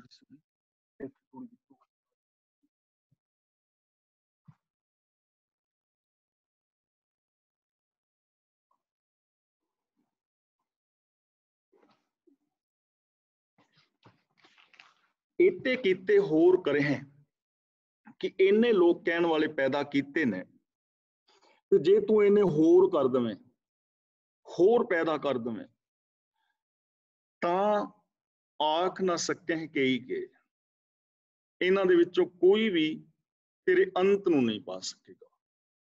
ਇਤਨੇ ਲੋਕਾਂ ਨੇ ਹੁਣ ਤੱਕ ਕਿਹਾ ਹੈ, ਹੁਣ ਕਹਿ ਰਹੇ ਨੇ, ਅੱਗੇ ਕਹਿੰਦੇ ਰਹਿਣਗੇ। ਇਹਨੇ ਤੂੰ ਹੋਰ ਵੀ ਪੈਦਾ ਕਰ ਦਵੇਂ, ਤੇਰੀ ਸ੍ਰਿਸ਼ਟੀ ਵਿੱਚ ਹੋਰ ਵੀ ਪੈਦਾ ਹੋ ਜਾਣ, ਤਾਂ ਆਖ ਨਾ ਸਕੇ ਕਈ ਕੇ ਤਾਂ ਕੋਈ ਵੀ ਇਨਸਾਨ ਤੇਰੇ ਇਸ ਅੰਤ ਨੂੰ ਨਹੀਂ ਜਾਣ ਪਾਏਗਾ। ਇਸ ਕਾਇਨਾਤ ਦੇ ਅੰਤ ਨੂੰ ਨਹੀਂ ਜਾਣਿਆ ਜਾ ਸਕਦਾ, ਕੁਦਰਤ ਦੇ ਅੰਤ ਨੂੰ ਜਾਣਿਆ ਨਹੀਂ ਜਾ ਸਕੇਗਾ। ਅਗਲਾ ਬਚਨ ਕਰਦੇ ਨੇ, ਕਿਉਂ ਨਹੀਂ ਜਾਣਿਆ ਜਾ ਸਕਦਾ? ਤਾਂ ਗੁਰੂ ਜੀ ਕਹਿੰਦੇ ਨੇ, ਜੇ ਵੱਡ ਭਾਵੈ ਤੇ ਵੱਡ ਹੋਏ। ਜਿੰਨਾ ਉਸ ਪ੍ਰਭੂ ਨੂੰ ਪਾਉਂਦਾ ਹੈ, ਉਹਨਾਂ ਵੱਡਾ ਹੋਰ ਹੋ ਜਾਂਦਾ ਹੈ। ਇਸ ਸੰਸਾਰ ਵੱਲ ਜਦੋਂ ਅਸੀਂ ਝਾਤ ਮਾਰ ਰਹੇ ਹਾਂ, ਤਾਂ ਇਹਦੇ ਵਿੱਚ ਹੋਰ ਵਿਕਾਸ ਹੋ ਰਿਹਾ ਹੈ, ਹੋਰ ਨਵੇਂ ਤਾਰੇ ਪੈਦਾ ਹੋ ਰਹੇ ਨੇ, ਬੇਸ਼ੁਮਾਰ ਪੈਦਾ ਹੋ ਰਹੇ ਨੇ, ਜਿਸ ਦਾ ਕੋਈ ਅੰਤ ਨਹੀਂ ਹੈ। ਜਿਵੇਂ ਸਾਨੂੰ ਸਾਇੰਟਿਸਟ ਦੱਸਦੇ ਨੇ, ਜੋ ਅਸੀਂ ਪੁਸਤਕਾਂ ਵਿੱਚ ਪੜ੍ਹਦੇ ਹਾਂ, ਗੁਰਬਾਣੀ ਵਿੱਚੋਂ ਪੜ੍ਹਦੇ ਹਾਂ। ਸੰਸਾਰ ਫੈਲ ਰਿਹਾ ਹੈ, ਇਹਦੇ ਵਿੱਚ ਬਹੁਤ ਕੁਛ ਨਵਾਂ ਪੈਦਾ ਹੋ ਰਿਹਾ ਹੈ। ਅਨੰਤ ਜੀਵ ਪੈਦਾ ਹੋ ਰਹੇ ਨੇ, ਅਨੰਤ ਵਨਸਪਤੀ ਪੈਦਾ ਹੋ ਰਹੀ ਹੈ, ਇਹਦੇ ਵਿੱਚ ਹੋਰ ਵਿਕਾਸ ਹੋ ਰਿਹਾ ਹੈ। ਤਾਂ ਗੁਰੂ ਪਾਤਸ਼ਾਹ ਜੀ ਕਹਿੰਦੇ ਨੇ, ਨਾਨਕ ਜਾਣੈ ਸਾਚਾ ਸੋਏ। ਕਿਹੜਾ ਵੱਡਾ ਹੈ, ਉਹ ਆਪਣੇ ਆਪ ਨੂੰ ਆਪ ਹੀ ਜਾਣਦਾ ਹੈ, ਆਪਣੇ ਆਪ ਨੂੰ ਆਪ ਜਾਣਦਾ ਹੈ। ਜੋ ਇਸ ਦੁਨੀਆ ਦੇ ਅੰਦਰ ਸਰਬ ਵਿਆਪਕ ਇੱਕ ਪਰਮ ਸੱਤਿਆ ਹੈ, ਉਹ ਸ਼ਕਤੀ ਆਪਣੇ ਆਪ ਨੂੰ ਆਪ ਹੀ ਜਾਣਦੀ ਹੈ ਕਿ ਉਹ ਕਿੰਨੀ ਮਹਾਨ ਹੈ, ਕਿੰਨੀ ਵੱਡੀ ਹੈ। ਉਹਦਾ ਅੰਤ ਜਾਣਿਆ ਨਹੀਂ ਜਾ ਸਕਦਾ। ਉਹ ਆਪਣੇ ਆਪ ਨੂੰ ਆਪ ਹੀ ਜਾਣਦਾ ਹੈ, ਕਿਉਂਕਿ ਉਹ ਸੱਚਾ ਹੈ, ਉਹ ਮਹਾਨ ਹੈ। ਤਾਂ ਇਹਦਾ ਮਤਲਬ, ਮੈਂ ਬਾਰ-ਬਾਰ ਇਹ ਬੇਨਤੀ ਕਰ ਰਿਹਾ ਹਾਂ, ਸਾਡੇ ਅੰਦਰ ਏਡੀਆਂ ਵੱਡੀਆਂ ਸੰਭਾਵਨਾਵਾਂ ਨੇ। ਅਸੀਂ ਉਸ ਸੱਚੇ ਦੇ ਅੰਦਰ ਮਿਲ ਸਕਦੇ ਹਾਂ, ਅਸੀਂ ਉਸ ਸੱਚੇ ਵਰਗੇ ਹੋ ਸਕਦੇ ਹਾਂ, ਅਨੰਤ ਗੁਣਾਂ ਦੇ ਅਸੀਂ ਧਾਰਨੀ ਹੋ ਸਕਦੇ ਹਾਂ, ਜੇ ਅਸੀਂ ਯਤਨ ਕਰੀਏ। ਤੇ ਉਹਦੇ ਵਾਸਤੇ ਰਾਸਤਾ ਕਿਹੜਾ ਹੈ? ਉਹਦੇ ਵਾਸਤੇ ਰਾਸਤਾ ਇੱਕੋ ਹੀ ਹੈ, ਹੁਕਮ ਰਜ਼ਾਈ ਚੱਲਣਾ। ਇਹ ਗੱਲ ਧਿਆਨ ਵਿੱਚ ਰੱਖਣੀ ਹੈ। ਰੱਬੀ ਰਜ਼ਾ ਦੇ ਅੰਦਰ ਤੁਰਨਾ, ਰੱਬੀ ਹੁਕਮ ਦੇ ਅਨੁਸਾਰ ਜ਼ਿੰਦਗੀ ਜੀਣੀ ਹੀ ਇੱਕੋ ਇੱਕ ਸਾਧਨ ਹੈ। ਜੇ ਕੋਈ ਚਾਹੇ ਕਿ ਮੇਰੇ ਅੰਦਰ ਗੁਣ ਸਿਰਫ ਤੀਰਥਾਂ ਤੇ ਨਹਾ ਕੇ ਆ ਜਾਣ, ਵਰਤ ਰੱਖ ਕੇ ਆ ਜਾਣ, ਸਰਾਧ ਕਰਕੇ ਆ ਜਾਣ, ਧੂਫਾਂ ਤਖਾਣ ਨਾਲ ਆ ਜਾਣ, ਜੋਤਾਂ ਜਗਾਉਣ ਨਾਲ ਆ ਜਾਣ, ਪੀਰਾਂ ਕਬਰਾਂ ਤੇ ਮੱਥੇ ਟੇਕਿਆਂ ਆ ਜਾਣ, ਬਾਬਿਆਂ ਦੇ ਡੇਰਿਆਂ ਤੇ ਜਾਣ ਨਾਲ ਆ ਜਾਣ, ਤਾਂ ਇਹ ਇੱਕ ਭੁਲੇਖਾ ਹੈ, ਇਹ ਇੱਕ ਭੁਲੇਖਾ ਹੈ। ਇਸ ਭੁਲੇਖੇ ਨੂੰ ਦੂਰ ਕਰ ਦੇਣਾ ਚਾਹੀਦਾ ਹੈ। ਗੁਰੂ ਜੀ ਨੇ ਕਿੰਨੇ ਪਿਆਰ ਨਾਲ ਸਾਨੂੰ ਸਮਝਾਇਆ ਨਾ, ਪਾਠ ਪੜਿਓ ਪਰ ਵੇਦ ਵਿਚਾਰਿਓ, ਨਿਵਲ ਭੁੰਗਮ ਸਾਧੇ, ਪੰਜ ਜਨਾ ਸੋ ਸੰਗ ਨਾ ਛੁਟਕਿਓ, ਅਧਿਕ ਅਹੰਗ ਬੁੱਧ ਬੰਧੇ ਪਿਆਰੇ, ਇਨ ਬਿਦ ਮਿਲਨ ਨਾ ਜਾਈ, ਮੈਂ ਕੀਏ ਕਰਮ ਅਨੇਕਾਂ, ਹਾਰ ਪਰਿਓ ਸੁਆਮੀ ਕੇ ਦੁਆਰੇ, ਦੀਜੈ ਬੁੱਧ ਵਿਵੇਕਾ। ਹੁਕਮ ਰਜ਼ਾਈ ਚੱਲਣਾ। ਹੁਣ ਗੁਰੂ ਪਾਤਸ਼ਾਹ ਜੀ ਕਹਿੰਦੇ ਨੇ, ਜੇ ਕੋ ਆਖੇ ਬੋਲ ਵਿਗਾੜ। ਬੋਲ ਵਿਗਾੜ ਦਾ ਮਤਲਬ ਮਾੜੇ ਬੋਲਾਂ ਵਾਲਾ, ਬੜਬੋਲਾ ਬੰਦਾ। ਬਹੁਤੇ ਬੜਬੋਲੇ ਬੰਦੇ ਹੁੰਦੇ ਨੇ, ਬੜਬੋਲਿਆਂ ਨੂੰ ਅਸੀਂ ਜਾਣਦੇ ਹਾਂ। ਜਿੱਥੇ ਵੀ ਜਾਈਏ, ਉਹ ਆਪਣੇ ਆਪ ਨੂੰ ਕੇਂਦਰ ਬਣਾਉਂਦੇ ਹਨ। ਰਾਜਨੀਤੀ ਦੀ ਗੱਲ ਕਰੋ, ਸਭ ਤੋਂ ਪਹਿਲਾਂ ਟੰਗ ਅੜਾਉਣਗੇ ਔਰ ਉਹ ਕਹਿਣਗੇ ਵੀ ਰਾਜਨੀਤੀ ਬਾਰੇ ਸਾਨੂੰ ਹੀ ਪਤਾ ਹੈ, ਫਲਾਣਾ ਰਾਸ਼ਟਰਪਤੀ ਹੋਣਾ ਚਾਹੀਦਾ ਹੈ, ਦੂਜਾ ਤੀਜਾ ਚੌਥਾ। ਸਮਾਜ ਦੀ ਗੱਲ ਕਰੋ ਤੇ ਉੱਥੇ ਉਸ ਸਮਾਜ ਦੇ ਅੰਦਰ ਕਹਿਣਗੇ ਕਿ ਅਸੀਂ ਹੀ ਵੱਡੇ ਹਾਂ, ਮੈਂ ਸਮਾਜ ਬਾਰੇ ਸਾਰਾ ਕੁਝ ਜਾਣਦਾ। ਧਰਮ ਦੀ ਗੱਲ ਕਰੋ ਤਾਂ ਆਲ ਪਤਾਲ ਬੋਲਣਗੇ, ਲੇਕਿਨ ਪੱਲੇ ਕੱਖ ਵੀ ਨਹੀਂ ਹੁੰਦਾ, ਪਤਾ ਕੁਛ ਵੀ ਨਹੀਂ ਹੁੰਦਾ। ਕਈ ਵਾਰ ਐਸੇ ਇਨਸਾਨ ਸਮਾਜ ਵਿੱਚ ਮਿਲ ਜਾਂਦੇ ਨੇ, ਔਰ ਕਈ ਵਾਰ ਅਸੀਂ ਖੁਦ ਵੀ ਗਲਤ ਇਨਫੋਰਮੇਸ਼ਨ ਦੇ ਰਹੇ ਹੁੰਦੇ ਹਾਂ। ਕੋਈ ਸਵਾਲ ਪੁੱਛਦਾ ਹੈ, ਸਾਡੇ ਕੋਲ ਉਸਦਾ ਉੱਤਰ ਨਹੀਂ ਹੁੰਦਾ, ਪਰ ਅਸੀਂ ਉਹਦਾ ਉੱਤਰ ਦੇਣ ਦੀ ਟਰਾਈ ਕਰ ਰਹੇ ਹੁੰਦੇ ਹਾਂ। ਇਹ ਇੱਕ ਬਹੁਤ ਗਲਤ ਪਿਰਤ ਹੈ। ਹੁਣ ਜਿਵੇਂ ਤੁਸੀਂ ਕਲਾਸ ਵਿੱਚ ਹੋ ਨਾ, ਮੇਰੇ ਤੋਂ ਕੋਈ ਸਵਾਲ ਪੁੱਛੋ, ਤਾਂ ਜੇ ਮੈਨੂੰ ਉਸ ਦਾ ਸਹੀ ਉੱਤਰ ਨਹੀਂ ਪਤਾ ਤਾਂ ਮੈਨੂੰ ਇਨਕਾਰ ਕਰ ਦੇਣਾ ਚਾਹੀਦਾ ਕਿ ਮੈਨੂੰ ਇਸ ਬਾਰੇ ਨਹੀਂ ਪਤਾ, ਕਿਉਂਕਿ ਤੁਹਾਡੇ ਕੋਲ ਗਲਤ ਇਨਫੋਰਮੇਸ਼ਨ ਨਹੀਂ ਜਾਏਗੀ ਨਾ। ਜੇ ਮੈਂ ਗਲਤ ਇਨਫੋਰਮੇਸ਼ਨ ਦਵਾਂ, ਤੁਸੀਂ ਮੇਰੇ ਤੇ ਵਿਸ਼ਵਾਸ ਕਰ ਲਓ, ਕਿੰਨਾ ਨੁਕਸਾਨ ਹੋਏਗਾ। ਇਸ ਲਈ ਗਲਤ ਇਨਫੋਰਮੇਸ਼ਨ ਕਦੇ ਵੀ ਕਿਸੇ ਨੂੰ ਦੇਣ ਦਾ ਯਤਨ ਨਾ ਕਰੋ। ਗੁਰੂ ਜੀ ਕਹਿੰਦੇ ਨੇ, ਜੇ ਕੋਈ ਐਸਾ ਕਰਦਾ ਹੈ, ਜੇ ਕੋਈ ਕਹਿੰਦਾ ਨਹੀਂ ਜੀ ਇਹਦਾ ਤੇ ਅੰਤ ਪੈ ਸਕਦਾ ਹੈ, ਰੱਬੀ ਰਜ਼ਾ ਤੋਂ ਬਿਨਾਂ ਵੀ ਕੋਈ ਚੀਜ਼ ਮਿਲ ਸਕਦੀ ਹੈ। ਨਾ ਜੀ ਫਲਾਣੇ ਬਾਬੇ ਕੋਲ ਕਰਾਮਾਤ ਹੈ, ਉਹਦੇ ਡੇਰੇ ਤੇ ਗਏ ਤੇ ਉਹ ਫਲਾਣੇ ਬੰਦੇ ਨੂੰ 5 ਪੁੱਤਰ ਮਿਲ ਗਏ ਉੱਥੋਂ। ਫਲਾਣੇ ਬੰਦੇ ਦਾ ਮੁਕੱਦਮਾ ਹਾਰਦਾ ਸੀ ਬਾਬਿਆਂ ਕੋਲ, ਉਹਨਾਂ ਨੇ ਗੱਡੀ ਸੁੱਖੀ ਸੀ, ਉਹਨਾਂ ਦਾ ਮੁਕੱਦਮਾ ਜਿੱਤ ਗਿਆ। ਯਾਨੀ ਕੋਈ ਕਰਾਮਾਤ ਰਾਹੀਂ ਵੀ ਕਰਾਮਾਤ ਵਰਤਾ ਸਕਦਾ ਹੈ ਰੱਬੀ ਨੇਮਾਂ ਨੂੰ ਤੋੜ ਕੇ। ਜੇ ਕੋਈ ਬੋਲ ਵਿਗਾੜ ਬੜਬੋਲਾ ਬੰਦਾ ਐਵੇਂ ਕਹੇ ਕਿ ਮੈਂ ਰੱਬ ਦਾ ਅੰਤ ਪਾ ਸਕਦਾ, ਸ੍ਰਿਸ਼ਟੀ ਦਾ ਅੰਤ ਪਾ ਸਕਦਾ, ਜਾਂ ਮੈਂ ਲਾਅ ਆਫ ਨੇਚਰ ਨੂੰ ਬਦਲ ਸਕਦਾ ਹਾਂ, ਜਾਂ ਮੈਂ ਹੁਕਮ ਰਜ਼ਾਈ ਚੱਲਣ ਤੋਂ ਬਿਨਾਂ ਵੀ ਸਚਿਆਰ ਹੋ ਸਕਦਾ, ਜੇ ਕੋਈ ਇਹ ਗੱਲ ਕਹੇ, ਜੇ ਕੋ ਆਖੇ ਬੋਲ ਵਿਗਾੜ, ਜੇ ਕੋਈ ਬੜਬੋਲਾ ਬੰਦਾ ਇਹ ਗੱਲ ਕਹੇ ਤਾਂ ਗੁਰੂ ਜੀ ਕਹਿੰਦੇ ਨੇ ਤਾਂ ਲਿਖੀਏ ਸਿਰ ਗਾਵਾਰਾਂ ਗਾਵਾਰ। ਲਿਖੀਏ ਦਾ ਮਤਲਬ ਲਿਖਿਆ ਜਾਏਗਾ, ਜਾਣਿਆ ਜਾਏਗਾ। ਸਿਰ ਗਾਵਾਰਾਂ ਗਾਵਾਰ ਦਾ ਮਤਲਬ ਸਾਰੇ ਕਮਲਿਆਂ ਦਾ ਸਿਰਾ, ਦੁਨੀਆ ਦਾ ਸਭ ਤੋਂ ਵੱਡਾ ਮੂਰਖ। ਗਵਾਰਾਂ ਦੇ ਸਿਰ ਗਵਾਰ, ਮੂਰਖਾਂ ਦੇ ਸਿਰ ਮੂਰਖ, ਅਣਜਾਣਾਂ ਦੇ ਸਿਰ ਅਣਜਾਣ, ਯਾਨੀ ਉਹਨੂੰ ਗਵਾਰ ਔਰ ਕਮਲਾ ਹੀ ਕਿਹਾ ਜਾ ਸਕਦਾ ਹੈ।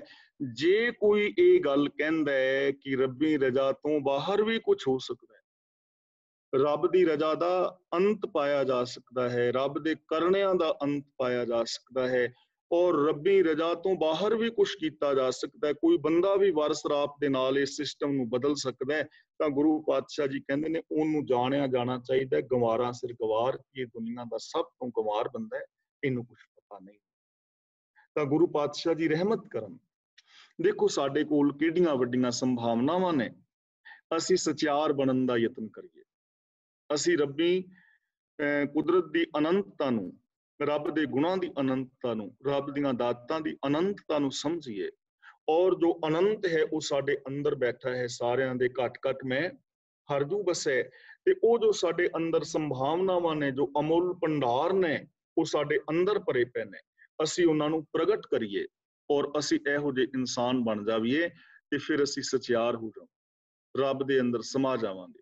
ਗੁਰੂ ਪਾਤਸ਼ਾਹ ਜੀ ਰਹਿਮਤ ਕਰਨ ਕਿ ਅਸੀਂ ਗੁਰਬਾਣੀ ਨੂੰ ਪੜ੍ਹੀਏ, ਆਪ ਗੁਰਬਾਣੀ ਦੀ ਵਿਚਾਰ ਕਰੀਏ ਔਰ ਗੁਰਬਾਣੀ ਮੁਤਾਬਕ ਜ਼ਿੰਦਗੀ ਜੀ ਕੇ ਆਪ ਵੀ ਐਸੇ ਇਨਸਾਨ ਹੋਈਏ, ਆਪਣੇ ਪਰਿਵਾਰਾਂ ਵਿੱਚ ਇਸ ਚੀਜ਼ ਨੂੰ ਲਾਗੂ ਕਰੀਏ ਔਰ ਇੱਕ ਸੋਹਣੇ ਸੁੰਦਰ ਸਮਾਜ ਔਰ ਸੁੰਦਰ ਸੰਸਾਰ ਦੀ ਰਚਨਾ ਕਰੀਏ, ਜਿਸ ਨੂੰ ਗੁਰੂ ਪਾਤਸ਼ਾਹ ਜੀ ਬੇਗਮਪੁਰਾ ਕਹਿੰਦੇ ਨੇ, ਜਿੱਥੇ ਕਿਸੇ ਨੂੰ ਦੁੱਖ ਤਕਲੀਫ ਭੈ ਨਾ ਹੋਵੇ, ਜਿੱਥੇ ਅਪਣੱਤਵ ਹੋਵੇ, ਜਿੱਥੇ ਮੇਰ ਤੇਰ ਦੇ ਵਿਤਕਰੇ ਨਾ ਹੋਣ ਔਰ ਜਿੱਥੇ ਗੁਰੂ ਸਾਹਿਬ ਜੀ ਦੇ ਇਹ ਸਿਧਾਂਤ ਲਾਗੂ ਹੋਣ, ਐਸੇ ਅਸੀਂ ਸੰਸਾਰ ਦੀ ਰਚਨਾ ਕਰਨ ਵਿੱਚ ਸਹਿਯੋਗ ਪਾਉਣ ਦਾ ਯਤਨ ਕਰੀਏ। ਮੈਂ ਇੱਥੇ ਸਮਾਪਤੀ ਕਰ ਰਿਹਾ ਜੀ। ਅੱਜ ਦੀ ਇਸ 26 ਨੰਬਰ ਪੌੜੀ ਵਿੱਚ ਜੋ ਅਸੀਂ ਵਿਚਾਰ ਕੀਤੀ ਹੈ, ਇਹਦੇ ਦਾਇਰੇ ਦੇ ਵਿੱਚ ਰਹਿ ਕੇ ਜੇ ਕਿਸੇ ਵੀਰ ਦਾ ਕੋਈ ਸਵਾਲ ਹੋਵੇ ਤਾਂ ਉਹ ਸਵਾਲ ਕਰ ਸਕਦਾ ਹੈ। ਔਰ ਇਸ ਪੌੜੀ ਦੀ ਵਿਚਾਰ ਵਿੱਚ ਜੇ ਤੁਸੀਂ ਆਪਣੇ ਕੋਈ ਵਿਊਜ਼ ਦੇਣੇ ਚਾਹੋ ਕਿ ਤੁਹਾਡੇ ਕੀ ਵਿਊਜ਼ ਨੇ, ਉਹ ਵਿਊਜ਼ ਦੇ ਸਕਦੇ ਹੋ, ਔਰ ਕਿਸ ਦਾ ਕੋਈ ਸਵਾਲ ਹੋਵੇ ਉਹ ਪੁੱਛ ਸਕਦੇ ਹੋ। ਤੇ ਜੇ ਕੋਈ ਸੁਜੈਸ਼ਨ ਦੇਣਾ ਚਾਹੇ ਉਹ ਸੁਜੈਸ਼ਨ ਵੀ ਆਪ ਦੇ ਸਕਦੇ ਹੋ ਕਿ ਸਾਰੇ ਹੀ ਭੈਣਾਂ ਔਰ ਸਾਰੇ ਹੀ ਵੀਰ ਮੇਰੇ ਨਾਲੋਂ ਤੁਸੀਂ ਸਿਆਣੇ ਔਰ ਪੜ੍ਹੇ ਲਿਖੇ ਹੋ, ਤੇ ਤੁਸੀਂ ਵੀ ਕੋਈ ਸੁਜੈਸ਼ਨ ਦੇ ਸਕਦੇ ਹੋ ਕਿ ਗੁਰਬਾਣੀ ਦੀ ਜੋ ਮੈਂ ਆਪ ਨਾਲ ਵਿਚਾਰ ਕਰ ਰਿਹਾ ਉਹ ਠੀਕ ਹੈ ਜਾਂ ਕਿ ਕੋਈ ਢੰਗ ਤਰੀਕਾ ਬਦਲਣ ਦੀ ਲੋੜ ਹੈ। ਆਪ ਸੁਜੈਸ਼ਨ ਦੇ ਸਕਦੇ ਹੋ ਤੇ ਤੁਹਾਡੇ ਸੁਜੈਸ਼ਨ ਜਿਹੜੇ ਨੇ ਸਿਰ ਮੱਥੇ ਪ੍ਰਵਾਨ ਕੀਤੇ ਜਾਣਗੇ। ਹੋਈਆਂ ਭੁੱਲਾਂ ਦੀ ਖਿਮਾ। ਵਾਹਿਗੁਰੂ ਜੀ ਕਾ ਖਾਲਸਾ, ਵਾਹਿਗੁਰੂ ਜੀ ਕਾ ਖਾਲਸਾ, ਵਾਹਿਗੁਰੂ ਜੀ ਕੀ ਫਤਿਹ। ਧੰਨਵਾਦ ਗਿਆਨੀ ਜੀ, ਬਹੁਤ ਬਹੁਤ। ਤੇ ਜਿੱਦਾਂ ਗਿਆਨੀ ਜੀ ਨੇ ਕਿਹਾ ਹੀ ਹੈ ਜੀ ਕਿ ਤੁਸੀਂ ਕੋਈ ਸਵਾਲ ਜਵਾਬ ਕਰਨਾ ਹੋਵੇ, ਸਪੈਸ਼ਲੀ ਅੱਜ ਦੀ ਕਥਾ ਜਿਹੜੀ ਹੋਈ ਹੈ ਉਹਦੇ ਵਿੱਚੋਂ, ਤੇ ਜਾਂ ਕੋਈ ਸੁਝਾਅ ਵੀ ਦੇਣਾ ਹੋਵੇ ਤਾਂ ਤੁਸੀਂ ਦੇ ਸਕਦੇ ਆ, ਕਿਉਂਕਿ ਗਿਆਨੀ ਜੀ ਓਪਨ ਮਾਈਂਡ ਆ ਤੇ ਉਹ ਹਮੇਸ਼ਾ ਹੀ ਇਨਵਾਈਟ ਕਰਦੇ ਹਰੇਕ ਨੂੰ ਕਿ ਜਿਹਨੇ ਵੀ ਕਿਸੇ ਨੇ ਕੁਛ ਪੁੱਛਣਾ ਦੱਸਣਾ ਤਾਂ ਹੈਗਾ ਹੀ, ਪਰ ਉਹਦੇ ਨਾਲ ਨਾਲ ਜੇ ਆਪਣੀ ਕੋਈ ਸੁਜੈਸ਼ਨ ਵੀ ਹੋਵੇ ਤਾਂ ਉਹ ਵੀ ਤੁਸੀਂ ਦੇ ਸਕਦੇ ਆ ਗੁਰਬਾਣੀ ਬਾਰੇ ਅਦਰਵਾਈਜ਼, ਤੇ ਉਹਦੇ ਵਿੱਚ ਗਿਆਨੀ ਜੀ ਉਹਦਾ ਜਵਾਬ ਦੇਣਗੇ। ਤੇ ਤੁਸੀਂ ਅਨਮਿਊਟ ਹੋ ਜਾਓ ਜੇ ਕਿਸੇ ਨੇ ਕੋਈ ਸਵਾਲ ਜਵਾਬ ਪੁੱਛਣਾ ਜੀ, ਕਿਸੇ ਨੇ ਵੀ ਕੋਈ ਗੱਲਬਾਤ ਕਰਨੀ ਹੋਵੇ ਤਾਂ ਤੁਸੀਂ ਕਰ ਸਕਦੇ ਆ। ਮੈਨੂੰ ਲੱਗਦਾ ਜੀ ਅੱਜ ਕੋਈ ਵੀ ਇੰਟਰਸਟਡ ਨਹੀਂ ਸਵਾਲ ਜਵਾਬ ਦੇ ਵਿੱਚ, ਇਹਦਾ ਮਤਲਬ ਸਾਡੇ ਕਸਟਮਰ ਸਾਰੇ ਹੈਪੀ ਹੈ ਜੀ ਅੱਜ। ਚਲੋ ਜੀ, ਸਵਾਲ ਨਹੀਂ ਤਾਂ ਕੋਈ ਆਪਣੇ ਸੁਜੈਸ਼ਨ ਹੀ ਦੇ ਦਿਓ। ਮੇਰੇ ਖਿਆਲ ਚ ਭੈਣ ਕੁਲਦੀਪ ਕੌਰ ਹਾਂਜੀ, ਹੁਣ ਮੇਰੇ ਖਿਆਲ ਏਦਾਂ ਕਹਿਣ ਕਿ ਸੈਟਿਸਫਾਈ ਕਹਿਤਾ ਨਾ, ਹੁਣ ਕਹਿੰਦੇ ਕੋਈ ਗੱਲ ਨਹੀਂ ਮੈਂ ਅਸੀਂ ਕਰ ਲੈਂਦੇ ਥੋੜੀ ਜਿਹੀ ਗੱਲ। ਹੁਣ ਸਭ ਤੋਂ ਇੱਕ ਮਿੰਟ ਭੈਣ ਜੀ, ਕੋਈ ਗੱਲ ਨਹੀਂ ਜੀ, ਤੁਸੀਂ ਆਪਣੀ ਆਪਣੀ ਜੋ ਵੀ ਸਲਾਹ ਮਸ਼ਵਰਾ ਜੋ ਵੀ ਦੇਣਾ ਹੈ ਪਲੀਜ਼ ਦਿਓ, ਅਸੀਂ ਤਾਂ ਹਮੇਸ਼ਾ ਇਹੀ ਕਹਿੰਦੇ ਆ। ਤੇ ਅਸੀਂ ਇਹੀ ਕਹਿਣਾ ਚਾਹੁੰਦੇ ਕਿ ਗਿਆਨੀ ਜੀ ਨੇ ਬੜੀ ਅੱਛੀ ਤਰ੍ਹਾਂ ਸਮਝਾ ਦਿੱਤਾ ਆ, ਕੋਈ ਕੁਐਸਚਨ ਛੱਡਿਆ ਨਹੀਂ ਪੁੱਛਣ ਵਾਸਤੇ, ਇਸ ਕਰਕੇ ਮੈਂ ਤਾਂ ਇਸ ਕਰਕੇ ਅਨਮਿਊਟ ਨਹੀਂ ਹੋਈ। ਕੋਈ ਗੱਲ ਨਹੀਂ ਜੀ, ਇਹ ਮੇਰਾ ਖਿਆਲ ਮੈਜੋਰਿਟੀ ਜਿਹੜੇ ਸਾਡੇ ਲਿਸਨਰ ਆ ਉਹਨਾਂ ਦੀ ਇਹੀ ਮਤਲਬ ਉਹਨਾਂ ਦਾ ਕਹਿਣਾ ਹੋਊਗਾ, ਕਿਉਂਕਿ ਉਹਦੇ ਵਿੱਚ ਹਰੇਕ ਪੰਕਤੀ ਜਿਹੜੀ ਹੈਗੀ ਆ ਉਹਨੂੰ ਟਾਈਮ ਲਾ ਕੇ ਉਹ ਸਮਝਾਉਂਦੇ ਆ, ਤੇ ਇਸ ਕਰਕੇ ਪੂਰੀ ਤਰ੍ਹਾਂ ਐਕਸਪਲੇਨੇਸ਼ਨ ਹੋ ਜਾਂਦੀ। ਪਰ ਫਿਰ ਵੀ ਜੇ ਕਿਸੇ ਨੇ ਕੋਈ ਕਿਸੇ ਦੀ ਡਾਊਟ ਜਾਂ ਕੁਝ ਵੀ ਹੋਵੇ ਤਾਂ ਉਹ ਤੁਸੀਂ ਕਲੀਅਰ ਕਰ ਸਕਦੇ ਆ। ਥੈਂਕ ਯੂ ਜੀ ਤੁਹਾਡਾ ਕੁਲਦੀਪ ਕੌਰ ਜੀ। ਤੇ ਅਰਵਿੰਦਰ ਆਪਣੇ ਵੀਰ ਜੀ ਗੁਰਮੁਖ ਸਿੰਘ ਜੀ ਔਰ ਪ੍ਰਧਾਨ ਜੀ, ਇਹਨਾਂ ਦੇ ਵਿਚਾਰ ਨਹੀਂ ਆਏ ਕਈ ਦਿਨਾਂ ਤੋਂ। ਪ੍ਰਧਾਨ ਜੀ ਤੁਸੀਂ ਵੀ ਆਪਣੇ ਵਿਚਾਰ। ਨਿਰਮਲ ਸਿੰਘ ਜੀ ਤੁਸੀਂ ਵੀ ਅਨਮਿਊਟ ਹੋ ਕੇ ਕੁਝ ਕੋਈ ਦੱਸੋ ਆਪਣੇ ਵਿਚਾਰ। ਅਨਮਿਊਟ ਹੋ ਜਾਓ, ਗਿਆਨੀ ਜੀ ਕਹਿੰਦੇ ਅਨਮਿਊਟ ਹੋ ਜੀ ਤਾਂ ਗੱਲ ਹੋਣੀ। ਜਾਗਦੇ ਹੈਗੇ ਨੇ? ਨਹੀਂ ਜਾਗਦੇ ਹੈ ਜੀ, ਉਹ ਲੀਨ ਮੈਂ ਕੀਤਾ ਅਨਮਿਊਟ, ਮੈਂ ਸਿਰਫ ਹੈਲੋ ਕਰ ਲਓ ਤੂੰ ਕੱਲ ਕਰ ਲਓ। ਮੈਨੂੰ ਪਤਾ ਇੱਥੇ ਹੋਰ ਵੀ ਕਈ ਹੈਗੇ ਜੀ, ਚਲੋ ਤੁਸੀਂ ਇੱਕ ਮਿੰਟ ਠਹਿਰੋ ਜੀ। ਹਾਂਜੀ ਨਿਰਮਲ ਸਿੰਘ ਜੀ। ਵਾਹਿਗੁਰੂ ਜੀ ਕਾ ਖਾਲਸਾ, ਵਾਹਿਗੁਰੂ ਜੀ ਕੀ ਫਤਿਹ। ਫਤਿਹ। ਕਿ ਜਿਸ ਤਰ੍ਹਾਂ ਆਪਣੇ ਕੁਲਦੀਪ ਕੌਰ ਨੇ ਕਿਹਾ ਕਿ ਵਿਆਖਿਆ ਜਿੰਨੀ ਇਹਨਾਂ ਨੇ ਕੀਤੀ ਹੈ, ਵਿਸਥਾਰ ਰੂਪ ਕੀਤੀ ਹੈ, ਇਕੱਲੇ ਸ਼ਬਦ ਹੀ ਕੀਤੀ ਹੈ, ਤੇ ਇਹਦੇ ਵਿੱਚ ਪੁੱਛਣ ਵਾਲੀ ਗੱਲ ਤਾਂ ਬਹੁਤੀ ਹੈ ਨਹੀਂ।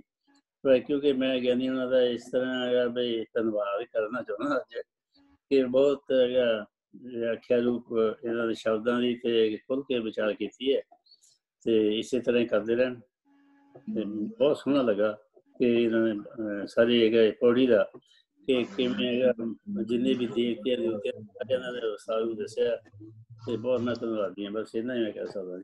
ਧੰਨਵਾਦ ਜੀ। ਧੰਨਵਾਦ ਜੀ ਨਿਰਮਲ ਸਿੰਘ ਜੀ ਤੁਹਾਡਾ ਬਹੁਤ ਬਹੁਤ। ਤੇ ਵਧੀਆ ਹੈ ਜੀ, ਜੇ ਤੁਸੀਂ ਜੋ ਵੀ ਦੱਸਦੇ ਆ ਨਾ ਤਾਂ ਉਹ ਗਿਆਨੀ ਜੀ ਵੀ ਇੰਟਰਸਟਡ ਹੈ ਜਾਣਨ ਵਾਸਤੇ ਇਸ ਚੀਜ਼ ਬਾਰੇ। ਸੋ ਮੈਂ ਸਾਰਿਆਂ ਕੋਲ ਆਊਂਗਾ ਜੀ। ਹੁਣ ਸਾਡੇ ਨਾਲ ਨਿਰਮਲ ਸਿੰਘ ਤਾਂ ਹੋ ਗਿਆ, ਅਰਵਿੰਦਰ ਸਿੰਘ ਦੇ ਕੋਲ ਵੀ ਉਹਨੇ, ਅਵਤਾਰ ਸਿੰਘ, ਤੇ ਆਈਪੈਡ ਤੇ ਵੀ ਸਤਿੰਦਰ ਜੀ ਤੂੰ, ਤੇ ਆਪਣੇ ਘਰ ਵਾਲੀ ਮੈਂ ਅਖੀਰ ਦੇ ਵਿੱਚ ਆਊਂਗਾ ਜੀ ਉਹਦੇ ਨਾਲ। ਤੇ ਸਾਡੇ ਨਾਲ ਪਹਿਲਾਂ ਹੈਗੇ ਆ ਜੀ ਮੇਰਾ ਖਿਆਲ ਪੁਨੀਤ ਕੌਰ ਹੈ। ਹੈਲੋ ਜੀ। ਹਾਂਜੀ ਹਾਂਜੀ ਹਾਂਜੀ, ਵਾਹਿਗੁਰੂ ਜੀ ਕਾ ਖਾਲਸਾ ਵਾਹਿਗੁਰੂ ਜੀ ਕੀ ਫਤਿਹ। ਹਾਂਜੀ ਫਤਿਹ ਭੈਣ ਜੀ। ਹਾਂਜੀ ਵੀਰ ਜੀ, ਇੱਕ ਕਨਫਿਊਜ਼ਨ ਹਮੇਸ਼ਾ ਰਹਿੰਦੀ ਹੈ, ਚਾਹੇ ਉਹ ਤੁਸੀਂ ਇਸ ਪੌੜੀ ਵਿੱਚ ਸੀ, ਇਸਦੇ ਜੁਰਿਸਡਿਕਸ਼ਨ ਵਿੱਚ ਅਗਰ ਗੱਲ ਕੀਤੀ ਜਾਏ ਜਾਂ ਕਿਸੇ ਹੋਰ ਦੇ, ਕਿ ਜਿਸ ਤਰ੍ਹਾਂ ਆਪਾਂ ਕਹਿੰਦੇ ਹਾਂ ਕਿ ਅਸੀਂ ਹਰ ਕੁਝ, ਜਿਸ ਤਰ੍ਹਾਂ ਤੁਸੀਂ ਸਾਨੂੰ ਹਮੇਸ਼ਾ ਸਮਝਾਉਂਦੇ ਹੋ ਕਿ ਅਸੀਂ ਇਹ ਵੀ ਕਰ ਸਕਦੇ ਹਾਂ, ਉਹ ਵੀ ਕਰ ਸਕਦੇ ਹਾਂ, ਸਾਡੇ ਮਤਲਬ within we have universe within us, but ਉਸਦੇ ਨਾਲ at the same time ਫਿਰ ਇਹ ਵੀ ਜਿਸ ਤਰ੍ਹਾਂ ਕਿ ਕੁਦਰਤ ਦੇ ਨਿਯਮਾਂ ਦੇ ਅਨੁਸਾਰ ਜਿਸ ਤਰ੍ਹਾਂ ਅਸੀਂ ਅਗਰ ਨਹੀਂ ਚੱਲਾਂਗੇ ਤੇ ਇੰਝ ਹੋਏਗਾ। ਮਤਲਬ ਅਗਰ ਇਨਸਾਨ ਵੱਲੋਂ ਐਫਰਟਸ ਹਨ, ਬਟ ਕੁਦਰਤ ਦਾ ਇੱਕ ਆਪਣਾ ਜਾਂ ਰੱਬ ਵੱਲੋਂ ਜਿਹੜਾ ਰੱਬ ਦਾ ਨਿਆਂ ਹੈ ਜਿਸਨੂੰ ਅਸੀਂ ਅੱਜ ਡਿਸਕਸ ਕੀਤਾ ਹੈ, ਤੇ ਫਿਰ ਰੱਬ ਦੇ ਨਿਆਂ ਤੇ ਇਨਸਾਨ ਦੇ ਐਫਰਟਸ ਆਪਸ ਵਿੱਚ ਕੰਟਰਾਡਿਕਟ ਨਹੀਂ ਕਰਨਗੇ ਇੱਕ ਦੂਜੇ ਦੇ? ਨਹੀਂ ਭੈਣ, ਨਹੀਂ ਕਰਨਗੇ। ਜਿਸ ਤਰ੍ਹਾਂ ਨਿਆਂ ਦੀ ਜੇ ਅਸੀਂ ਗੱਲ ਕਰਦੇ ਹਾਂ ਨਾ, ਨਿਆਂ ਦਾ ਮਤਲਬ ਹੈਗਾ ਕਿ ਜਿਹੜਾ ਲਾ ਆਫ ਨੇਚਰ ਹੈਗਾ ਜੀ, ਤਾਂ ਉਹ ਲਾ ਆਫ ਨੇਚਰ ਨਹੀਂ ਕਰੇਗਾ। ਜਿਸ ਤਰ੍ਹਾਂ ਮੰਨ ਲਓ ਸਪੋਜ਼ ਕਿ ਅਸੀਂ ਹੁਣ ਕਣਕ ਬੀਜਣਾ ਚਾਹੁੰਦੇ ਆ ਨਾ, ਤੇ ਜੇ ਅਸੀਂ ਜੌਂ ਬੀਜਾਂਗੇ ਤੇ ਕਣਕ ਨਹੀਂ ਉੱਗੇਗੀ। ਜਿਵੇਂ ਹੁਣ 2 ਮਿੰਟ ਲਈ ਤੁਸੀਂ ਹੁਣ ਪੜ੍ਹੇ ਲਿਖੇ ਹੈਗੇ ਹੋ, ਔਰ ਤੁਸੀਂ ਜੋ ਕੁਛ ਪੜ੍ਹਿਆ ਹੈਗਾ ਉਹਦਾ ਤੁਹਾਨੂੰ ਰਿਜ਼ਲਟ ਮਿਲਿਆ, ਤੇ ਜੇ ਕੋਈ ਨਹੀਂ ਪੜ੍ਹਿਆ ਤਾਂ ਉਹਦਾ ਰਿਜ਼ਲਟ ਜੇ ਅਸੀਂ ਲਾ ਆਫ ਨੇਚਰ ਮੁਤਾਬਕ ਕਰਾਂਗੇ ਤਾਂ ਸਾਡਾ ਵਿਕਾਸ ਜ਼ਰੂਰ ਹੋਏਗਾ। ਤੇ ਜੇ ਕਿਤੇ ਸਾਡਾ ਵਿਕਾਸ ਦੇ ਵਿੱਚ ਬੰਧਨ ਪਿਆ ਹੈ ਤਾਂ ਇਟ ਮੀਨਸ ਅਸੀਂ ਕਿਤੇ ਲਾ ਆਫ ਨੇਚਰ ਨੂੰ ਤੋੜ ਰਿਹਾ ਹੈ। ਜਿਹੜਾ ਰਿਕੁਆਇਰਮੈਂਟ ਹੈ ਉਹ ਅਸੀਂ ਪੂਰੀ ਨਹੀਂ ਕੀਤੀ। ਜੇ ਅਸੀਂ ਰਿਕੁਆਇਰਮੈਂਟ ਪੂਰੀ ਕਰਾਂਗੇ ਤੇ ਜ਼ਰੂਰ ਹੋਏਗੀ। ਬਿਲਕੁਲ ਸਮਝ ਗਏ। ਕਿਉਂਕਿ ਕਈ ਵਾਰੀ ਕੀ ਹੁੰਦਾ ਕਿ ਇਨਸਾਨ ਮਤਲਬ ਉਹਨੂੰ ਲੱਗਦਾ ਕਿ ਉਹਨੇ ਐਫਰਟ ਕੀਤੇ ਨੇ ਬਟ ਉਹਨੂੰ ਵੈਸਾ ਫਲ ਨਹੀਂ ਮਿਲਿਆ, ਤੇ ਉਹ ਕਿਤੇ ਨਾ ਕਿਤੇ ਲਾਅ ਆਫ ਨੇਚਰ ਦੇ ਆਪੋਜ਼ਿਟ ਹੈ, ਇਸ ਕਰਕੇ ਉਸ ਇਨਸਾਨ ਨੂੰ ਉਹ ਫਲ ਨਹੀਂ ਮਿਲਿਆ। ਹਾਂਜੀ, ਉਹ ਜਿਹੜੀ ਰਿਕੁਆਇਰਮੈਂਟ ਨਾ, ਜਿਵੇਂ ਅਸੀਂ ਮੰਨ ਲਓ ਧਾਰਮਿਕ ਦੁਨੀਆ ਵਿੱਚ ਅਸੀਂ ਅਰਦਾਸ ਕਰਦੇ ਹਾਂ ਜੀ ਵਿੱਚ ਵੀ ਹੇ ਰੱਬਾ ਵੀ ਮੈਨੂੰ ਮਤਲਬ ਨਾ ਕੋਠੀ ਮੇਰੀ ਬਣ ਜਾਏ। ਹਾਂਜੀ, ਤਾਂ ਹੁਣ ਕੋਠੀ ਇਕੱਲੀ ਅਰਦਾਸ ਨਾਲ ਨਹੀਂ ਬਣਨੀ ਕਿ ਅਸੀਂ ਅਰਦਾਸ ਕਰਕੇ ਫਿਰ ਕੰਮ ਹੀ ਨਾ ਕਰੀਏ, ਨਾ ਇੱਟਾਂ ਲਿਆਈਏ, ਨਾ ਸਰੀਆ ਸੀਮੈਂਟ ਲਿਆਵੀਏ, ਨਾ ਕੁਛ, ਨਾ ਮਿਸਤਰੀ, ਨਾ ਕੁਛ, ਤਾਂ ਉਹ ਨਹੀਂ ਬਣਨੀ। ਤਾਂ ਸਾਨੂੰ Okay. ਰਿਕੁਆਇਰਮੈਂਟ ਪੂਰੀ ਕਰਨੀ ਪੈਣੀ। ਜੇ ਰਿਕੁਆਇਰਮੈਂਟ ਤੁਸੀਂ ਪੂਰੀ ਕਰ ਦਿਓ ਫਿਰ ਜ਼ਰੂਰ, ਤੇ ਜੇ ਕਿਤੇ ਨਹੀਂ ਤਾਂ ਇਹਦਾ ਮਤਲਬ ਸਾਡੀ ਰਿਕੁਆਇਰਮੈਂਟ ਪੂਰੀ ਨਹੀਂ ਸੀ ਹੋਈ। ਲਾ ਆਫ ਨੇਚਰ ਇਹ ਕਹਿੰਦਾ ਹੈ ਕਿ ਤੁਸੀਂ ਉਹ ਰਿਕੁਆਇਰਮੈਂਟ ਪੂਰੀ ਕਰੋ। ਹਾਂਜੀ ਹਾਂਜੀ ਰਿਕੁਆਇਰਮੈਂਟ ਪੂਰੀ ਨਹੀਂ ਤਾਂ ਇਹਦਾ ਮਤਲਬ ਕਿ ਤਾਂ ਕਰਕੇ ਅਸੀਂ ਫੇਲ ਹੋਇਆ। ਕਿਤੇ ਨਾ ਉਹਨੂੰ ਗੌਰ ਨਾਲ ਦੇਖਣਾ ਪਏਗਾ ਵੀ ਰਿਕੁਆਇਰਮੈਂਟ ਕੀ ਹੈ। ਫਾਰ ਐਗਜ਼ਾਮਪਲ ਤੁਸੀਂ ਨਾ ਚੱਲ ਰਹੇ ਹੋ, ਹਾਂਜੀ ਮੰਨ ਲਓ ਤੁਸੀਂ ਜੰਮੂ ਤੋਂ ਤੁਸੀਂ ਜਾਣਾ ਚਾਹੁੰਦੇ ਹੋ ਚੰਡੀਗੜ੍ਹ, ਜੀ ਤੇ ਜੰਮੂ ਤੋਂ ਚੰਡੀਗੜ੍ਹ ਮੰਨ ਲਓ ਤੁਹਾਡੇ 5 ਜਾਂ 6-7 ਘੰਟੇ ਲੱਗਣੇ ਨੇ, ਹਾਂਜੀ ਔਰ ਤੁਸੀਂ ਡਰਾਈਵ ਵੀ ਠੀਕ ਕਰ ਰਹੇ ਹੋ, ਕਾਰ ਵੀ ਤੁਹਾਡੀ ਨਵੀਂ ਹੈ, 70-80 ਦੀ ਸਪੀਡ ਤੇ ਤੁਸੀਂ ਜਾ ਰਹੇ ਹੋ, ਪਰ ਤੁਹਾਨੂੰ ਚੱਲਦਿਆਂ 15 ਘੰਟੇ ਹੋ ਗਏ ਨੇ ਜੀ ਪਰ ਹਾਲੇ ਤੱਕ ਤੁਸੀਂ ਪਹੁੰਚੇ ਨਹੀਂ। ਹਾਂਜੀ ਤੁਸੀਂ ਡਰਾਈਵ ਵੀ ਠੀਕ ਕਰ ਰਹੇ ਹੋ, ਸ਼ਰਧਾ ਵੀ ਤੁਹਾਡੀ ਚੰਡੀਗੜ੍ਹ ਜਾਣ ਦੀ ਹੈ, ਜਾ ਵੀ ਰਹੇ ਹੋ, ਪਹੁੰਚੇ ਨਹੀਂ, ਤਾਂ ਇਹਦਾ ਕੀ ਰੀਜ਼ਨ ਹੋ ਸਕਦਾ ਹੈ? ਕਿਤੇ ਰਸਤਾ ਭੁੱਲ ਗਏ ਆ। ਇਹਦਾ ਰੀਜ਼ਨ ਹੈਗਾ ਕਿ ਤੁਹਾਡੀ ਡਾਇਰੈਕਸ਼ਨ ਗਲਤ ਹੋ ਗਈ ਕਿਤੇ। That's it. ਹਾਂਜੀ ਹਾਂਜੀ ਇਹਦਾ ਮਤਲਬ ਇਹ ਹੈਗਾ ਕਿ ਜਿਸ ਡੈਸਟੀਨੇਸ਼ਨ ਤੇ ਅਸੀਂ ਪਹੁੰਚਣਾ ਚਾਹੁੰਦੇ ਆ, ਉਸ ਡੈਸਟੀਨੇਸ਼ਨ ਤੇ ਪਹੁੰਚਣ ਲਈ ਟਰਾਈ ਕਰਨ ਦੀ ਲੋੜ ਹੀ ਨਹੀਂ, ਸਾਡੀ ਡਾਇਰੈਕਸ਼ਨ ਵਿੱਚ ਬਿਲਕੁਲ ਠੀਕ ਹੈ ਨਾ, ਐਵੇਂ ਪ੍ਰੀਪਰੇਸ਼ਨ। ਹਾਂਜੀ ਹਾਂਜੀ ਹਾਂਜੀ ਬਿਲਕੁਲ, ਕਿਉਂਕਿ ਇਹ ਬਹੁਤ ਵਾਰੀ ਮੇਰੇ ਦਿਮਾਗ ਵਿੱਚ ਆਇਆ ਕਿ ਮਤਲਬ ਕੰਟਰਡਿਕਸ਼ਨ ਹੁੰਦੀ ਹੈ, ਮਤਲਬ ਸਾਨੂੰ ਲੱਗਦਾ ਹੈ ਕਿ ਕੰਟਰਡਿਕਸ਼ਨ ਹੁੰਦੀ ਹੈ ਤੇ ਬਟ ਹੁੰਦੀ ਨਹੀਂ ਹੈ, ਐਕਚੁਅਲ ਚ ਨਹੀਂ ਹੁੰਦੀ। ਹਾਂਜੀ ਥੈਂਕ ਯੂ। ਨਹੀਂ, ਪਰ ਸਾਨੂੰ ਲੱਗਦਾ ਲੱਗਦਾ ਹੈ ਜੀ। ਧੰਨਵਾਦ ਵੀਰ ਜੀ, thank you so much. Thank you. Thank you Deep Kaur ji, ਤੁਹਾਡਾ ਧੰਨਵਾਦ ਜੀ। ਤੇ ਮੈਂ ਸਤਿੰਦਰਜੀਤ ਤੂਰ ਦੇ ਕੋਲ ਆਉਣਾ ਜੀ, ਉਹਦੇ ਬਾਅਦ ਚ ਮੈਂ ਗੁਰਮੁਖ ਸਿੰਘ ਤੁਹਾਡੇ ਕੋਲ ਵੀ ਆਉਣਾ ਬਾਅਦ ਦੇ ਵਿੱਚ, ਤੇ ਸਤਿੰਦਰਜੀਤ ਤੂਰ। ਹਾਂਜੀ ਹਾਂਜੀ ਵੀਰ ਜੀ, ਸਤਿ ਸ੍ਰੀ ਅਕਾਲ। ਸਤਿ ਸ੍ਰੀ ਅਕਾਲ। ਮੈਂ ਭੈਣ ਜੀ ਕੁਲਦੀਪ ਨਾਲ ਬਿਲਕੁਲ ਸਹਿਮਤ ਹਾਂ ਕਿ ਤੁਸੀਂ ਬੜੀ ਵਧੀਆ ਵਿਆਖਿਆ ਕਰਦੇ ਆ, ਸਾਨੂੰ ਬੜੀ ਚੰਗੀ ਤਰ੍ਹਾਂ ਸਮਝ ਲੱਗਦੀ ਆ, ਤੇ ਉਹਦੇ ਬਾਰੇ ਤਾਂ ਕੁਝ ਪੁੱਛਣ ਦੀ ਕੋਈ ਰਹਿ ਹੀ ਨਹੀਂ ਜਾਂਦੀ। ਪਰ ਮੈਂ ਨਾ ਜਾਪ ਸਾਹਿਬ ਦਾ ਪਾਠ ਕਰਦੀ ਆ ਸਵੇਰ ਨੂੰ, ਮੈਨੂੰ ਇੱਕ ਹੈਗੇ ਆ ਸ਼ਬਦ, ਉਹਨਾਂ ਦੀ ਸਮਝ ਨਹੀਂ ਲੱਗਦੀ, ਜੇ ਮੈਨੂੰ ਉਹ ਤੁਸੀਂ ਦੱਸੋ। ਹੈਗਾ ਨਾ, ਐਕਚੁਅਲੀ ਮੈਂ ਪੜ੍ਹਦੀ ਨਮਸਤਨ ਅਕਾਲੇ ਨਮਸਤਨ ਕਿਰਪਾਲੇ। ਹਾਂਜੀ ਇਹਦੇ ਹੇਠਾਂ ਵਾਵਾ ਵੀ ਆ। ਹਾਂਜੀ, ਉਹਨੂੰ ਬੋਲਣਾ ਨਮਸਤਵੰਗ। ਨਮਸਤ ਤਵੰਗ। ਅੱਛਾ ਜੀ, ਨਮਸਤਵੰਗ। ਨਮਸਤਨ। ਓਕੇ ਜੀ, ਥੈਂਕ ਯੂ। ਧੰਨਵਾਦ ਜੀ। ਅਵਤਾਰ ਸਿੰਘ ਜੀ, ਉਹਦੇ ਬਾਅਦ ਚ ਆਈਪੈਡ ਤੇ ਉਹਦੇ ਬਾਅਦ ਗੁਰਮੁਖ ਸਿੰਘ। ਹਾਂਜੀ ਅਵਤਾਰ ਸਿੰਘ ਜੀ। ਗਿਆਨ ਜੀ, ਤੁਸੀਂ ਜਿੱਦਾਂ ਭੈਣ ਜੀ ਨੇ ਕਿਹਾ, ਤੁਹਾਡਾ ਸਮਝਾਉਣ ਦਾ ਤਰੀਕਾ ਰੀਅਲੀ ਨਾਈਸ ਆ ਜੀ, ਬਹੁਤ ਵਧੀਆ ਆ। ਜਿੰਨੀ ਵੀ ਸਿਫਤ ਕਰ ਲਈ ਤੁਹਾਡੀ ਬਹੁਤ ਥੋੜੀ ਆ, ਮੈਂ ਤਾਂ ਕਹੂੰਗਾ, ਕਿਉਂਕਿ ਸਿੰਪਲ ਤਰੀਕੇ ਨਾਲ ਸਮਝਾਉਣਾ ਲਾਈਫ ਦੇ ਤੌਰ ਤੇ ਬੜਾ ਔਖਾ ਹੈ। ਲੋਕੀ ਦੱਸਦੇ ਨਹੀਂ ਇਹ ਜਿੱਦਾਂ ਤੁਸੀਂ ਕਹਿੰਦੇ ਹੁੰਦੇ ਆ। ਬਾਕੀ ਤੁਸੀਂ ਜਿਹੜਾ ਸਿੰਪਲ ਤਰੀਕੇ ਨਾਲ ਸਮਝਾ ਰਹੇ ਆ, ਹਰ ਇੱਕ ਬੰਦੇ ਨੂੰ ਜਾਨੀ ਸਮਝ ਆ ਰਿਹਾ, ਇਸ ਕਰਕੇ ਤੁਹਾਡਾ ਬਹੁਤ ਧੰਨਵਾਦ ਹੈ ਤੁਹਾਡਾ। ਧੰਨਵਾਦ ਜੀ। ਆਈਪੈਡ ਤੇ ਮੈਨੂੰ ਉਹਦਾ ਨਾਂ ਨਹੀਂ ਪਤਾ ਜੀ, ਆਈਪੈਡ ਜਿਹਨਾਂ ਨੇ ਅਨਮਿਊਟ ਕੀਤਾ ਹੈ ਉਹ ਆ ਜਾਣ, ਉਹਦੇ ਬਾਅਦ ਚ ਅਰਵਿੰਦਰ ਸਿੰਘ ਤੇ ਉਹਦੇ ਬਾਅਦ ਗੁਰਮੁਖ ਸਿੰਘ। ਹਾਂਜੀ ਹਾਂਜੀ, ਮੇਰਾ ਨਾਮ ਸੁਰਿੰਦਰ।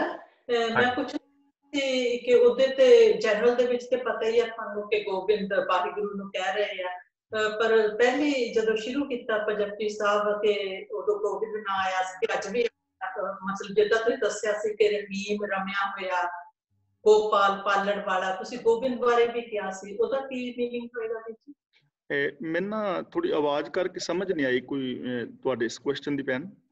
ਅੱਛਾ, ਹਾਂਜੀ, ਉਹ ਗੋਬਿੰਦ ਦਾ ਮੀਨਿੰਗ ਪੁੱਛਣਾ ਸੀ। ਉਦਾਂ ਜਨਰਲ ਦੇ ਵਿੱਚ ਤਾਂ ਤੁਹਾਨੂੰ ਪਤਾ ਹੀ ਹੈ ਕਿ ਗੋਬਿੰਦ ਵਾਹਿਗੁਰੂ ਨੂੰ ਗੋਬਿੰਦ ਦਾ ਮੀਨਿੰਗ ਹੈਗਾ, ਗੋ ਦਾ ਮਤਲਬ ਸ੍ਰਿਸ਼ਟੀ ਤੇ ਬਿੰਦ ਦਾ ਮਤਲਬ ਹੁੰਦਾ ਪੈਦਾ ਕਰਨ ਵਾਲਾ।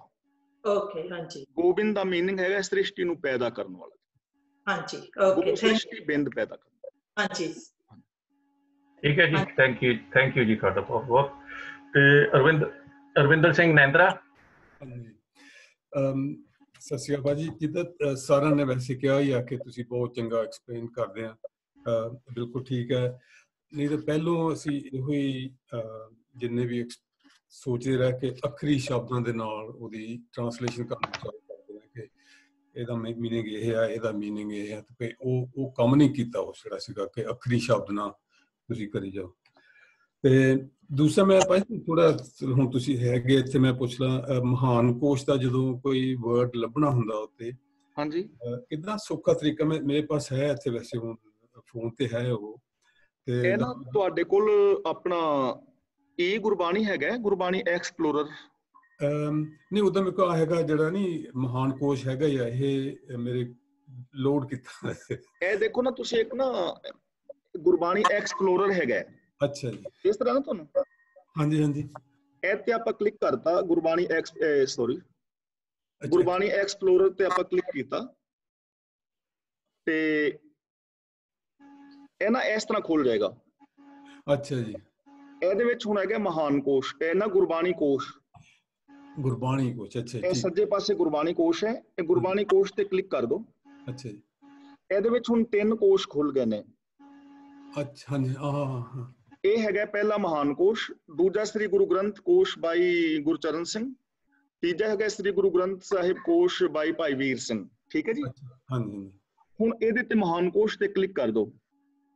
ਹਾਂਜੀ, ਕਾਂਸਿੰਗ ਦੈਟ, ਹਾਂਜੀ, ਇਸ ਤਰ੍ਹਾਂ ਐਵੇਂ ਖੁੱਲ ਜਾਏਗਾ ਜੀ। ਠੀਕ ਹੈ ਨਾ। ਅੱਛਾ ਜੀ, ਹੁਣ ਤੁਸੀਂ ਕੀ ਲੱਭਣਾ ਚਾਹੁੰਦੇ ਹੋ? ਫਾਰ ਐਗਜ਼ਾਮਪਲ ਤੁਸੀਂ ਮਨ ਲੱਭਣਾ ਚਾਹੁੰਦੇ ਹੋ। ਹਾਂਜੀ, ਸੱਤਿਆ ਲਾ ਲਓ, ਜੇ ਸੱਤਿਆ ਲੱਭਣਾ ਹੋਵੇ ਤਾਂ ਸੱਤਿਆ। ਇਹ ਤੁਸੀਂ ਇੱਥੇ ਕਲਿੱਕ ਕਰ ਦਿਓ ਸਰਚ ਵਿੱਚ। ਅੱਛਾ ਜੀ, ਹਾਂ, ਦੇਖੋ ਹੁਣ 3 ਸ਼ਬਦ ਸੱਤਿਆ ਲੱਭਣਾ ਨਾ, ਸੱਤਿਆ। ਹਾਂਜੀ, ਇੱਥੇ ਤੁਸੀਂ ਪਾਓ ਸੱਸਾ, ਤੱਤਾ ਤੇ ਐੜਾ ਨਾ, ਤੱਤਾ ਔਰ ਐੜਾ। ਹਾਂਜੀ, ਇਹ ਦੇਖੋ ਸੱਤਿਆ ਸਭ ਤੋਂ ਉੱਤੇ ਆ ਗਿਆ। ਠੀਕ ਹੈ ਜੀ, ਠੀਕ ਹੈ, ਸੱਤਿਆ ਆ ਗਿਆ ਨਾ। ਹੁਣ ਤੁਸੀਂ ਕੀ ਕਰਨਾ ਹੈ? ਇੱਥੇ ਸੱਤਿਆ ਤੇ ਕਲਿੱਕ ਕਰਨਾ ਹੈ। ਹਾਂਜੀ, ਤੇ ਇਹ ਸੱਤਿਆ ਆ ਗਿਆ। ਹਾਂਜੀ, ਹੁਣ ਤੁਸੀਂ ਡਾਕਟਰ ਗੁਰਚਰਨ ਸਿੰਘ ਵਾਲੇ ਕੋਸ਼ ਵਿੱਚ ਜਾਣਾ ਚਾਹੁੰਦੇ ਹੋ ਨਾ। ਤੇ ਇਹ ਦੇਖੋ ਥੱਲੇ ਇਹ ਗੋਲ ਜਿਹਾ ਬਣਿਆ ਨਾ। ਹਾਂਜੀ, ਥੋੜਾ ਉੱਚਾ। ਅੱਛਾ ਜੀ, ਇਹ ਵਾਲਾ ਥੱਲੇ। ਹਾਂਜੀ, ਅੱਛਾ, ਠੀਕ ਹੈ। ਇਹ 3 ਤੀਰ ਜਿਹੇ ਬਣੇ ਨੇ। ਹਾਂਜੀ, ਇਹਦੇ ਉੱਤੇ ਕਲਿੱਕ ਕਰ ਦਿਓ। ਇਹ ਦੇਖੋ ਤੁਸੀਂ ਡਾਕਟਰ ਗੁਰਚਰਨ ਸਿੰਘ ਵਾਲੇ ਕੋਸ਼ ਵਿੱਚ ਚਲੇ ਗਏ। ਹਾਂਜੀ, ਠੀਕ ਹੈ। ਇਹਦੇ ਉੱਤੇ ਫਿਰ ਕਲਿੱਕ ਕਰ ਦਿਓ ਤੇ ਇਹ ਤੁਸੀਂ ਭਾਈ ਵੀਰ ਸਿੰਘ ਵਾਲੇ ਕੋਸ਼ ਵਿੱਚ ਚਲੇ ਗਏ। 3 ਕੋਸ਼ ਇਕੱਠੇ ਹੈਗੇ ਨੇ। ਠੀਕ। ਅੱਛਾ, ਪਹਿਲਾਂ ਤੁਸੀਂ ਹਾਂਜੀ ਗੁਰਬਾਣੀ ਐਕਸਪਲੋਰਰ ਡਾਊਨਲੋਡ ਕਰ ਲਓ। ਠੀਕ ਹੈ। ਜਿਹੜਾ ਕੱਲਾ ਮਹਾਨ ਕੋਸ਼ ਹੈ ਨਾ, ਹਾਂਜੀ, ਉਹਦੇ ਵਿੱਚ ਲੱਭਣ ਲਈ ਤੁਹਾਨੂੰ ਉੱਤੇ ਸਰਚ ਦੇ ਵਿੱਚ ਕਲਿੱਕ ਕਰਨਾ ਪਵੇਗਾ। ਹਾਂਜੀ, ਤੇ ਜਿਹੜਾ ਸ਼ਬਦ ਪਾਓਗੇ ਉਹ ਸ਼ਬਦ ਆ ਜਾਏਗਾ। ਲੇਕਿਨ ਜੇ ਤੁਸੀਂ ਗੁਰਬਾਣੀ ਐਕਸਪਲੋਰਰ ਡਾਊਨਲੋਡ ਕਰਦੇ ਹੋ, ਇਹਦੇ ਵਿੱਚ 2 ਕੋਸ਼ ਤੁਹਾਨੂੰ ਹੋਰ ਵੀ ਮਿਲ ਜਾਣਗੇ। ਅੱਛਾ ਜੀ। ਔਰ ਇਹਦਾ ਇੱਕ ਬੈਨੀਫਿਟ ਹੋਰ ਹੈਗਾ, ਮੈਂ ਤੁਹਾਨੂੰ ਉਹਦੇ ਵਾਸਤੇ ਵੀ ਥੋੜਾ ਜਿਹਾ ਦੱਸਣਾ। ਅਸੀਂ ਗੁਰਬਾਣੀ ਇਸ ਤਰ੍ਹਾਂ 4 ਖੁੱਲਣਗੇ ਤੇ ਇਹ ਗੁਰਬਾਣੀ ਸਰਚ ਦੇ ਉੱਤੇ ਅਸੀਂ ਕਲਿੱਕ ਕਰ ਦੇਵਾਂਗੇ। ਹਾਂਜੀ, ਗੁਰਬਾਣੀ ਸਰਚ ਉੱਤੇ ਸੱਜੇ ਪਾਸੇ L ਔਰ W ਆ ਰਿਹਾ ਹੈ। ਇਹਦਾ ਮਤਲਬ ਹੈਗਾ ਲਾਈਨ ਔਰ ਵਰਡ। ਅੱਛਾ। ਹੁਣ ਇਸ LW ਦੇ ਉੱਤੇ ਕਲਿੱਕ ਕਰ ਦਿਓ ਤਾਂ ਉੱਤੇ ਵਰਡ ਆ ਗਿਆ W। ਇੱਥੇ ਹੁਣ ਤੁਸੀਂ ਇੱਥੇ ਮੰਨ ਲਓ ਤੁਸੀਂ ਧਨ ਸ਼ਬਦ ਪਾਤਾ ਤਾਂ ਇਹ ਧੱਦੇ ਔਰ ਨੰਨੇ ਦੇ ਨਾਲ ਕਿੰਨੇ ਸਾਰੇ ਸ਼ਬਦ ਖੁੱਲ ਗਏ। ਇੱਥੇ ਹੁਣ ਤੁਸੀਂ ਧਨ ਦੇ ਉੱਤੇ ਕਲਿੱਕ ਕਰ ਦਿਓ ਤਾਂ ਇਹ ਦੇਖੋ 595 ਵਾਰੀ ਗੁਰੂ ਗ੍ਰੰਥ ਸਾਹਿਬ ਦੇ ਵਿੱਚ ਧਨ ਸ਼ਬਦ ਆਇਆ। ਇਹਨਾਂ ਨੇ ਗਿਣਤੀ ਵੀ ਕਰਤੀ ਨਾਲ। ਠੀਕ ਹੈ ਜੀ। ਔਰ 595 ਲਾਈਨਾਂ ਦਿੱਤੀਆਂ।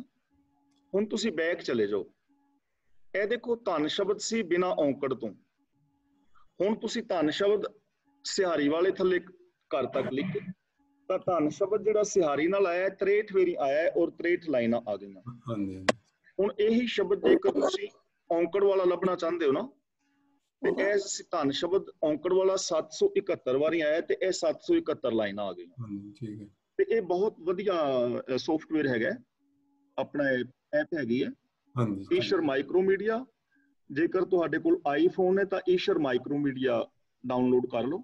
ਜੇ ਐਂਡਰੋਇਡ ਫੋਨ ਹੈ ਤਾਂ ਫਿਰ ਉੱਤੇ ਗੁਰਬਾਣੀ ਐਕਸਪਲੋਰਰ ਯਾਨੀ ਗੁਰਬਾਣੀ ਪਾਓਗੇ ਤਾਂ ਇਹ ਗੁਰਬਾਣੀ ਐਕਸਪਲੋਰਰ ਡਾਊਨਲੋਡ। ਠੀਕ ਹੈ ਜੀ। ਤੇ ਜੇ ਕਿਸੇ ਵੀਰ ਭੈਣ ਨੂੰ ਨਾ ਪਤਾ ਲੱਗੇ ਤਾਂ ਤੁਸੀਂ ਮੈਨੂੰ WhatsApp ਤੇ ਫੋਨ ਕਰ ਦਿਓ। ਵੈਸੇ ਮੇਰੇ ਕੋਲ ਸੀ ਇਕੱਲਾ ਹੀ ਮਹਾਨ ਕੋਸ਼ ਤੇ ਉਹਦੇ ਵਿੱਚ ਮੈਂ ਸੱਸਾ ਤੱਤਾ ਐੜਾ ਪਾਇਆ ਸੱਤਿਆ ਲੱਭਣ ਨੂੰ, ਪਰ ਫਿਰ ਮੈਂ ਕਲਿੱਕ ਕੀਤਾ ਤਾਂ ਮੁੜ ਕੇ ਆਇਆ ਨਹੀਂ ਉਹ। ਵੈਸੇ ਤਾਂ ਗੁਰਬਾਣੀ ਤੁਸੀਂ ਇਹ ਕਰ ਲਓ, ਇਹ ਜ਼ਿਆਦਾ ਬੈਨੀਫਿਟ ਹੈ। ਠੀਕ ਹੈ ਜੀ। Thank you. ਧੰਨਵਾਦ ਜੀ। ਇੱਥੇ ਕੱਲੀ ਗੁਰਬਾਣੀ ਦੀ ਵਿਆਖਿਆ ਨਹੀਂ ਹੋ ਰਹੀ, ਆਪਾਂ ਤਾਂ ਗਾਹਾਂ ਦੀ ਵੀ ਕਰ ਦਿੱਤੀ। ਹੁਣ ਜਿਹੜੀਆਂ ਨਾਈਟ ਕਲਾਸਾਂ ਲੱਗਦੀਆਂ ਹੁੰਦੀਆਂ ਨੇ ਉਹ ਵੀ ਦਿਨੇ ਲਾਤੀਆਂ ਆਪਾਂ। ਤਾਂ ਗਿਆਨੀ ਜੀ ਦਾ ਬਹੁਤ ਬਹੁਤ ਧੰਨਵਾਦ ਇਹਦੇ ਬਾਰੇ। ਤੇ ਆਪਣੇ ਜਗਜੀਤ ਕੌਰ ਜੀ। ਹਾਂਜੀ ਗਿਆਨੀ ਜੀ, ਮੈਂ ਵੀ ਡਾਊਨਲੋਡ ਕੀਤਾ ਬਾਣੀ ਤੇ ਉਹਦੇ ਚ ਤੁਸੀਂ LW ਕਿਹਾ ਸੀ, ਉਹ ਕਿੱਥੇ ਹੈਗਾ ਆਈਕਨ? ਇਹ ਤੁਸੀਂ ਭੈਣ ਨੂੰ ਗੁਰਬਾਣੀ ਦੇ ਉੱਤੇ ਕਲਿੱਕ ਕਰੋਗੇ ਨਾ, ਹਾਂਜੀ ਤੇ ਇਹਦੇ ਵਿੱਚ 4 ਚੀਜ਼ਾਂ ਖੁੱਲ ਰਹੀਆਂ ਨੇ। ਗੁਰਬਾਣੀ ਸਰਚ, ਸੁੰਦਰ ਗੁਟਕਾ, ਹਾਂਜੀ ਤੇ ਤੁਸੀਂ ਗੁਰਬਾਣੀ ਸਰਚ ਉੱਤੇ ਕਲਿੱਕ ਕਰੋ। ਕੀਤਾ, ਹਾਂਜੀ ਤੇ ਗੁਰਬਾਣੀ ਸਰਚ ਉੱਤੇ ਕਲਿੱਕ ਕੀਤਾ ਨਾ, ਹਾਂਜੀ ਉੱਤੇ ਜਿੱਥੇ ਲਾਈਨ ਸਰਚ ਆ ਰਿਹਾ ਹੈ, ਹਾਂਜੀ ਉਹਦੇ ਰਾਈਟ ਹੈਂਡ ਦੇਖੋ L ਲਿਖਿਆ ਹੋਇਆ ਨਾ, L, ਹਾਂਜੀ L ਦੇ ਉੱਤੇ ਕਲਿੱਕ ਕਰੋ ਓਕੇ ਤੇ ਉਹ W ਆ ਜਾਏਗਾ ਥੱਲੇ। ਹਾਂਜੀ ਹਾਂਜੀ ਤੇ ਜੇ ਤੁਸੀਂ ਲਾਈਨ ਸਰਚ ਕਰਨੀ ਹੈ ਤਾਂ ਫਿਰ ਸਰਚ ਦੇ ਵਿੱਚ ਇੱਥੇ ਪਾ ਕੇ 4 ਅਕਸ਼ਰ ਪਹਿਲੇ ਪਾ ਦਿਓ, ਜਿਵੇਂ ਜੋ ਹਾਂਜੀ, ਮੰਗੇ ਓਕੇ। ਠਾਕੁਰ। ਹਾਂਜੀ ਹਾਂਜੀ ਉਹ ਮੈਂ ਕਰ ਰਹੀ ਹਾਂ, ਪੱਕਾ ਬੜੀ ਯੂਜ਼ਫੁਲ ਐਪ ਹੈਗੀ ਇਹ ਵਾਲੀ। ਹਾਂਜੀ ਬਹੁਤ ਹੈ ਵਧੀਆ। ਹਾਂਜੀ ਸੋ ਠੀਕ ਹੈ। ਵਰਡ ਦਾ ਤੁਸੀਂ ਕਿਹਾ ਸੀ ਨਾ ਵੀ ਇੱਕ ਵਰਡ ਪਾਓ ਤੇ ਪਤਾ ਲੱਗਦਾ ਇਤਨੀ ਵਾਰੀ ਆਇਆ, ਤੇ ਉਹ ਫਿਰ ਵਰਡ ਤੇ ਫਿਰ ਕਲਿੱਕ ਕਰਨਾ ਪਏਗਾ। ਹਾਂਜੀ ਉਹ ਤੁਸੀਂ ਨਾ ਜਿਹੜੀ ਲਾਈਨ ਇੱਥੇ ਲਾਈਨ ਦੇ ਉੱਤੇ ਕਰੋਗੇ ਨਾ ਏਦਾਂ, ਤੇ ਵਰਡ W ਆ ਜਾਏਗਾ ਉੱਤੇ। ਹਾਂਜੀ ਤੇ W ਆ ਗਿਆ। ਹੁਣ ਸਰਚ ਬਾਰ ਦੇ ਵਿੱਚ ਜਾਓ ਤੇ ਉੱਥੇ ਕੋਈ ਸ਼ਬਦ ਪਾ ਦਿਓ, ਜਿਵੇਂ ਮੰਮਾ ਔਰ ਨੰਨਾ ਪਾਤਾ ਹੈ, ਦੇਖੋ ਹਾਂਜੀ ਇਸ ਤਰ੍ਹਾਂ ਕਈ ਸਾਰੇ ਸ਼ਬਦ ਲਾਈਨ ਦੇ ਵਿੱਚ ਆ ਗਏ।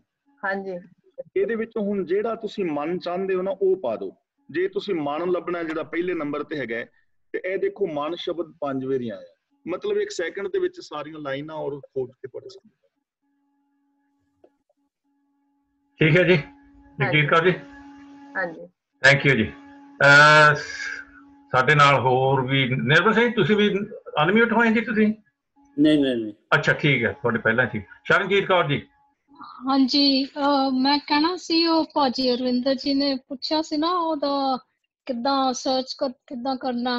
ਹਾਂਜੀ ਗਿਆਨੀ ਜੀ ਨੇ ਸਾਰੇ ਸਕਰੀਨਸ਼ਾਟ ਪਾਏ ਹੋਏ ਆ ਗੁਰਬਾਣੀ ਵਿਚਾਰ ਗਰੁੱਪ ਤੇ। ਹਾਂਜੀ ਉਹ ਗੁਰਬਾਣੀ ਵਿਚਾਰ ਗਰੁੱਪ ਵਿੱਚ ਸਕਰੀਨਸ਼ਾਟ। ਹਾਂਜੀ ਤੁਸੀਂ ਜੇ ਵਾਪਸ ਪਿੱਛੇ ਜਾ ਕੇ ਦੇਖੋ ਨਾ, ਸਾਰੇ ਸਕਰੀਨਸ਼ਾਟ ਪਾਏ ਹੋਏ ਇੱਕ ਸਟੈਪ ਤੇ। ਹਾਂਜੀ ਉਹਦੇ ਵਿੱਚ ਪਾਏ ਨੇ। ਹਾਂਜੀ ਠੀਕ ਹੈ ਜੀ, ਹੋ ਸਕਦਾ ਕੋਈ ਨਾ ਹੋਵੇ ਉਸ ਗਰੁੱਪ ਦੇ ਵਿੱਚ। ਚਲੋ ਅੱਜ ਐਕਸਪਲੇਨ ਹੋ ਗਿਆ, ਵਧੀਆ ਹੋ ਗਿਆ ਜੀ। ਭਾਜੀ ਹੈਗੇ ਨੇ। ਹਾਂਜੀ ਠੀਕ ਹੈ, ਨੋ ਪ੍ਰੋਬਲਮ ਜੀ। ਤੇ ਗੁਰਮੁਖ ਸਿੰਘ ਜੀ ਤੁਸੀਂ ਆ ਜਾਓ, ਤੇ ਉਹਦੇ ਬਾਅਦ ਚ ਮੈਂ ਆਪਣੇ ਘਰ ਵਾਲੇ ਵੀ ਕਹਿਣਾ ਵੀ ਤੁਸੀਂ ਵੀ ਤਿਆਰ ਹੋ ਜਾਓ। ਹਾਂਜੀ ਗੁਰਮੁਖ ਸਿੰਘ ਜੀ। ਹਾਂਜੀ ਸਾਨੂੰ ਜੀ ਵਾਹਿਗੁਰੂ ਜੀ ਕਾ ਖਾਲਸਾ, ਵਾਹਿਗੁਰੂ ਜੀ ਕੀ ਫਤਿਹ ਜੀ। ਵਾਹਿਗੁਰੂ ਜੀ ਕੀ ਫਤਿਹ ਜੀ। ਅੱਛਾ ਜੀ, ਮੈਂ ਆਪਣੇ ਮੈਂ 2 ਗੱਲਾਂ ਸੋਚਦਾ ਸੀ ਜੀ। ਪਹਿਲਾਂ ਤਾਂ ਆਪਣੇ ਜਿੱਦਾਂ ਸਾਰਿਆਂ ਨੇ ਕਿਹਾ ਹੀ ਆ ਵੀ ਗਿਆਨੀ ਮੋਹਨ ਸਿੰਘ ਦਾ ਬਹੁਤ ਬਹੁਤ ਧੰਨਵਾਦ ਹੈ ਜਿਸ ਤਰੀਕੇ ਨਾਲ ਸਾਰਿਆਂ ਨੂੰ ਸਮਝਾਉਂਦੇ ਆ। ਪਰ ਮੇਰੇ ਮਨ 'ਚ ਇਹ ਆਇਆ ਜੀ ਵੀ ਆਪਾਂ ਇੰਨੇ ਜਾਣੇ ਜੁੜੇ ਆ, 50-60 ਜਾਣੇ ਹੁੰਦੇ ਆ, ਵੀ ਇਹਨਾਂ 'ਚੋਂ ਇੱਕ ਜਾਣਾ ਤਾਂ ਕਨਫਿਊਜ਼ ਹੋਣਾ ਚਾਹੀਦਾ ਹੀ ਆ। ਇਹ ਮਾਰਕ ਨੇ ਡਿਊਟੀ ਲਾਈ ਹੋਈ ਹੈਗੀ ਮੇਰੀ। ਅੱਛਾ ਜੀ। ਹਾਂਜੀ ਬਾਕੀ ਦਾ ਹਾਂਜੀ। ਤਾਂ ਪਹਿਲਾਂ ਤਾਂ ਤੁਸੀਂ ਇਹ ਦੱਸੋ ਵੀ ਇੰਨੇ ਦਿਨ ਰਹਿ ਕਿੱਥੇ ਹੋ ਤੁਸੀਂ? ਅੱਜ ਕਈ ਦਿਨਾਂ ਬਾਅਦ ਦੱਸੇ ਹੋ। ਅੱਛਾ ਮੈਨੂੰ ਥੋੜਾ ਜਿਹਾ ਆਪਣੇ ਡਿਊਟੀ ਪੈ ਗਈ ਸੀ ਜੀ, ਤੇ ਥੋੜਾ ਜਿਹਾ ਆਪਣੇ ਕੰਮ ਜ਼ਰੂਰੀ ਸੀ। ਠੀਕ ਹੈ ਜੀ। ਤਾਂ ਉਦਮ ਹਾਂਜੀ ਤਾਂ ਜੀ ਮੈਂ ਥੋੜਾ ਜਿਹਾ ਮੈਂ ਤੁਹਾਤੋਂ ਅੱਜ ਕੋਈ ਜਵਾਬ ਨਹੀਂ ਮੰਗਦਾ ਕਰਕੇ ਇਹ ਮੈਂ ਥੋੜੀ ਜਿਹੀ ਮੈਨੂੰ ਆਪਣੀ ਵੀ ਮਿਹਨਤ ਕਰਨੀ ਪਊਗੀ। ਪਰ ਕਨਫਿਊਜ਼ਨ ਏਦਾਂ ਜੀ ਵੀ ਜਿਹੜੀ ਤੁਸੀਂ ਗੱਲ ਕਰਦੇ ਆ ਲਾਅ ਆਫ ਨੇਚਰ ਦੀ, ਜਿਹੜਾ ਤੁਸੀਂ ਲਾ ਦਿੰਦੇ ਸਿਸਟਮ ਲਾ ਦਿੰਦੇ, ਹੁਕਮ ਲਾ ਦਿੰਦੇ। ਹਾਂਜੀ ਲਾਅ ਆਫ ਨੇਚਰ ਦੇ ਵਿੱਚ ਵੀ ਆਪਣੇ ਕਾਫੀ ਸੋਚਣ ਵਾਲੀਆਂ ਗੱਲਾਂ ਆ ਵੀ ਕੀ ਨੇਚਰ ਦੀ ਆ। ਬਾਕੀ ਜਿੱਦਾਂ ਤੁਸੀਂ ਗੱਲ ਕਰਦੇ ਹੈਗੇ ਆ ਵੀ ਕਿਸਮਤ ਦੀ, ਜਾਂ ਆਪਾਂ ਜਿੱਦਾਂ ਆਪਾਂ ਨੂੰ ਮੁੜ ਮੁੜ ਕੇ ਕਿਹਾ ਜਾਂਦਾ ਵੀ ਆਪਣੇ ਸਵਾਸ ਆਪਣੇ ਵੀ ਕਿੰਨੇ ਸਾਹ ਆਪਾਂ ਲੈਣੇ ਵੀ ਪਹਿਲਾਂ ਹੀ ਲਿਖੇ ਆਉਂਦੇ ਆ। ਹਾਂਜੀ ਵੀ ਜਿਹੜੀਆਂ ਆਪਾਂ ਪਹਿਲਾਂ ਗੱਲਾਂ ਸੁਣੀਆਂ ਆ, ਫਿਰ ਜਿੱਦਾਂ ਆਪਾਂ ਨੂੰ ਸਮਝਾਇਆ ਜਾਂਦਾ ਕਿ ਸਟੇਜ ਤੋਂ ਬਹੁਤ ਵਾਰੀ ਸੁਣਿਆ ਵੀ ਆਹ ਸਾਰੀ ਜਿਹੜੀ ਆ ਸਾਰੀ ਜ਼ਿੰਦਗੀ ਆ, ਇਹ ਸਾਰੀ ਜ਼ਿੰਦਗੀ ਝੂਠੀ ਆ, ਇਹਦੇ ਬਾਰੇ ਤੁਸੀਂ ਫਿਕਰ ਹੀ ਨਾ ਕਰੋ। ਹਾਂਜੀ ਆਪਾਂ ਨੂੰ ਜ਼ਿਆਦਾ ਇਹੀ ਸਮਝਾਇਆ ਜਾਂਦਾ ਵੀ ਤੁਸੀਂ ਜਿਹੜੀ ਗਾਹਾਂ ਦੀ ਜ਼ਿੰਦਗੀ ਉਹਦੀ ਤਿਆਰੀ ਕਰੋ। ਹਾਂਜੀ ਏਦਾਂ ਬੈਠ ਕੇ ਤੁਸੀਂ ਨਿਤਨੇਮ ਕਰੋ, ਤੁਸੀਂ ਆਪਣੇ ਸਿਮਰਨ ਕਰੋ, ਤੁਸੀਂ ਆਹ ਕਰੋ। ਹਾਂਜੀ ਤਾਂ ਮੈਂ ਤੁਹਾਡੇ ਨਾਲ ਗੱਲ ਕਰਦਾ ਵੀ ਇਹ ਜਿਹੜੀਆਂ ਆਪਾਂ ਨੂੰ ਅੱਗੇ ਚੀਜ਼ਾਂ ਸੁਣੀਆਂ ਆ ਆਪਾਂ ਵੀ ਇਹ ਹਜੇ ਮੇਰੇ ਮਨ ਦੇ ਵਿੱਚ ਕਨਫਿਊਜ਼ਨ ਕਾਫੀ ਹੈਗੀ ਆ। ਪਰ ਮੈਂ ਇਹਦਾ ਜਵਾਬ ਤੁਹਾਤੋਂ ਅੱਜ ਨਹੀਂ ਮੰਗਦਾ ਕਰਕੇ ਕਾਫੀ ਲੰਮਾ ਜਵਾਬ ਹੋਣਾ ਆ। ਇਹ ਆਪਾਂ ਜਪਜੀ ਸਾਹਿਬ ਦਾ ਪੂਰਾ ਆਪਣੇ ਕਰਕੇ ਤੇ ਮੈਂ ਵੀ ਮਿਹਨਤ ਕਰੂੰਗਾ, ਤੇ ਫੇਰ ਆਪਾਂ ਜੇ ਆਪਣੀ ਮੇਰੀ ਕਨਫਿਊਜ਼ਨ ਘੱਟ ਗਈ। ਪਿਛਲੀਆਂ ਗੱਲਾਂ ਨੇ ਤਾਂ ਸਿਰਫ 1-2 ਮਿੰਟ ਦੇ ਕੰਮ ਹੈ, ਜ਼ਿਆਦਾ ਨਹੀਂ ਆਪਣੇ ਕੋਲ ਹੈ ਟਾਈਮ ਥੋੜਾ। ਜਿਹੜਾ ਸਵਾਸ ਲਿਖੇ ਅਸੀਂ ਕਹਿੰਦੇ ਨਾ ਵੀ ਜਿੰਨੇ ਸਵਾਸ ਲਿਖੇ ਨੇ ਓਨੇ ਲੈਣੇ ਨੇ, ਇਹਦਾ ਸਿਰਫ ਇੱਕ ਨਾ ਮੁਹਾਵਰਾ ਹੈਗਾ। ਲਿਖੇ ਹੋਏ ਸਵਾਸ ਦਾ ਮਤਲਬ ਹੈਗਾ ਸੀਮਤ, ਕਿਸੇ ਸੀਮਾ ਦੇ ਵਿੱਚ ਨੇ, ਉਹ ਸੀਮਾ ਤੋਂ ਬਾਹਰ ਨਹੀਂ। ਯਾਨੀ ਜ਼ਿੰਦਗੀ ਜਿਹੜੀ ਹੈ ਨਾ ਸੀਮਾ ਵਿੱਚ ਹੈ, ਚਾਹੇ 100 ਸਾਲ ਦੀ ਜਾਂ 200 ਸਾਲ ਦੀ ਜਾਂ 500 ਸਾਲ ਦੀ ਹੈ, ਸੀਮਾ ਵਿੱਚ ਯਾਨੀ ਅਖੀਰ ਮਰਨਾ ਪੈਣਾ, ਸਰੀਰ ਛੱਡਣਾ ਪੈਣਾ। ਉਹਦਾ ਮਤਲਬ ਤੇ ਇਹ ਹੈਗਾ ਕੋਈ ਸਵਾਸ ਨਹੀਂ ਗਿਣੇ ਵੀ 10,000 ਜਾਂ 20,000 ਸਵਾਸ ਲੈਣੇ ਨੇ, ਕਿਉਂਕਿ ਬਚਪਨ ਵਿੱਚ ਬੱਚੇ ਦੇ ਸਵਾਸਾਂ ਦੀ ਗਤੀ ਹੋਰ ਹੈ, ਬਿਮਾਰ ਦੀ ਹੋਰ ਹੈ, ਜਦੋਂ ਅਸੀਂ ਭੱਜਦੇ ਹਾਂ ਉਦੋਂ ਸਵਾਸਾਂ ਦੀ ਗਤੀ ਹੋਰ ਹੁੰਦੀ, ਇਸ ਲਈ ਉਹ ਚੀਜ਼ ਨਹੀਂ ਹੈਗੀ। ਕਈਆਂ ਨੇ ਲਿਖਿਆ ਵੀ 24,000 ਸਵਾਸ ਆਉਂਦੇ ਨੇ ਦਿਨ ਵਿੱਚ, ਤੇ 24,000 ਸੁਖਮਨੀ ਸਾਹਿਬ ਦੇ ਅਕਸ਼ਰ ਨੇ ਉਪੜਿਆ ਤਾਂ ਇਹ ਵੀ ਗਲਤ ਹੈਗਾ, ਕਿਉਂਕਿ 24,000 ਸਵਾਸ ਨਹੀਂ, ਜ਼ਿਆਦਾ ਸਵਾਸ ਹੁੰਦੇ ਨੇ, ਤੇ ਸੁਖਮਨੀ ਸਾਹਿਬ ਦੇ ਅਕਸ਼ਰ ਵੀ 24,000 ਨਹੀਂ, ਉਹ ਵੀ ਘੱਟ ਵੱਧ ਨੇ, ਇਹ ਵੀ ਉੱਥੇ ਨਹੀਂ ਹੈ।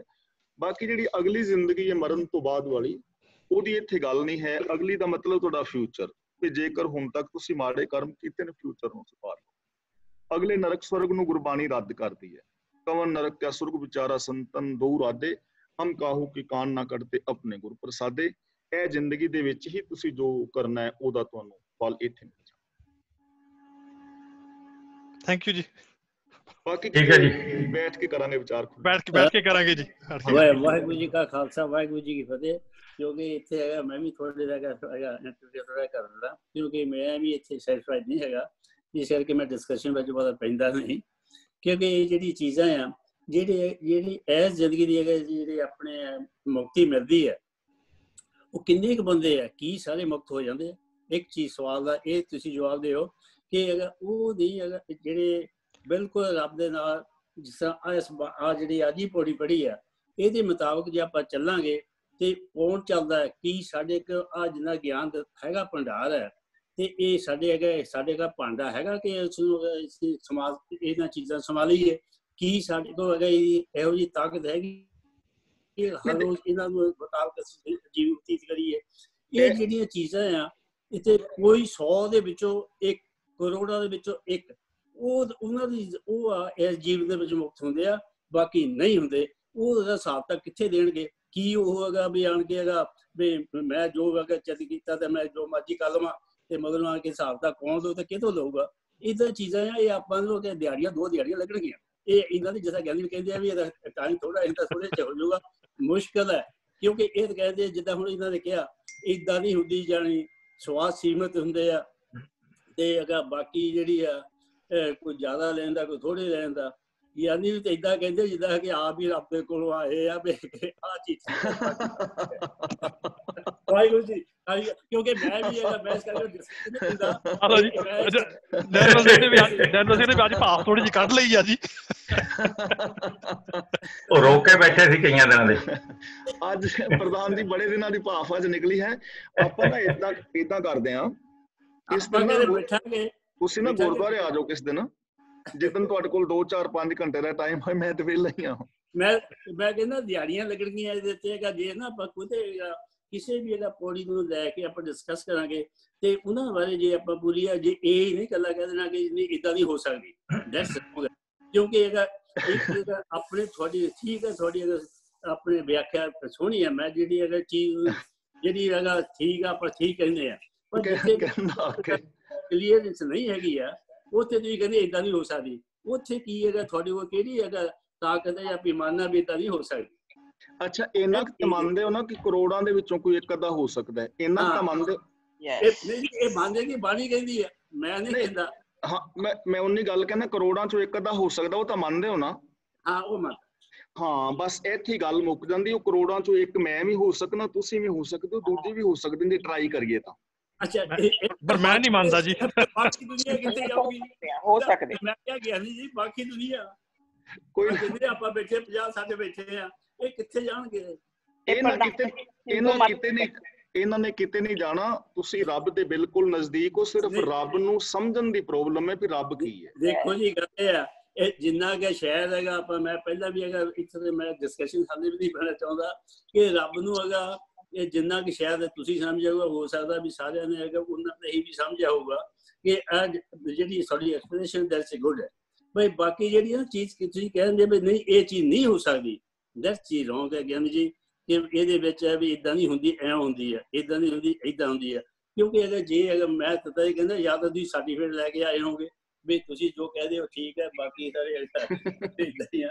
ਤੇ ਭਾਈ ਮੈਂ ਸਾਰੇ ਵੀ ਦੇਣਾ ਵਾਹਿਗੁਰੂ ਜੀ ਦਾ ਖਾਲਸਾ, ਵਾਹਿਗੁਰੂ ਜੀ। ਪ੍ਰਧਾਨ ਜੀ, ਮੈਂ ਲੈ ਕੇ ਨਹੀਂ ਆਇਆ, ਮੈਂ ਸਰਟੀਫਿਕੇਟ ਦੇਣ ਲਈ ਵੀ ਤਿਆਰ ਹਾਂ। ਅੱਛਾ, ਤਰਲੋਚਨ ਸਿੰਘ ਜੀ।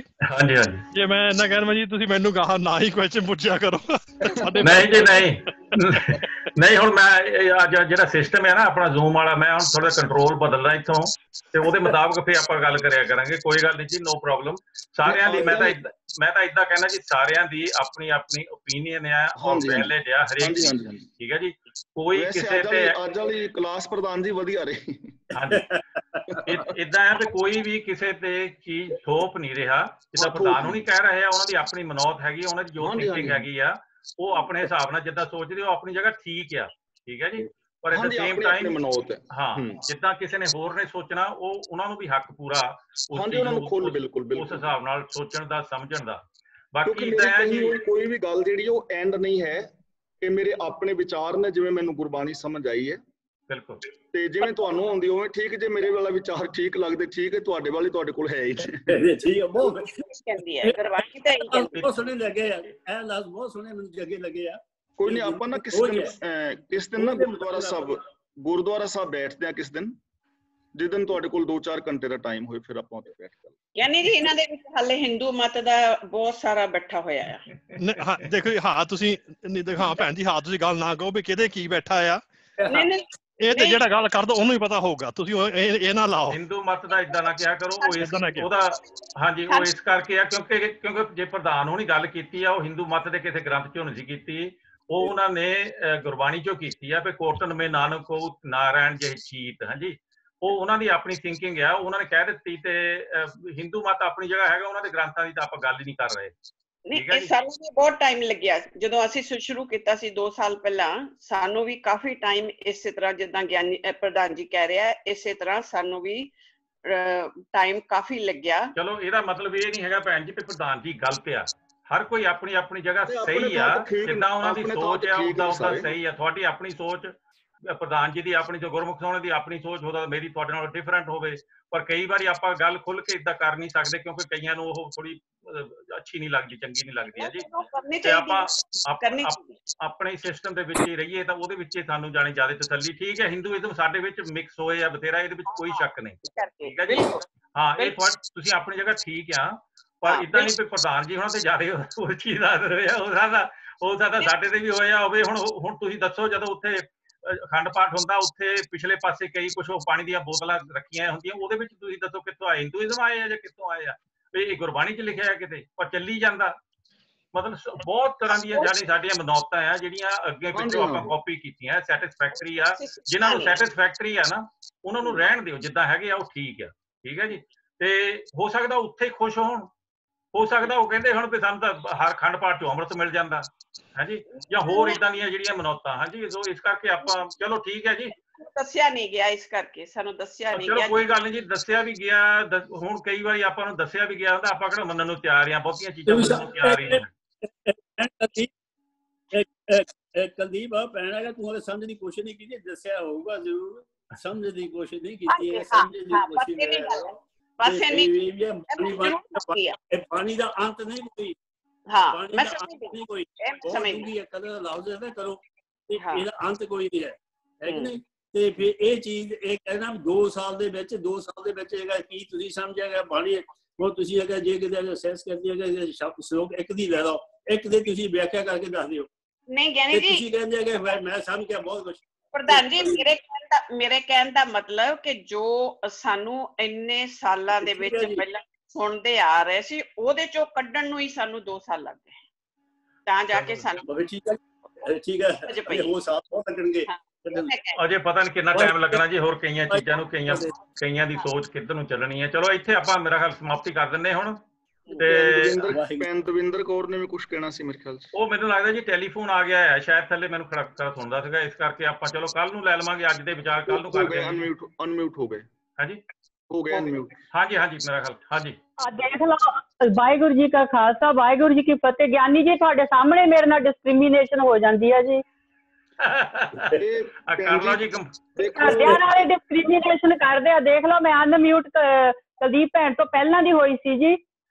ਓਏ ਮੈਂ ਤਾਂ ਬਹਾਨਾ ਮਾਰਿਆ ਸੀਗਾ, ਹੁਣ ਤੂੰ ਤਾਂ ਫਿਰ ਸਾਰਾ ਭੋਗਾ ਹੀ ਪਾਤਾ। ਅਸੀਂ ਸਾਰੇ ਕਲਾਸ ਵਾਲੇ ਅਸੀਂ ਸਾਰੇ ਤੁਹਾਡੇ ਨਾਲ ਆ। ਹਾਂ, ਨਾਲ ਇਹਨਾਂ ਨੂੰ ਅਸੀਂ ਵਾਰਨਿੰਗ ਵੀ ਦੇ ਦਿੰਦੇ ਆ ਵੀ ਜੇ ਇਹਨਾਂ ਨੇ ਰੋਟੀ ਪਾਣੀ ਖਾਣਾ ਹੈ ਘਰ ਤੇ ਫਿਰ ਇਸ ਤਰ੍ਹਾਂ ਨਾ ਕਰਿਆ। ਬਿਲਕੁਲ, ਮੇਰਾ ਮਤਲਬ ਇਹ ਸੀ ਜੀ ਤੁਹਾਡੇ ਕੋਲ ਫਰਿਆਦ ਕਰਨ ਦਾ। ਮੈਂ ਗੱਲ ਮੰਨ ਲਈ ਹੈ ਜੀ, ਜਦ ਤੱਕ ਗੁਰਦੁਆਰਾ ਖੁੱਲਦਾ ਨਹੀਂ ਮੈਨੂੰ ਆਸ ਨਹੀਂ ਕਿਸੇ ਪਾਸੇ ਰੋਟੀ ਦੀ। ਹਾਂਜੀ ਖਾਲੀ ਗੁਰਦੁਆਰਾ ਬਾਰੀ ਤੇ ਬੰਨ ਲੈਣਗੇ ਜਿਨ੍ਹਾਂ ਦੇ ਘਰਾਂ ਨੂੰ ਪਹਿਲਾਂ ਕਰਦੇ ਨੇ ਉੱਥੇ ਹੁਣ ਬਾਰੀ ਬੰਨ ਲੈਣੇ ਹੈ ਰੋਟੀ ਪਾਣੀ ਦੀ। ਠੀਕ ਹੈ ਕੋਈ ਪ੍ਰੋਬਲਮ ਨਹੀਂ ਹੈ। ਲਓ ਜੀ ਇਹ ਮੈਂ ਇਹ ਤਾਂ ਕਹਿ ਸਕਦਾ ਵੀ ਹਰੇਕ ਘਰ 'ਚ ਵਾਰਨਿੰਗ ਹੋਣੀ ਹੈ, ਮੈਂ ਤੁਹਾਨੂੰ ਦੱਸ ਦਿੰਦਾ। ਨਹੀਂ ਮੈਂ ਸਿਰਫ ਇੱਕ ਗੱਲ ਕਹਿਣੀ ਸੀਗੀ, 1 ਮਿੰਟ। ਹਾਂਜੀ ਕਰੋ ਮੈਂ ਸਿਰਫ ਇਹ ਗੱਲ ਕਹਿਣੀ ਸੀ ਕਿਉਂਕਿ ਤੁਸੀਂ ਉਸ ਵੇਲੇ ਇਹ ਕਿਹਾ ਸੀ ਕਿ ਕੋਈ ਅਨਮਿਊਟ ਨਹੀਂ ਹੋਇਆ। ਮੈਂ ਸਿਰਫ ਭਾਈ ਸਾਹਿਬ ਉਹਨਾਂ ਨੂੰ ਇਹੀ ਗੱਲ ਕਹਿਣੀ ਸੀਗੀ ਕਿ ਇਹਨਾਂ ਨੇ ਇੱਕ ਗੱਲ ਕਹੀ ਸੀ ਕਿ ਜਦੋਂ ਤੁਸੀਂ ਜਪਜੀ ਸਾਹਿਬ ਦੀ ਕਥਾ ਨੂੰ ਸੁਣੋਗੇ, ਧਿਆਨ ਦੇ ਨਾਲ ਸੁਣੋਗੇ ਔਰ ਉਹਨੂੰ ਇੰਪਲੀਮੈਂਟ ਕਰੋਗੇ ਆਪਣੇ ਮਾਈਂਡ ਦੇ ਉੱਤੇ, ਇੰਪਲੀਮੈਂਟ ਕੁਝ ਵੀ ਕਰ ਸਕਦੇ ਥੋੜਾ ਬਹੁਤਾ, ਤੇ ਤੁਹਾਡੇ ਜਪਜੀ ਸਾਹਿਬ ਦੀ ਕਥਾ ਫਿਨਿਸ਼ ਹੁੰਦੇ ਹੁੰਦੇ ਤਾਂ ਤੁਹਾਡੇ ਕੁਐਸਚਨ ਖਤਮ ਹੋ ਜਾਣਗੇ।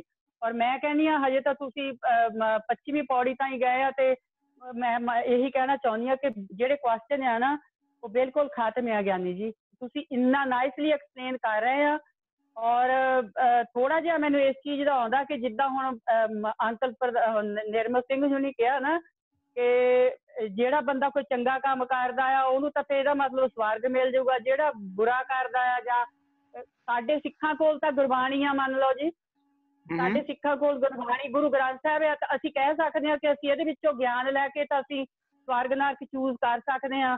ਜਿਹੜੇ ਹੁਣ ਅੱਜ ਕੱਲ੍ਹ ਦੇ ਇੱਥੇ ਕ੍ਰਿਸਚੈਨਿਟੀ ਆ, ਇਹ ਨਵੇਂ ਬੱਚੇ ਆ, ਉਹ ਤੁਸੀਂ ਮੈਨੂੰ ਦੱਸਿਓ ਕਿ ਉਹ ਕਿੰਨੇ ਕੁ ਬੱਚੇ ਚਰਚਾਂ ਦੇ ਵਿੱਚ ਜਾਂਦੇ ਆ ਔਰ ਕਿੰਨਾ ਕੁ ਉਹ ਗਿਆਨ ਲੈਂਦੇ ਆ।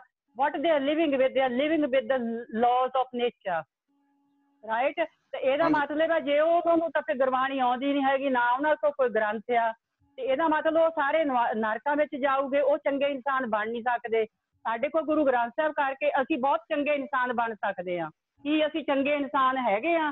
ਪਹਿਲਾਂ ਤਾਂ ਸਾਡੀ ਇਹ ਡੈਫੀਨੇਸ਼ਨ ਇਹ ਗਲਤ ਆ, ਕਿਉਂਕਿ ਜਿਹੜਾ ਬੰਦਾ ਆਪਣੇ ਆਪ ਨੂੰ ਚੰਗਾ ਕਹਿੰਦਾ, ਉਹ ਬਾਣੀ ਤਾਂ ਕਹਿੰਦੀ ਆ ਕਿ ਜਿਹੜਾ ਆਪਣੇ ਆਪ ਨੂੰ ਚੰਗਾ ਕਹਿੰਦਾ ਆ ਉਹ ਮੂਰਖ ਆ। ਅਸੀਂ ਸਾਰੇ ਇਹ ਕਹੀ ਜਾਂਦੇ ਆ ਕਿ ਸਾਨੂੰ ਬਹੁਤ ਸਮਝ ਆ ਗਈ, ਸਾਨੂੰ ਸਮਝ ਕੁਛ ਨਹੀਂ ਆਈ ਹੈਗੀ। ਥੋੜਾ ਜਿਹਾ ਇੱਕ ਚਿੰਤਾ ਤੁਹਾਡੀ ਕਥਾ ਦੇ ਵਿੱਚੋਂ ਮਿਲਿਆ ਆ ਐਂਡ ਉਹ ਮੋਰ ਦੈਨ ਇਨਫ ਆ ਜੇ ਉਹਨੂੰ ਜ਼ਿੰਦਗੀ ਵਿੱਚ ਅਪਲਾਈ ਕਰਨਾ ਹੋਵੇ। ਮੈਂ ਤੁਹਾਡਾ ਸਿਰਫ ਥੈਂਕ ਯੂ ਕਰਨਾ ਚਾਹੁੰਦੀ ਹਾਂ ਗਿਆਨੀ ਜੀ, ਦੈਟਸ ਆਲ। ਧੰਨਵਾਦ ਭੈਣ। ਤੇ ਆਪਣਾ ਹੁਣ ਚਲੋ ਉਹ ਗੱਲ ਮੁੱਕ ਗਈ, ਤੇ ਹੁਣ ਭਾਈ ਸਾਹਿਬ ਨੂੰ ਰਾਤ ਨੂੰ ਲੰਗਰ ਪ੍ਰਸ਼ਾਦਾ ਜ਼ਰੂਰ ਛਕਾ ਦਿਓ। ਹੁਣ ਕਲੀਅਰ ਹੋ ਗਿਆ ਜੀ। ਹੁਣ ਗਿਆਨੀ ਜੀ ਨੇ ਕਹਿ ਦਿੱਤਾ ਤਾਂ ਹੁਣ ਤਾਂ ਮੇਰੀਆਂ ਪਤਾ ਨਹੀਂ ਗੁਰਦੁਆਰੇ ਤੋਂ ਪਹਿਲਾਂ ਜਿੰਨਾ ਚਿਰ ਮਰਜੀ ਜੋ ਮਰਜੀ ਖਿਲਾ ਸਕਦੇ। ਹੁਣ ਤਾਂ ਮੈਨੂੰ ਲੱਗਦਾ ਗਿਆਨੀ ਜੀ ਤੁਹਾਨੂੰ ਵੀ ਸੱਦਣਾ ਪੈਣਾ ਇਸ ਹਿਸਾਬ ਨਾਲ ਤਾਂ ਮੈਨੂੰ। ਹਾਂਜੀ ਜਾਣਾ ਪੈਣਾ ਜੀ ਕਿਸ ਦਿਨ ਪੱਕਾ। ਠੀਕ ਹੈ, ਤੁਹਾਨੂੰ ਵੀ ਆਉਣਾ ਪੈਣਾ ਕਿਸੇ ਦਿਨ, ਹੈ ਨਾ ਜੀ। ਠੀਕ ਹੈ ਜੀ, ਸਾਡਾ ਝਗੜਾ ਮੁਕਾਉਣ ਵਾਸਤੇ ਜੀ। ਐਸੇ ਨੋਟ। ਇੱਕ ਮਿੰਟ ਦਵਿੰਦਰ ਭੈਣ ਜੀ, ਉਹਨਾਂ ਨੇ ਸ਼ੁਰੂ ਚ ਹੀ ਕਿਹਾ ਸੀ ਕਿ ਮੇਰੀ ਘਰ ਵਾਲੀ ਨੂੰ ਲਾਸਟ ਰੱਖਾਂਗੇ ਤਾਂ ਕਿ ਉਹ ਅੱਛੀ ਤਰ੍ਹਾਂ ਸਾਰਿਆਂ ਦੇ ਵਿਊ ਦੇਖ ਕੇ ਵਾਈਂਡ ਅਪ ਕਰੇ। ਥੈਂਕ ਯੂ ਭੈਣ ਜੀ। ਮੈਂ ਤੁਹਾਡੀ ਅਪਰੀਸ਼ੀਏਟ ਕਰਦਾ ਜੋ ਕੁਝ ਕਿਹਾ। ਐਕਚੁਅਲੀ ਮੈਂ ਕਿਹਾ ਏਦਾਂ ਹੀ ਸੀਗਾ, ਪਰ ਮੈਂ ਇੱਕ ਟੈਲੀਫੋਨ ਆ ਗਿਆ ਸੀਗਾ, ਉਹਦੇ ਵਿੱਚ ਸ਼ਾਇਦ ਤੁਸੀਂ ਸੁਣਿਆ ਵੀ ਹੋਣਾ, ਵਿੱਚ ਘੰਟੀ ਵੱਜੀ, ਮੈਂ ਮਿਊਟ ਕਰ ਲਿਆ ਸੀ ਆਪਣੇ ਆਪ ਨੂੰ।